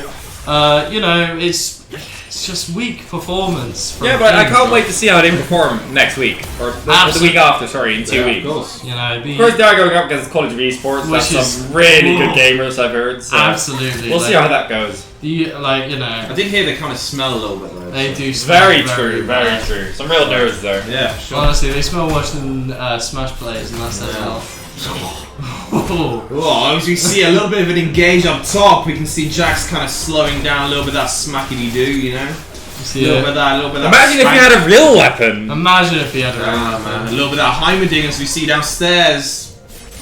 Downstairs. That's downstairs, bro. Heimerdinger down under, landing quite a few trades. If you think about it, it's basically downstairs. You got a little bit of that upstairs, middle stair, and I see. It's bottom not, stair. yeah. There's the stairs in the middle. Very, very cool. Of course. There's definitely stairs everywhere. Yeah. It's, And as you can see, a little bit of a confuffle, just a little bit of that trading going on, a little bit of that silly, funny business, a little bit of Heimerdinger movement here. Actually, a little goofy in the mid lane there, as we're seeing a couple of trades, but Not getting quite the boinks he was expecting. Yeah, for sure. I mean, let's be fair, it's going to take a little bit of time. I feel like at this point, both teams are just trying to save up that gold, just, bring up that bag, make sure that they can afford those couple of items as they take their time. And that's quite right, and both teams are trying to collect the bag here.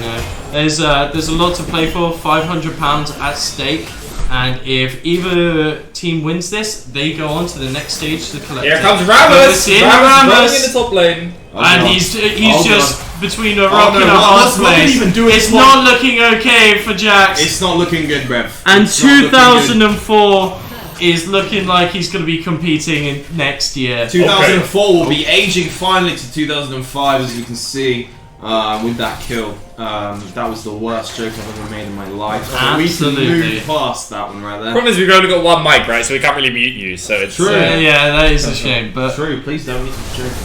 that's just the thing of a TriCast. Crowley said your joke was okay. Okay. Oh, it's okay. It's okay. Okay. As you can see, Okay. what will be Ramos is this fight. This is going off. This beautiful double kill now. We can see that on the top lane, basically coming down with his ball, this big ass ball coming through, Stuffing them in Brunel's face. You know? Oh It's my just- God. That's one big ball as well. Yeah, That as just well. happened in the mid lane right there. It was too much, and it was just taunting the Zed. He had to Exactly. go. It's like my left nutsack that also looks a little bit suspicious. That I might want to go get checked out. It's a big ball. It is Anyway, a big ball. so what we're seeing here is both sides of Brunel's are pushing in to the enemy towers. It's like we expected, looking right? for the resets. The Yeah. Kali can't really get pushed early because of her Q energy costs. The Heimerdinger always gets pushed, and Jax, of course, counter pick into the Camille. I'd say side lanes are going as expected. The Udi are double CS over the Rammus right now, but definitely nowhere near as the same impact this game. Absolutely. sure. I mean, but Udi is stepping up, trying to get some impact here. Look at that potentially. top wave. It's not going to be enough. But I do have to respect the Spirit Guard Udit. Very drippy, I have to say the least. But it's not going to land kills or £500 to get any more RP. As we can see right here, I mean, you guys have already spoken about it. He is collecting that bag, but we've also spoken as well. Is that big ball of ours? He's making impacts. Who let this man cast? The big spiky boy. Big spiky ball man Yeah. is making an impact like a meteor. There is on a this lot map. of impact when he lands that ult as well later on into the game. And we're looking for a back here, but is it going to be able Just to a be little bit of cancelled? trading, as we can see here. Maybe something will happen, possibly or not. Yeah. I'm not sure what the Uda is doing. Maybe I was thinking he'd push in here when the Camille is quite high up. See, what a lot of junglers mistake when they're in this position Oh is my they God. try to bait the dive. The But Ramos, what should be here comes happening big is ball man. staying up, but this is a really nice play here as Camille misses the hook shot. Are they going to be able to follow up? I'm not sure here. And it seems like they disengage as Brunels are able to push in the bot lane. I mean, at this point, there wasn't really much of a fight here. Both teams had someone at least that was lower health. Just like my granddad who died 2 weeks ago.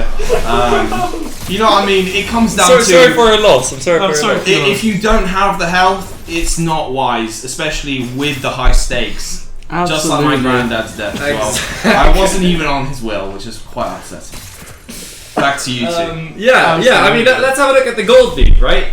It's already over 1,000 gold lead for Top down. Oxford. Let's look at the DCS difference, right? Heimerdinger should be pushing, which means Zaya is going to lose minions on the tower. She's been farming excellently.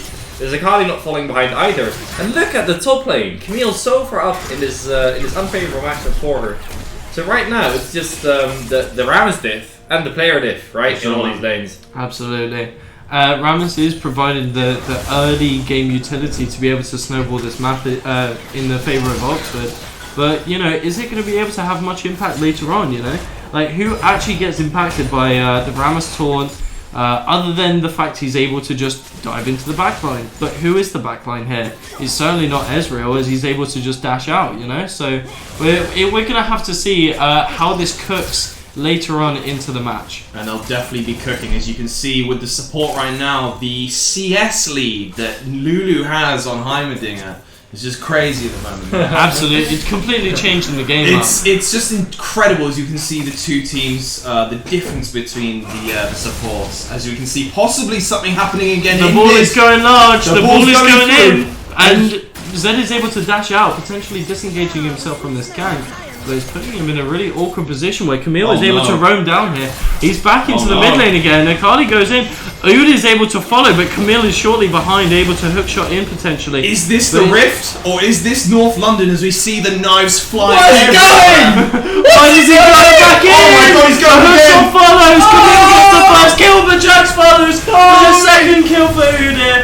And Ezreal is just barely able to miss.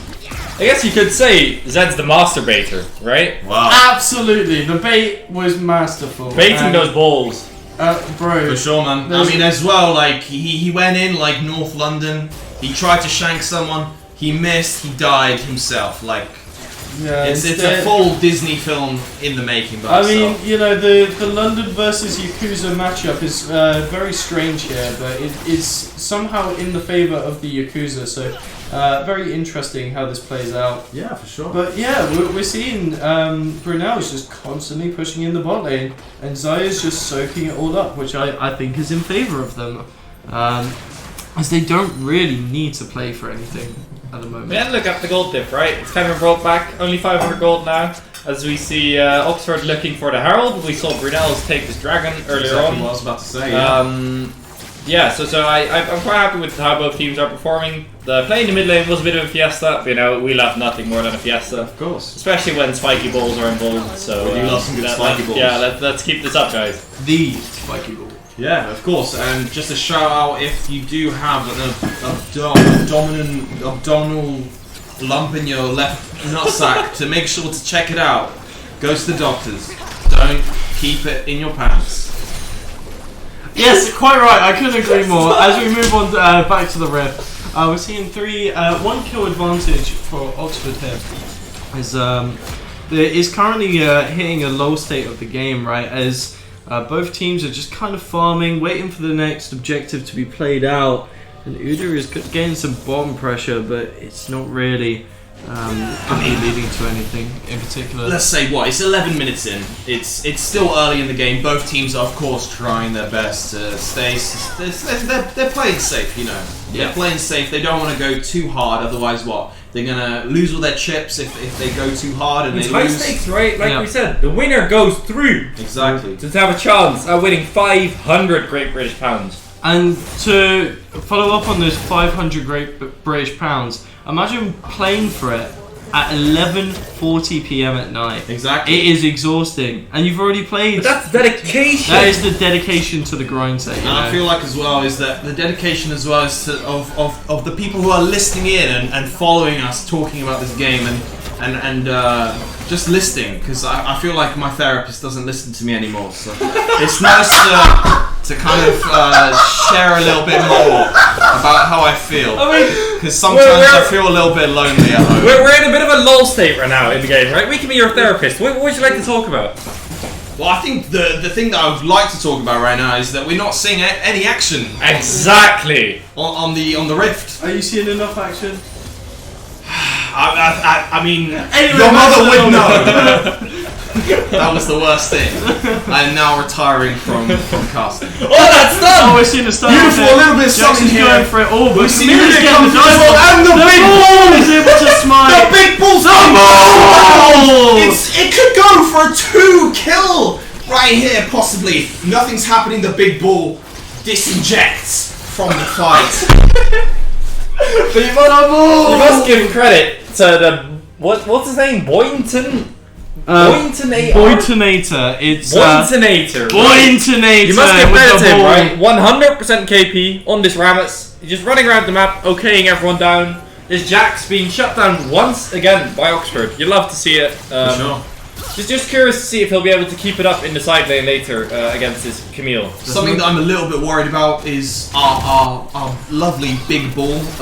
The difference, as you can see, without even making a joke, the difference in CS with the big ball compared to Udyr right now. He's coming up to doubling him on CS, which is kind of a little bit worrying. He did have that pressure at the start of the game, but now the pressure is kind of slowing down a little bit. You got to say so, right? There's big balls. He's full build, right? Yeah. He's got his form already. He's ready to fight. I hope he pushes this advantage in his sprint. A little bit of the confuffle at the top again. Yes, and going from full health to half health. Again, my granddad died 2 weeks ago, so I know a lot about that.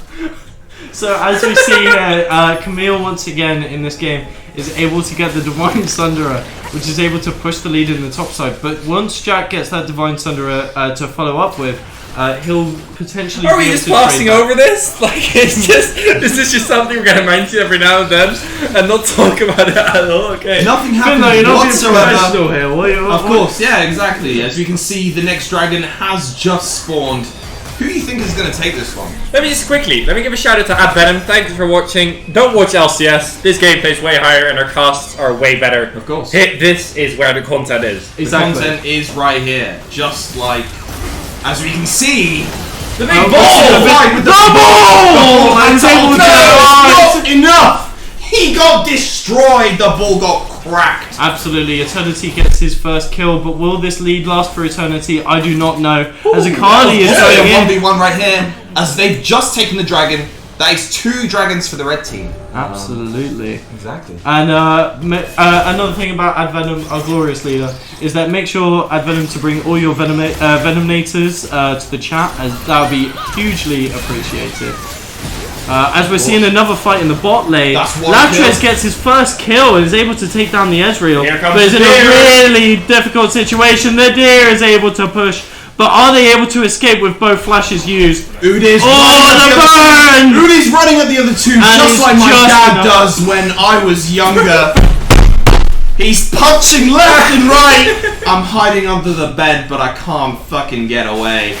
Got the big ball now, possibly something happening, but again, North London is running away. What did you guys think about the last couple of things? I think. Did you talk about the cast or the game? Are you okay? I'm good. Okay. As you can see right here, Udyr again doing a little bit of the left-right hook. Left, right, good night. Shout out to my dad again. The classic Stella special. Of course. And the ball is coming back into the top lane. You see that health, man? He's going for a half health, and there we go. He's spinning his little umbrella, but he's gonna have to run away. Really good zoning here. Able to secure nice what I believe. Gold. Yeah, able to secure the first tower of the game. Like Camille is just snowballing here. Whilst like Jax will be able to fight later on, the fact that she's going to be able to provide pressure into the other lanes is really nice. Although she has got an Ionian, so it might be effective. As we have a quick pause in the gameplay, I would like to quickly hit on the narrative again, right? These two teams are fighting for their lives in London University Esports. The chance to be the best team in London as well as win those 500 Great British Pounds. Exactly so. I mean, again, I think the biggest part right here is we're seeing a story already unravel. Absolutely. With the gold lead being kind of pushed now by the blue team. It's what, a 3k gold difference nearly coming up to it. And I mean, we can see this happening, and maybe it can even push up to even a higher gold difference. And the sad part about all of that is that they can't even apply the benefits. I'd just like to thank AdVenom again, right, for following. But I'm sorry, we won't be casting LEC because this is better content, and we're actually allowed to say what we're thinking, right? Why would we cast LEC when there's London University Esports? He just doesn't get it. I'd say there's. I think we need to restrain a little bit from expressing ourselves too much. This has to be professional to some extent. Can we talk about how there's just been 2 kills on the side of it's just a fiesta in the bot lane right now. It's 2004 is just barely able to survive this fight. But Begu is going for a kill, able to get the grass proc auto. Eternity is able to just sweep up the kill on Camille, able to get that shutdown, which is huge for the side of mid lane. And there we go, 2004 down, nice and dead. And that's a 3k gold lead. That is for a Oxford. 3k gold lead. And look at the Herald. And there's the Herald. Skelly is making moves in the mid lane, able to smash up the second tower. really having a big impact in this game. I'm gonna have to. That's Shirley. It's the second herald. Shirley. And the combo of Shirley and the ball is something very special, right? They took down 2 towers there. The Shirley ball. I mean, that whole kind of storyline that I think they're kids of the crabs, right? Is that true? Yeah, that's the I whole think thing. they got, like, the crabs got, like, void. Like, something with the void, right? Because it's like a big crab, but it's purple. So. I heard something about that the crabs, they're like, that's their kids or something. Fuck knows, man. I mean, Who got crabs? anyway, moving on. Hello, and yes. As we see, people are starting to prep for the Drake here. I mean, and we're also almost reaching the Baron, right? Yeah. Only 1 minute to go for the Baron, as well as the third Dragon, which will be sole point for this Brunel's roster. Of course, what's it called? Oxford is looking quite strong right now, but Brunel's easily have a fighting chance. Exactly, and that's not to mention they can't go for Baron right away. You know, Oxford are healthy, but they don't have the levels or the items to really cleanly take the Baron. And if they do, it's a perfect opportunity for Brunel's to get control of the game and get possibly an ace in the match. As we can see, the Dragon is going to be coming out, but I think the thing that we should be talking about right now is dragging these balls, possibly. As he comes in, could we see something happen? I do want to see some ball action, ball on Drake action, and right now it's looking very There he goes! But the ball! Dragging them balls!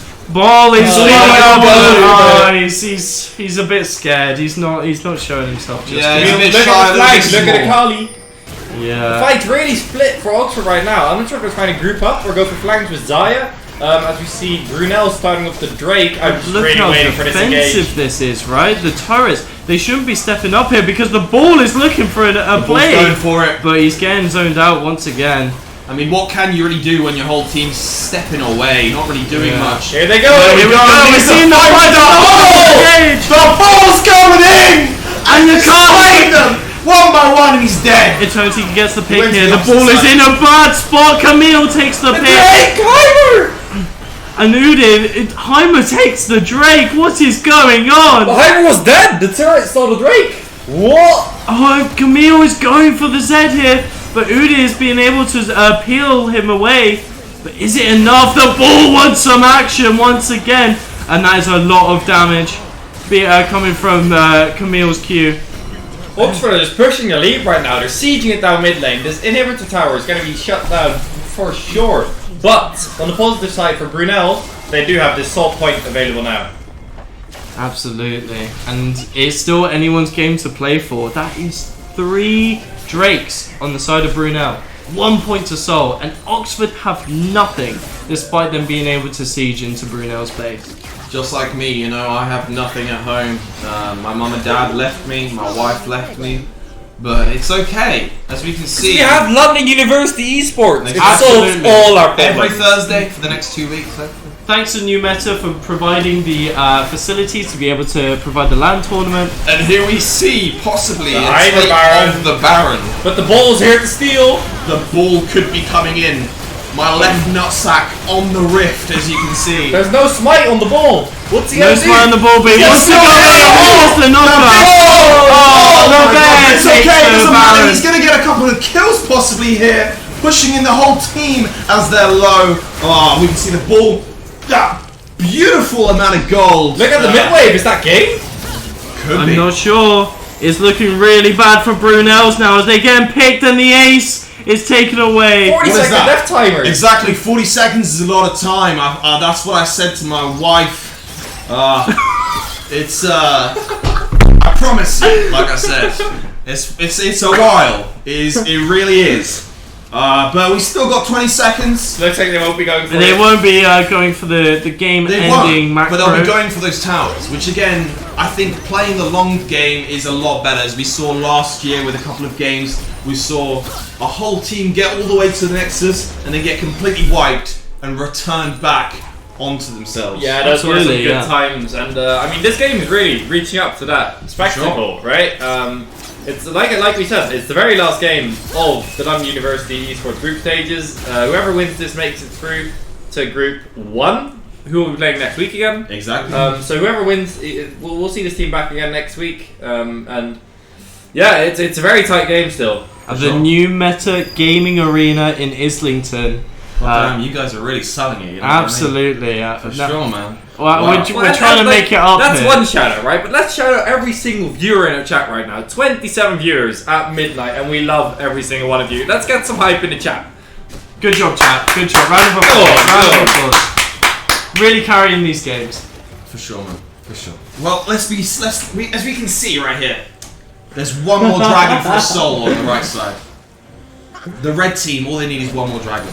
Yeah. Do you think they're gonna get it, or could we possibly see blue team come through and steal it? Because let's be fair, they're gonna have to play safe, or they have to play a little bit more aggressively now on this next dragon. Yeah, we do see Oxford with that 6k gold lead, right? As we're going on to the Heimerdinger, who's not going to live for very long. Just As like we the see- kids in the schools, you know that he should. Anyway, As we see Ollie fall with only 1 minute and 20 seconds to prepare for his Drake.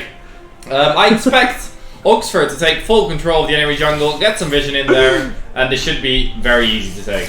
Absolutely, as there is a lot of pressure coming in from Oxford once again, but the deer is here in the jungle trying to take his blue buff back. And So who are you expecting to carry in the next fight, looking at the Brunel's roster? As never mind, Camille's going in.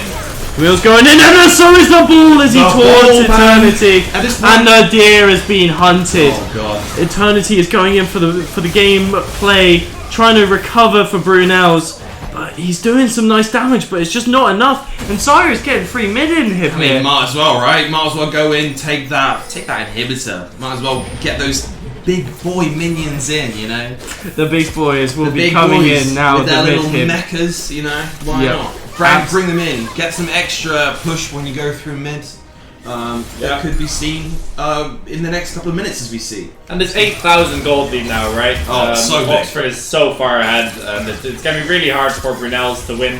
10 seconds on this Drake. Oxford is getting quite low. damage. Will Brunel's stay to fight? I don't know. That's the question that I feel like I ask myself once a week when I was younger. Do I stay and fight or do I go? Shout out to my dad again. As we see the last dragon come through, we have right now blue side holding off, but they are running away a little bit. With red side coming along. Yes. Coming, which is the big word right there. Red side are starting to. There's no way Brunel's fight this now. They're backing off now. Are forced to back off, unfortunately, because Akali is getting a flank here, which would have been really beneficial. Again, the Heimer turrets I thought would be a lot more effective at zoning them off, but Oxford are just too ahead that they managed to just walk in and deny the soul point for Brunel. For sure. I mean, I think that soul point would have possibly brought them back in that game, but it's just that gold lead that we're seeing right now. Absolutely. It's just extensive. It really is. It's Yeah. It's 7k, which is it's a big amount at this point. But we know this Brunel's roster right now, right? We know how they've been playing the last 2 games, and they have some very, very key players. Sure. Right, this Zed, he really isn't out of it. The Jax, very good into Camille, very good into all attacking champions. So there is definitely some outplay potential. I wouldn't count them out just yet. This next Baron fight in 1 minute is going to decide the entire game. The ball is playing some football as well. Just getting back, making sure they fought as much as possible. They're still a little bit behind on the Udyr, but I think it's a little bit too far now to really talk about the CS difference between the junglers. I feel like overall, as we can see, the gold difference between the two teams it has slowed down a little bit. Oh, actually, no, it's about the same. Yeah. How do you guys think of? What are your predictions at this point of this game? You know, who are you guys backing? Who are you thinking is going to be taking that second place into the semi? I mean, yeah, right now it's looking like Oxford is the strongest, right? It's massive gold lead as Ollie gets picked again. Oh as god, we see he's a in the fight in fight top lane. possibly. The deer is here, but is it able? Carly's able to just zoom out whilst we're finding another fight in the bot lane. Just that. But the on Zaya And flag. Zaya is getting a flank. Oh god, but One-shotted. what is happening at bot as well? You know, might as well go for the extra tower whilst they're having a little bit of that fight up top. Not much really happening after that fight. That was a massive mistake by Latrez, though. For sure. The Baron's up now, which means they can't take it, and it's just going to stall time, for Brunel's to farm some waves, farm these super waves, get back into the game. As we have a doubter of Brunel's in the chat right now, they definitely have a chance of winning. And I'd like to see some support for them as well, right? We have Ollie on cast, as well as I know playing Jin. And everyone's very nice. Everyone who showed up is very nice. Of course, if you want to show up, watch a couple games. It's really cheap and it's the greatest fun ever. So join the Discord and we'll see you next week, hopefully. Or cast a couple games. Don't steal my job, but like you're more than welcome to. I mean, let's be fair. I'm Polish and I'm here for the last game. I have stolen someone else's job, so what can I say? Anyway, we're moving disclose that I actually am Polish, so I can say that one joke. So we're starting to see people prepping for the Baron fight here. Potentially the last fight of the game, as it's looking rough for Brunels, as they're not able to get over the pit yet. I mean, they can't even walk into their own jungle, right? Look at how careful they're being. They need to check this Baron with Ezreal. Like, it's just a really, really rough time for Brunels right now. I mean, I think that they're getting more dominated than anyone on Pornhub right now. It's just that kind of problem of really not being able to really move on to their own jungle, as you guys said, and we see the Baron just be taken. It's like, what can they really do? Can they really get into Video doesn't even have flash, right? And you can't walk in. No. There's no... I mean, let's be fair, even if he did walk in, he would just get destroyed from every angle. The Heimer, we've seen Heimer steals from Forum Baron. Oh, Linux secures it! Ramos didn't even smite. What happened there? I don't even know, man. That was quite flippy to say the least, but the fact it still went in Oxford's favour is almost criminal there. I will say, the one thing that I want to say, and the commitment of the Camille just staying at bot for the last, 10 minutes of the game? 10 hours. Eternity is trying to end that though. Oh god! And we're seeing the shutdown from Eternity. A huge play to say the least. They're now in a 4v5. But the ball's still up. The ball is still up, and so is their deer, and he's hunting. Oh, but the Zarya is able to peel herself out. We could possibly see this being one of the last fights of the night. 2004 is looked out of the fight, and the ball is going in, but gets stunned by Heimer. Akali is trying to go into the back line and secures the kill on Ezreal. Deer is trying to peel away, but gets taken out. God damn, what could you even do at this point when the whole team's just coming in, destroying that inhibitor, destroying your team at the tower? And I feel like Dash is still with a quadra kill. Oxford is knocking at Brunel's door right now. Eternity is trying to make the play last, but it will not last for Eternity. Yeah. And that is Oxford sieging the final tower of the game. And they move on to the Nexus to finally make their way to the next stage of the tournament. And that's a massive win for Oxford. Massive congratulations to them. But you must say, massive shout out to Brunels as well. They performed well. We love having them here. Fantastic players, every single one of them. Is there anything else you guys would like to say before we end it off? Shout out to my mum. Seek help. I really do. I need it. We're always here for you. Chat's here for you as well. Thank you. And just general massive shout out to everyone watching. Thanks for coming in chat. Thanks for everyone for coming. Shout out to New Meta. Thanks for the cast, guys. I had a lot of fun. We should do this again sometime. We will see you next week. We might be doing this again next week. And we will be seeing you next week. Yeah, exactly. Thank you very much, guys. Ciao.